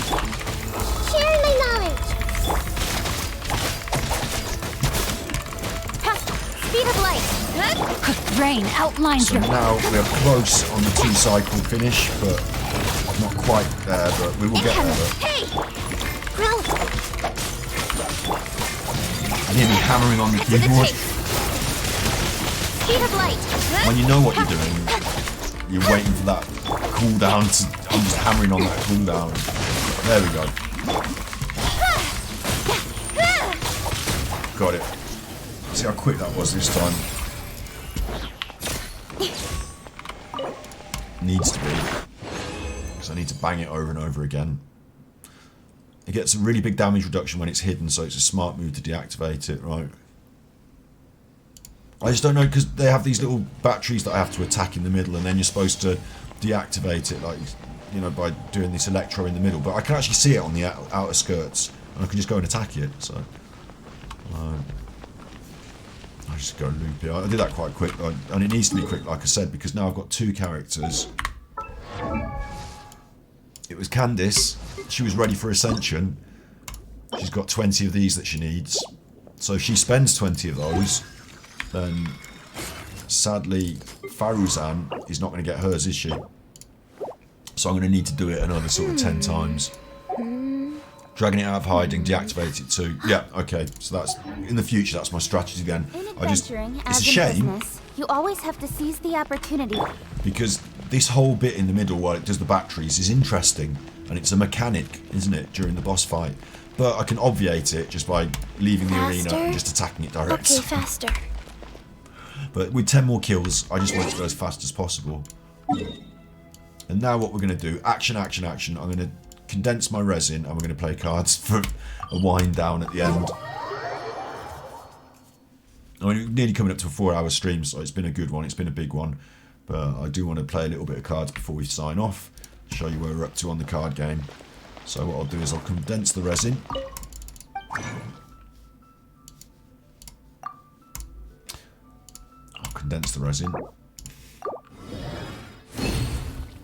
How much am I not allowed to condense now? Oh, map. 40, that's another boss kill. I'll do a quick boss kill then. Same thing. This is how it goes, isn't it? You just have to keep banging it. Quick boss kill again, and then we'll play cards. A couple of hands of cards. I'll show you what I've got up to with the cards. Which I absolutely love now, so it's a nice palate cleanser at the end of a stream. Although it's a full stream in itself. I think what I will do is I'll stream the cards and the gameplay like this separately. But for today we'll finish on the cards. Commit it to memory. Don't blink. With sword comes shadow.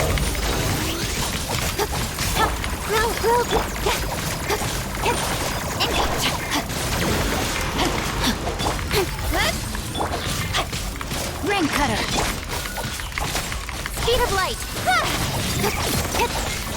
I'm saving Nahida's big special. Okay, where is it? It's out there, look.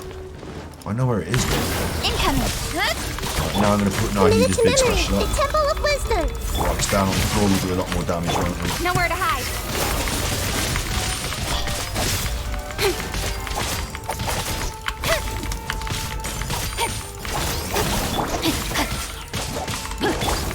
Speed of light. Orders given. Orders received. Life goes on. Don't blink. With sword comes shadow.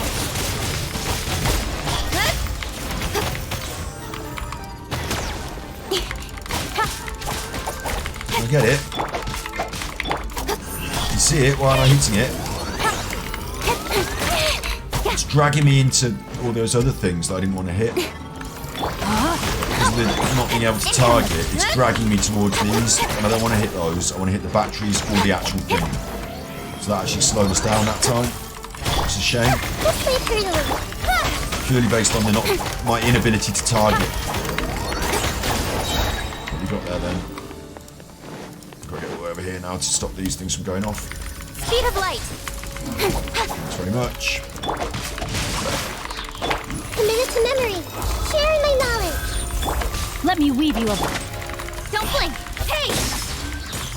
cut to the chase.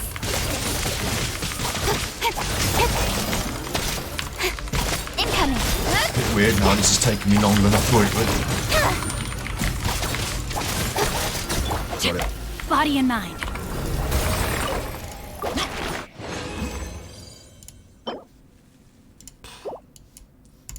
Fair enough.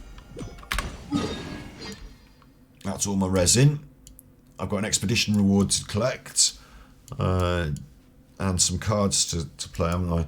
So currently...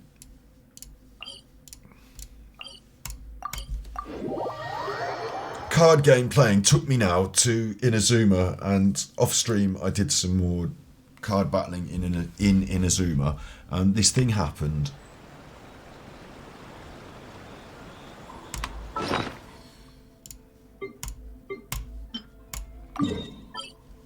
So you'll see I've killed all the people in Ritu, killed them, I've beaten them at cards, and I'm over here in Inazuma just playing people at cards. You know, just doing the normal sort of playing people at cards. But then this thing happened. So, I want to show you. Didn't push it on past this.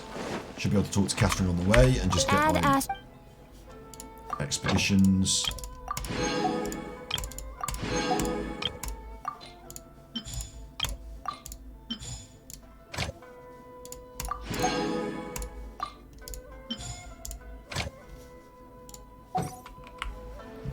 I beat all these people at cards, look. I've played him and beat him.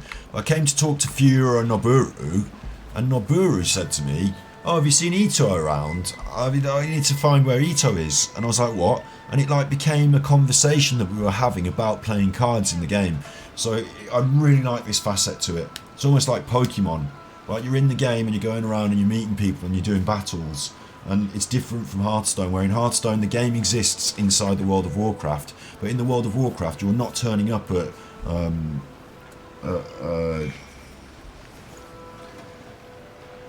got to remember the name of a place in the World of Warcraft now. Oh, Azeroth is the whole place, isn't it? You're not turning up at Booty Bay and you know, having a game of cards with the pirates there, are you? Northrend, you know, you're not turning up to Northrend and bumping into a fellow who likes a game of Hearthstone. It's outside of the game in a separate app. But Inazuma battles are a bit harder. I'm testing to build a Hilly-Child bet. Actually, that was something I was going to say. I wanted to try and be the enemies and use those Hilly-Child cards. Yeah, that was fun. The concept of it. I haven't done that yet. But I talked to this guy and this organic thing happened. So let's see how it's going. Keep asking around. You might be able to find out more. Right? So I can't fight you for cards then, I've got to ask around. It's tripping me out. I don't know what to do next.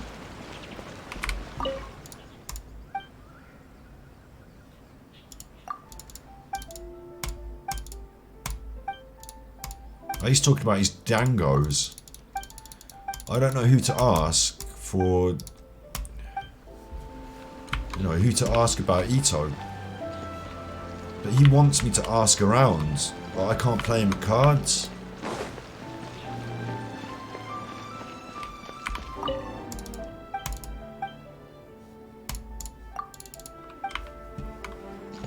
The other thing I thought is Ito was at the island.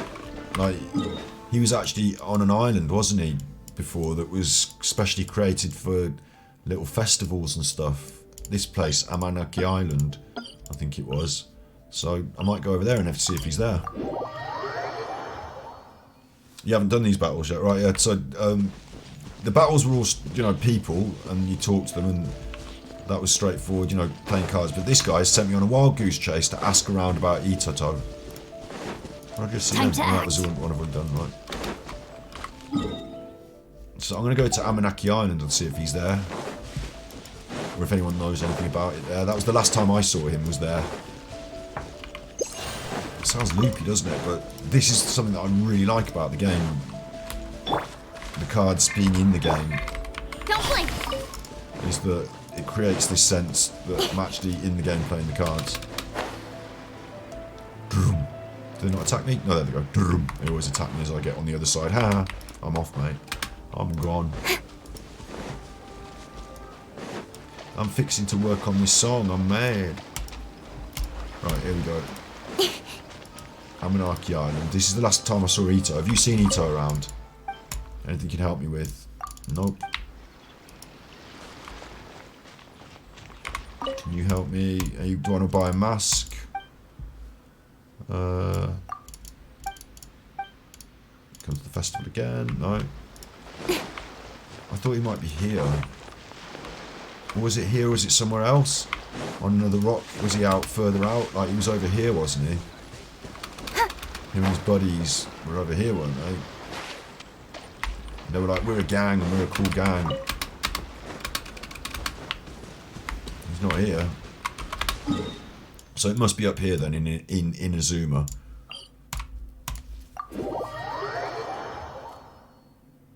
Mate, I have the Ito story quest. He was there, but that was an event again. Maybe that's what it is. Maybe it's not anything to do with the cards then.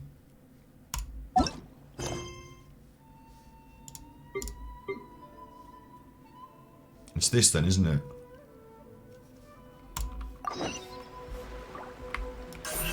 Incoming. Oh, it's a shame. I thought that what was happening was that I was playing cards with these chuffers. That's why I can't do it, isn't it? Because when I ask him about it, he's like, tell me about Keep asking Ito. around. You might be able to find out more. But he won't let me play cards, and it's because you're right. It's because I've got the story quest open. Don't blink. Oh, it's a shame. I thought what was going to happen was I was going to find Ito, and I'm looking over there at the camera. The camera's not there anymore. I was going to find Ito, and he was going to play cards with me through this, you know, questing thing. That's not what's happening. I bet if I clear this off now and ask around, I'll be able to go back and play cards. Arataki Ito? Oh yeah. I heard about that whole thing. I'm sure it must have been a mix-up on the Tenryo Commission's end. He could never do anything so dastardly. Huh? How can you be so sure? Is he really as trustworthy as all that? Because I tell you what, I'm not doing a story quest now 4 hours into the stream. No, My leg's starting to go to sleep again. misunderstand me. When I said he could never do anything dastardly, I meant he literally doesn't have what it takes. Maybe a story will explain it better. A story? So, he used to spend a lot of time mad? playing rock, paper, scissors and hide and seek with the kids on the streets.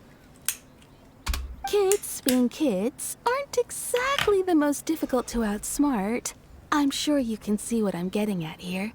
He used to lose all the time, sometimes catastrophically. On purpose, though, right? No, Paimon, because he's dumb and they confused him. No, not at all. The one time I saw him win, he started jumping around and yelling, "I won! I finally won! I'm unbeatable!" And so on. Then he took the kid's candy as his prize and ate it right there in front of him. Oh, I see. He's a grown-up playing with kids, but because he's dumb, the kids are beating him. Ugh, that's just plain wrong. He did take it way too far that time. The poor kid started crying, so I stepped in and gave Ito a scolding. He was pretty quick to admit that he was fully in the wrong, and it wasn't long before the kid had stopped crying and was laughing and playing again as if nothing had ever happened. In fact, the children quite like playing with him because he's always serious about the stakes and never. Okay. So, I suppose what I'm trying to say is. Okay. He doesn't sound like a... Yes, my thoughts accept, so I'm not trying. Thanks for the... Skip. You see how they're talking about playing with him though and stuff? If I hadn't been talking to you on stream today and I'd done this, I would have assumed I was about to have a card game with Ito. And they really should take note, Genshin Impact. I assume they watch my streams in Hoyoverse. I assume they do because it's free market research. I'm a thoughtful person playing your game, giving you advice. Free market research. The card games, I turn up here and I play the cards with the people who are stood around. But this idea that it could be part of a quest, that I could be looking for someone, that I don't have like just a flag on a map that I walk up to and do, but instead I have some, you know, some thought to go into the choices and then play the cards. That could really work. In the same way as Pokemon. Of course I know him.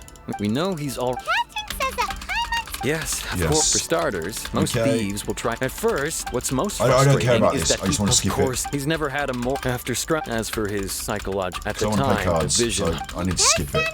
If the two of you are Because hopefully we can go back and we can tell this chuffer and Too bad we still don't know where he could have run off to. We already got word on the street, so maybe it's time to talk to a real specialist. like maybe now I can just talk to this guy and play cards. Remembers that there... No? Fucking dickhead. Bit weird that my cards are locked behind this, but in Pokemon, you know, you've got all the trainers and you've got all the... You know, it's an open world game now. It felt like one before anyway, but you've got all the trainers and the people to talk to and interact with and quests to do as part of the battles of Pokemon. It could be the same here as part of the cards, couldn't it? There could be so much more to the card game. I assume they will do in the future as well, but if they're listening to me and taking any notice, start doing it quick. Hello, we'd like to ask some questions about Arataki Ito. No, I wouldn't. Oh, I've heard all about a one-off payment. Whoa! And now then, to get If they won't tell me the answers now, I'm going to go in the tavern and play cards in the a tavern. long, Oh, wow. long time ago, in a village lost to time, Cool, there I'll watch lived this. a crimson Oni and a blue Oni. They were the best of friends. The crimson Oni looked fierce, but was gentle like the humans. Oh, not human. The blue Oni looked human, but was reclusive, like an Oni. The crimson Oni wished to befriend the humans, but they were scared and threw beans at him whenever he came near. Beans. So the blue Oni said to the crimson Oni, Akka, I'll cause trouble in the village. You'll come and stop me. Then the humans will accept you. as planned, the crimson Oni chased the blue Oni away. The crimson Oni's deeds spread throughout the land, and people finally accepted him. But when the crimson Oni went to tell the blue Oni the good news, he was gone and left only a letter behind. I knew this would be tragic. I went traveling. Don't come find me or they'll treat you as a naughty little Oni. But don't worry about me. No matter where I go, we'll always be friends. Oh. That's it? What about the little blue Oni? Whatever happened to him? Good question, Paimon. I suppose the blue Oni simply disappeared, never to be seen again. Only the crimson Oni remain now. Ito, Sara, Yaimiko are all Yoki, mortal demons in a way from Japanese folklore. Weird, because like I know that it takes inspiration from Japan, Inazuma, of course, but I contest that it doesn't have to stick to any. Like it's weird the way it brings in certain aspects because we're not in Japan, we're in Teviat, so you can just do what you like. But no, it brings it in. It sticks to certain things. It's from Japanese folklore. Interesting, and Yaimiko is an Adeptus. She's a familiar of the Adepti, isn't she? She's like a foxy spirit. I knew that, but Sara, I didn't know she was a mortal demon. Is that why she wears that hat on her head to cover her ears, maybe? To cover her horns. She's a Tengu. And the four wings. I'd have to look at her character model again a bit more closely. I didn't really realise that. I mean, it can happen because we're in Genshin Impact, not in the real world, that we can have demons walking among us and Archons and all sorts. Fine. But the blue Oni was just an innocent little kid. Paimon's taking this to heart. Does the story have anything to do with the situation at hand? Yes, it was Ito. That was his story. Of course it does. Otherwise, I wouldn't go through all the Oh, trouble. Ito's What a I'm trying to descendant tell of you them, is that okay. the Oni have sacrificed a lot in the past in order to finally integrate themselves in every Got it. generation. I mean, I'm not really following That's this a quest. very- I'm just... Besides, Hurry up. According I to wanna my play cards. investigation, the Tenryou Commission Yashori is Island, unable to got it. enter territory controlled by I know. Sangonomiya troops. I know. No doubt that. Don't mention it. Fine. I could only assume so. Okay. Ah, in fact, if you could weaken him a bit by triggering his allergies, perhaps he'd have better luck. Oh, I've got to fight It just so an Oni with happens, some beans. of course, I will charge the Adventurers Guild a fair and reasonable rate for the beans. I'm using magic beans. Let's head to We're going to head to Yashaori Island and deal with this Oni by throwing beans at it. Sounds fun? No, I'm not going to do that now. I'll do it another time when I feel like it. It's a story quest. What I want to do is play cards with this chuffer who wouldn't let me play cards before. That's what I want to do. And then once I've done that, I will have played cards with everyone over here and maybe move on to the next area. You never know. There were quite a few difficult fights in this setup. There was one down here that was pretty tricky, I think. I haven't duelled Kuroda yet, look. Still need to do that. Player level 10. I'm not player level 10, so I couldn't do that. But hopefully now...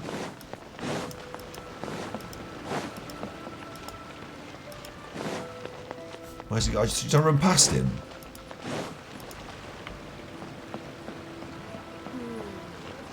Where's he gone?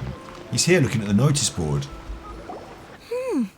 Look at this. What the fuck? The daughter of the Kanjo Commission's Hiragi clan and the master of the Tenryo Commission's Kujo clan are getting married. What? Is this another story quest that I've walked into? Sounds like an all-around perfect match, don't you think? I mean, another story quest. For sure. I'm just surprised. It seems very sudden. I hadn't heard a single word about it until now. Good luck to them, I say. I'm sure it must have been a hard decision. It's all going on in Inazuma, isn't it? Looks like the wedding is definitely going ahead. Looks like the wedding is It's still definitely too going early to make ahead. a conclusion. Will you play cards with I me? wonder if they'll go anywhere nice for... Ugh, don't tell me that you're thinking... Fucking hell. Will you play cards with me? No. I wonder if... Ugh, don't... Now that's a huge error. But only if Kujo Kamachi is willing to help us. That's a huge error. I know that sometimes the story modes are locked behind the Archon quest and the quest because you need the characters to be in the places and all. I get that. But for just playing cards, like, this guy's locked until I've done 3 quests. 2 now. I'm not doing it anymore. They've had it from me now. I'm going back to the cat's tail and we'll play cards with people in there.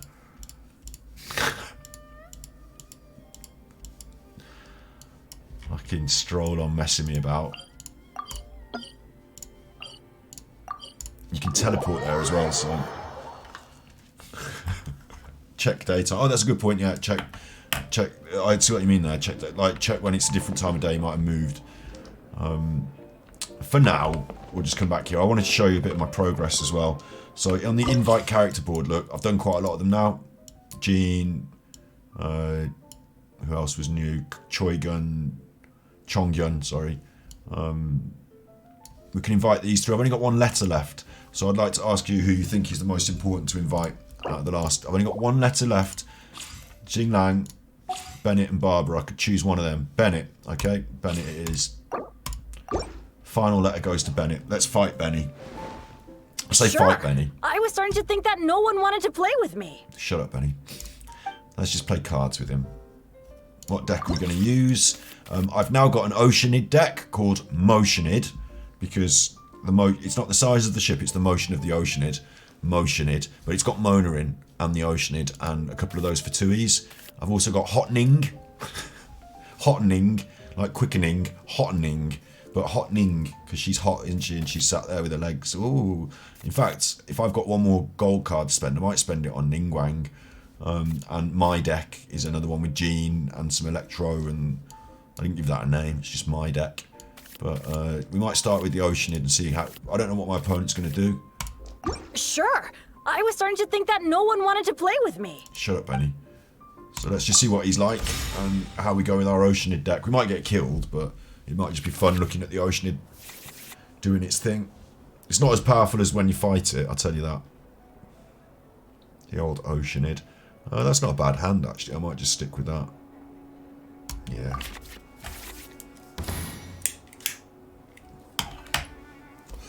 The thing about the Oceanid is it basically summons these things.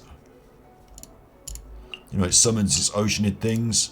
So what you want to do early is get it up and summoning. If you can protect it with a shield, that's good. But like, this is a shield that she can... So I like to get the shield up, then get the Oceanid summoning, and then finish off with some of these. Like this can do a big damage, this Mirror Maiden. She can actually do some big damage, so that's the strategy anyway. Let's see if we can get it working. It is as the stars foretold. But the Oceanid itself doesn't do a lot of damage, it summons the stuff, so you need to hopefully have the right dice for the Oceanid roll.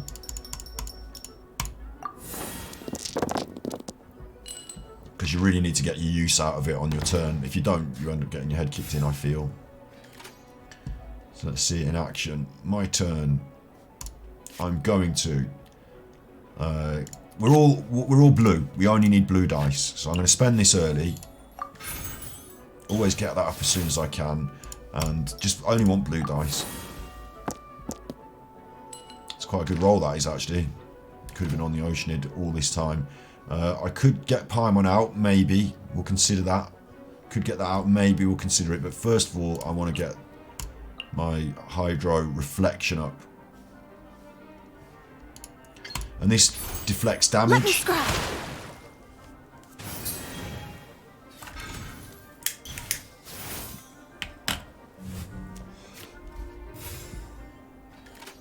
So now I should be able to switch to this. I'm only going to get one move out of it, but I switch to this. There is no escape. And this is vulnerable because it doesn't even attack, but I'm going to get my Oceanid stuff out. In the image of the wilderness. Summon the Mimic, and I've got another shield. So I can actually stay on Oceanid next turn with my shield up, look.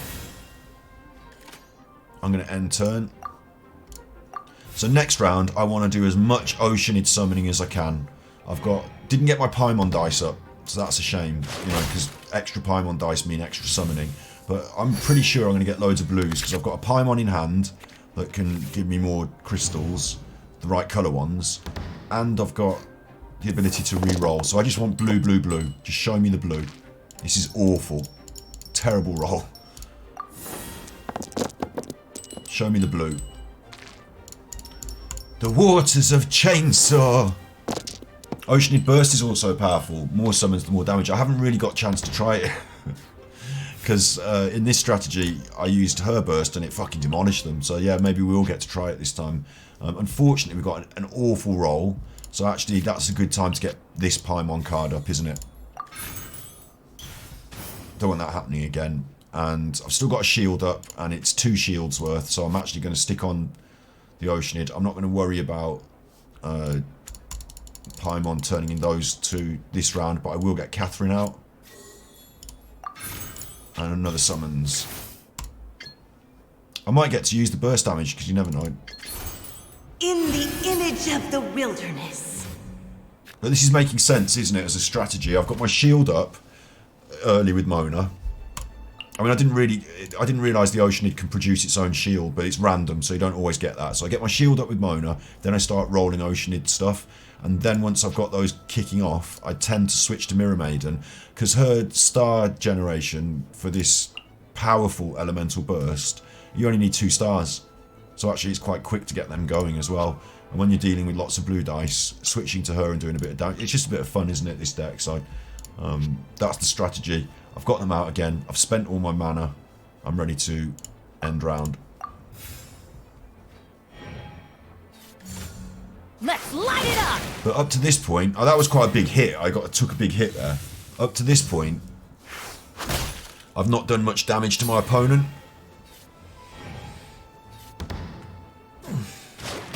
You know, just a bit of chip damage. So I do like to start laying in the damage, really. So hopefully now on this turn, I'll pull up another summons and switch to the Mirror Maiden. Or maybe pull up a lot of summons and do the Oceanid Burst. If I can get 5 blue dice, what I tend to do is just pull up loads of summons with it.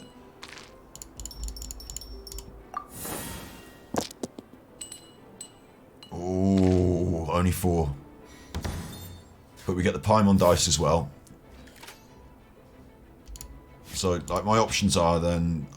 I use the 5 here. I mean, this uses a lot of crystals, so it's harder for me to do the burst on the same turn, so maybe I should do that and the burst. What do you reckon? Use Ellen to get cheaper summons and save the talent card to extend the summons one more round. That's a good idea. I'm using a lot of summons here, aren't I? Extending them would be really valuable now. Yeah. Since you said about the burst, I'm going to give the burst a go. But usually here I do 5 summons and then switch to Mirror Maiden and start banging them with the mirror. Because once you've got a 5-star, that brings 2 up. And I've already got 1 on the board, so you know I'm hitting them with 3 summons and an actual powerful attack. It starts to lay into them, but yeah, I'll stick on the Ocean. If the Ocean gets killed as well, it's fine. You know, we're having a bit of fun. Let's do this. They will have a turn, and then hopefully I get to use my burst. In the image of the wilderness. All right, I get to do my turn now. Do I? No, they're doing their turn. They're doing their turn. It's a bit worrisome with Bennett, but I've got my shields up. Watch this! He might kill me here. I've got my shields up though. Teamwork is dreamwork! Only 1 damage. See, that's exactly what's supposed to happen. I am on fire now, but look at this, -6. Nice. Big burst. And that's probably better than switching to Mirror Maiden, because I would have to charge up my burst with Mirror Maiden. Go on then, we'll have a crack at this. Big burst. The rising flood. Knowing full well that my summons can finish him off, they have to swap him, don't they? Oh, they didn't swap him. Foolish. My turn. I got the wrong crystals, but spend 1 less die. I don't need to spend 1 less die. I need the right crystals. If I do this, I mean, I could go back to Mona and get my shield up again. That's an option, but I'm going to start charging up the Mirror Maiden, hopefully. Paimon dice. And I don't need this now. So, Mirror Maiden strike. You can't hide. And it only takes, next turn, the same way as we did that burst on this turn, next turn I can definitely do a burst with the Mirror Maiden, as long as I've got enough blue dice. And I've got Paimon dice, so I will have enough dice.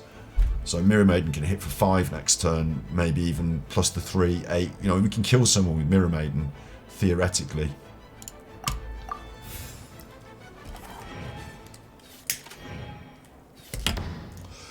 Benny's still in play because they managed to switch off Benny, but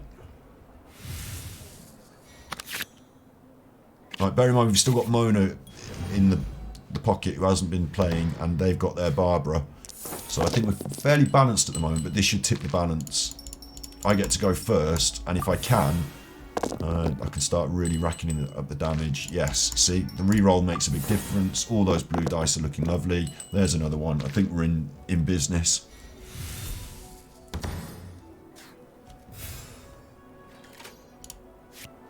Got Catherine for the fast switches. What's that? Is that my Oceanid card? I pulled my Oceanid card, but it's not charged up. I need to use the charge as well as the... It's interesting, it's a card that costs mana as well as charge, so it's quite difficult to use that as you draw it. I'm going to continue with my strategy then.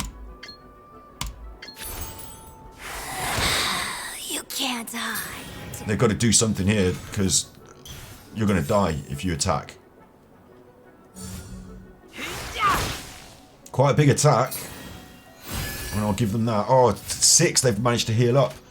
Damn it. But I'm going to kill them for 6, look. Mirror images disperse like water. And that's really powerful. Wait, I think I played the wrong card. We're just ahead at the moment. But we have got a summons up as well. They switched to Bennett. Are they loopy? I've got a free fast switch as well, so I'm going to fast switch for free. No, so not for free, but with that, it's not costing me an action point. It is as the stars foretold. It's still my turn, essentially. I'm going to spend Timmy on a crystal. And I'm going to hit for... I can hit for either this and kill and get my shield up, which is what I want. So, that, you know, that's the aim here. Let's do that. Delved into destiny. And now we're really in a strong position, aren't we? Again, we're right back to the start of our cycle. Keep picking the wrong Hello, one by Bob. accident. Do I prefer this to Hearthstone? Prefer is a strong word. I don't even see it in the same ballpark as Hearthstone. I think it's a different thing. I know they're both card games, but I feel like this is very different. It's weird. It's like the difference between Sabutio and foosball, table football. You know, they're very different games. They're both simulations of football on a table, but they're very different games. Do I prefer it? At the moment, I do. Actually, I've got the new Hearthstone expansion cards. I got the Death Knight cards, the bundle, and I opened them and I played a few games, and then the game was broken, and it's still broken, and I just feel like I don't want to open up the game. It doesn't make me feel like, yes, let's play Hearthstone. Whereas this, I'd stay up all night playing it. Maybe because it's new and novel to me, but I think Hearthstone is still better in terms of it's got the ladder, it's got the progression system. You're literally playing against people all over the world. The balance and the width of the options. Like, I feel like if this had its own ladder, it would very quickly have a very stale meta. That would very quickly. It would be very obvious what the strong meta was, how to counter that meta. What I'm not doing here in this game so much is thinking about that meta and countering the meta. I'm individual card fights. I need to use this team for this battle, that team for that battle. But on a ladder, like, let's say this Oceanid team turns out to be very strong. Of course, there's some talent cards are weird but very powerful, so I need to watch out for them as well because I want to start using all my big powers. But let's say the Oceanid team that I'm doing now is like meta. It's very strong. People have difficulty beating it. But a team of Diluc, Bennett, and Jean can smash you. Then very quickly you'll see a lot of people playing with those two decks, and then we'll find a counter to the Diluc Jean deck, and then the meta will settle into a sort of scissors paper stone of a few different decks. But that's not happening at all here. It's me choosing whatever I want anytime. There's no pressure from that outside that meta. So I feel like in Hearthstone on the ladder, a lot of the time I'm playing I'm playing the game of Hearthstone individually, game by game, but in a wider sense, I'm assessing which deck I should be using and what will be more powerful in what circumstance, and then hoping to face. I remember recently the Mill Druid was popular in Wild, and so I countered it with a very fast-paced aggro deck where they helped me to draw my cards for me, and I killed them with them. So that helped me just run up the ranks, you know, countering the meta like that. I don't see that part of this, but the other things that are going on, like these summons, having a game board that I'm controlling, it's more like traditional Magic the Gathering in a way. It feels like I've got more different, like these are in play over here in a different space. My cards, it feels like I'm doing a bit more management, a bit more sim management. You know, if you're playing like a strategy game where you're like, I don't know, Sim Hospital, and you've got to manage the beds and the in tray and the A&E department. You know, it feels like I'm managing different things rather than trying to control the game board. So there's a difference in that. Like the game board is always 3 cards versus 3 cards, isn't it? I've got to win by controlling the board means I've won. Whereas in Hearthstone, you don't even have to have minions on board. So there are some very different mechanics at play. I note Barbara's got 3 stars here, and she's going to smash my head in a minute, so I've got to think about what I'm doing, but I can't do anything. It's the end of my turn, so end turn.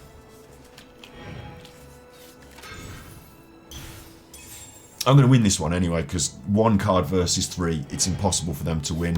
I get to attack first this time. The chip damage has gone in.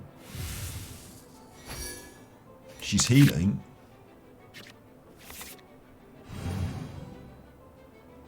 And importantly now, I can, if I play this 1 card, I can switch for free, and it's a fast action. So the only thing that can fuck me here is not getting any blue dice. That's quite strong. 4 wild dice, 5 wild dice and a blue. That's fine.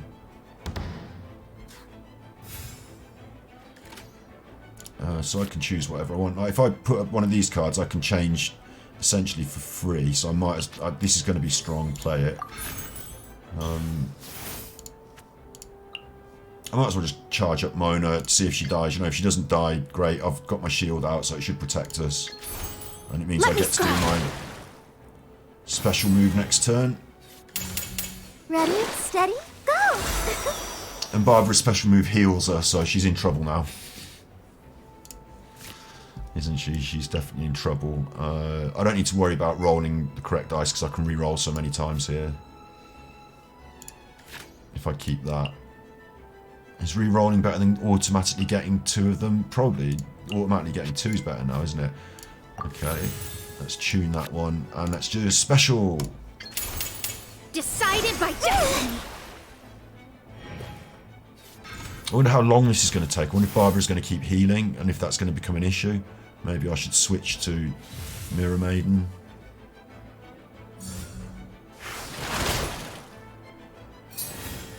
Or maybe I should do a summons. Next turn.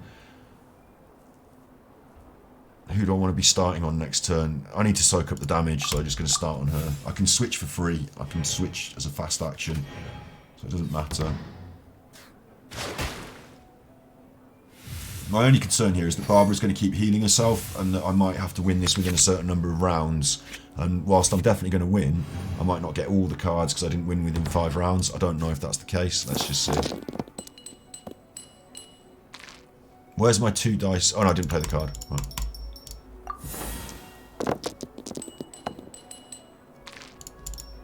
Not good. Come on, blues. Show me the blues. Not ideal. Right, who can do the most damage then? 2 to 8 with my special, but that's not going to be charged for a while. I've got the Oceanids card, but if I go on Oceanid and try and charge up my special, it's going to die. I could play Paimon, it's not really going to help. I'm going to switch to this.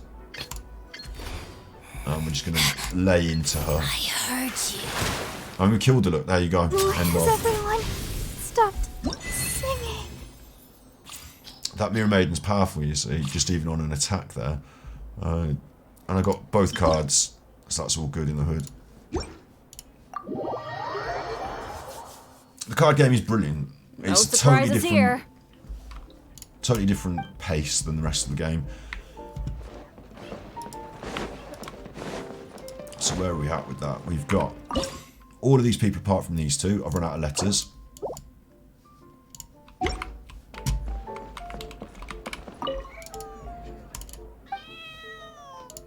I'm at player level 1290. That last bit is that Chuffery wouldn't play cards with me.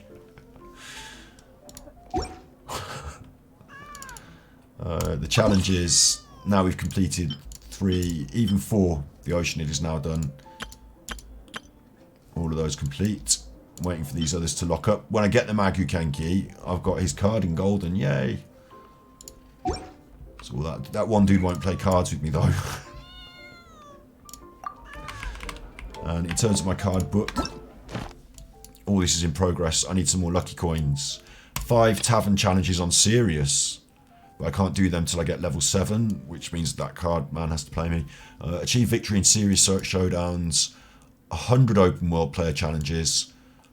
22 of 25 character cards. What it's basically saying to me is finish off Inazuma and then do the next bit of run around and this will clear itself up. I'm all for work-life balance, but I think this is pushing it. Little doggy. You're a good boy. Do you want to show him on the big telly? You being a good boy.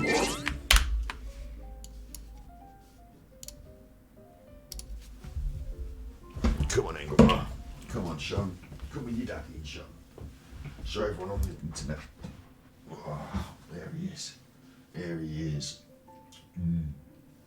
He's a good boy, this one. He's little Milo. He's a good boy.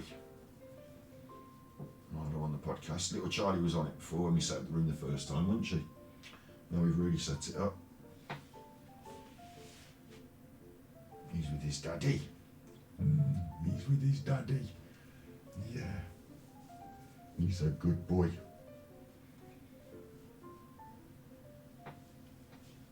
Little sprockle poo. You're a good boy, you are. Daddy done now. Daddy's done now.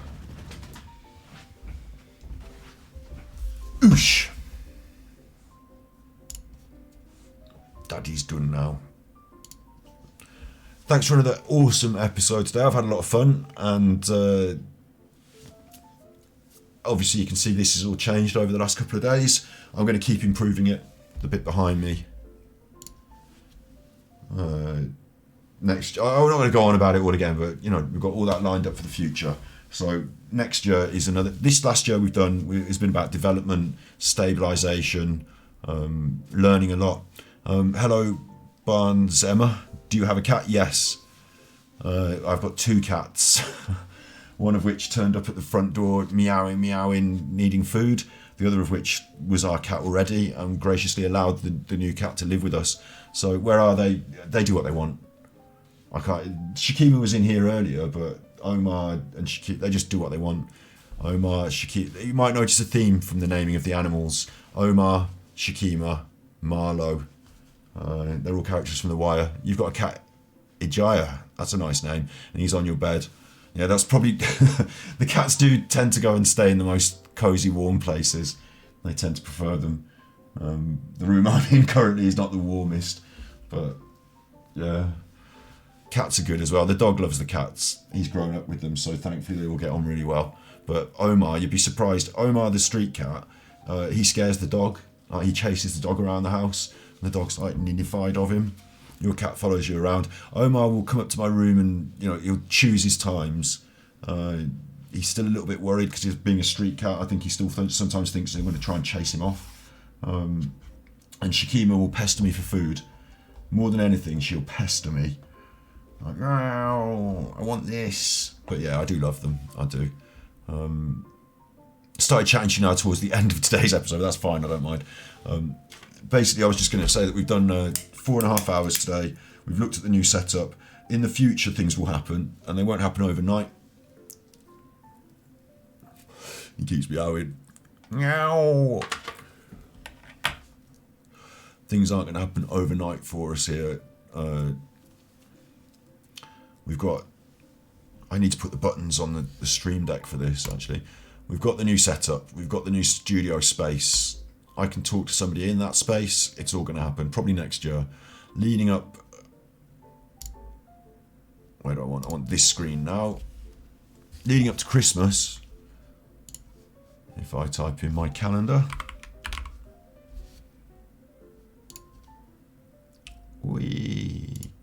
Not that one. This one, the Google one. In the calendar. We've got thus on the 19th, we're talking John Bennett Ramsey, Christmassy Murder. Then we've got Stray, which is that cat game. So, bang on point here, talking about cats. I do love cats. Why does he keep meowing? Well, your cat meowing. They either want this. I think they either want attention, food, water, to be let out, to be let in, or sometimes, like, because cats naturally don't meow. I think in the wild, like, they're not a vocal species, and it's something they learn with humans. Cats naturally vocal meow. If I just type that, yeah, look. The cat's meow is their way of communicating with people. Cats meow for many reasons. To ask things, to tell us when something's wrong. Meowing is an interesting vocalization in that adult cats don't actually meow at each other, just at people. It's incredible, isn't it? Like, we domesticated them, so now they meow, but this is the ASPCA, American Society for Prevention of Cruelty to Animals. But there will be a society, I mean, I'm in the UK, so ours is the RSPCA, but it turns out that, so it's hard for anyone to say why anyone's cat is meowing, because it's something they'll do that's kind of personal to you. But kittens meow to let their mothers know they're cold or hungry. But when they get older, cats no longer meow to other cats. They continue to meow to people, probably because meowing to people gets them to do what they want. Cats also yowl, a similar sound to the meow, but it's more drawn out and melodic. Unlike meowing, adult cats do yowl at each other during breeding season. So if your cat hasn't been spayed or neutered and it's yowling, it might be because it wants a mate. But that's usually female cats calling for a mate. But generally, a cat that's meowing at you is either asking... It's probably that it's taught you to do something. You probably do something for it when it meows at you. You might pick it up, or you might feed it, or whatever. You know how we train dogs, like to sit and to do this and that. We train dogs. Cats train us. That's what's happening. Is the cat is training you, and so it should. You know, like if it wants something and it knows how to get you to get it for it, that's the jig. It either wants food. It doesn't mean that you always feed it, because if I feed my cat every time she meows at me, then she'd be going through bowls and bowls of chow. But yeah, they do it to greet people, to solicit attention, to ask for food, to want to be let in or out. Not everyone lets their cat in or out. It depends on the part of the world that you live in. But in the UK, our cats come and go as they please generally. Elderly cats suffering from mental confusion, that's a shame, but it can be that, you know, Alzheimer's disease confusion, they might just be meowing. And to find a mate, yeah. If it's meowing excessively and you can't understand what for, you could call the vet and ask. You know, it could be a sign that they're poorly, but it's very unlikely, because when they're poorly, they're less likely to vocalise and more likely to go and hide somewhere. It's a strange thing that animals do, is cats especially will go and like hide under a bed or something if they're in pain. But yeah, it's probably just like to get you to pick it up, to pet it, because it's the king. Yeah, cats do meow for those reasons. Yeah, we've got Stray. We're going to play Stray on the 20th leading up to Christmas. It might not take 4 days worth of streams. It might be 3, 2, I don't know. We do about 4.5 hours, 3 hours, between 3 hours and so, you know, on a stream. So we'll see. But hopefully it won't take me till Christmas Day to finish Stray. Because then we're going to have a little break for Christmas, of course. But next year, we're going to be coming back strong. I haven't got anyone booked in to sit in the chair yet. I haven't got anyone booked for that yet. But that room is now done. That space is now... The camera's on a bit of a wonk. That space is now complete. So next year, we're going to be streaming Mondays. We're going to be doing podcast. Tuesdays will be a day off. Wednesday will be my charity day on YouTube. Thursday will be a daytime YouTube stream. Friday, Genshin, maybe cards. Saturday, Genshin Action. Maybe Sunday, a different game. And we'll go through like that. And the belly dancing and stuff like that, the charity day or the daytime YouTube day will be our feature day. Or it could be the Monday that we don't do thus, because we do thus sort of every other day. I want to start doing that every day, every Monday, but, you know, we build up. So what's going to happen in the future is going to come together. Next year will be a whole load of hard work. And if we can, you know, if we can settle into a schedule and start producing some... what we did today was great. I had fun playing Genshin Impact, but I consider this to be my own enjoyment, playing Genshin Impact on Twitch, playing games on the internet. That's my fun. But the content that I want to make, if you go on our channel, Gravekeeper Ganji Kid, you'll notice that the lives over here have a bit more of something to say. They're like episodic and they're about things, and so I want to continue in that vein and create content that has some value, so that you can say, no, that was interesting, that was good, that was worth it. You know, that we're getting somewhere and creating something. So I'm very grateful to anyone who's coming along with that for us on that journey. The prime strategy for next year is to go from 388 subs that we're at now to 1,000. If I can do that next year and be at 1,000 or more by the end of the year, I'll be happy. And then the next year after that is to go from 1,000 to 10,000. And then the next year after that is to start getting on somebody's list of favourite podcasts and be considered in that world. You know, I don't have to be Joe Rogan, just creating decent content on the internet would be great, you know. And in that amount of time, we should see this space become more used, become more functional. I should be talking to people more often, getting them in the room. I know it's not going to happen overnight. I know it's a big jump for me to be able to do that. I do all the jobs. I haven't got a guest booker, I haven't got a set designer, I haven't got an editor, I haven't got, you know, I'm doing everything. It's a lot to I couldn't consider, like if you said to me tomorrow, right, from tomorrow, you'll have all the guests Joe Rogan has, all the great, you know, all the guests Lex Friedman has, they're coming tomorrow. So be ready. I'd be like, fuck, I don't know if I'm ready. I feel really anxious. So, you know, step by step, we'll build up to it. But yeah, things are going well. So I'm thankful and grateful. And the main thing like I said, leading up to Christmas, is to have some good episodes, show that gratitude through playing Stray on Twitch for fun, charity. Any money we raise we'll give to charity, and thus will be our next YouTube big one. I might try and get a YouTube episode in before thus, you know, come on stream tomorrow. Now I've got it all set up again. Yeah, I'm just shitting for myself now, so I just might as well shut up. Check out the content. Thank you for helping me push this forward. And that's, I keep saying and you know what it's like, I want to just stay and talk to you. I just stay here chatting to you. But thanks, Cruel. Yeah, it was fun today. I did have fun today. I think it was a good one today. All action, and then we played some cards. How Genshin Impact has turned into that as well. What have they done to me? Don't they want me to ever play another game? Do they want me to only ever play Genshin Impact? Next you'll be suggesting that instead of me having to play Warrior of Rome, Genshin Impact will have its own sort of authentic ancient antiquity battle simulator. I won't have to play Dwarf Fortress because Genshin Impact will have its own ASCII based systems management strategy game. I'm not even going to have to play Street Fighter 2 because we're going to have Genshin Fighter 3 versus Kaching versus Sayu. Every game we'll do Battle Royale, Genshin Impact Battle Royale next. That's what we'll do. Let me just quickly, before we go, I'm just going to run up here and jump off this because I really enjoy this. Whee! Thanks. Genshin Impact Battle Royale. You all drop in Sumeru, and then you start killing each other, and there's only one at the end. Whee! Genshin Impact no builds. Whee! Don't they ever want me to leave? You be good, my little puckos. You be good, and if you can't be good, you're naughty. The lights went off when I said that. That was weird. I didn't plan for that.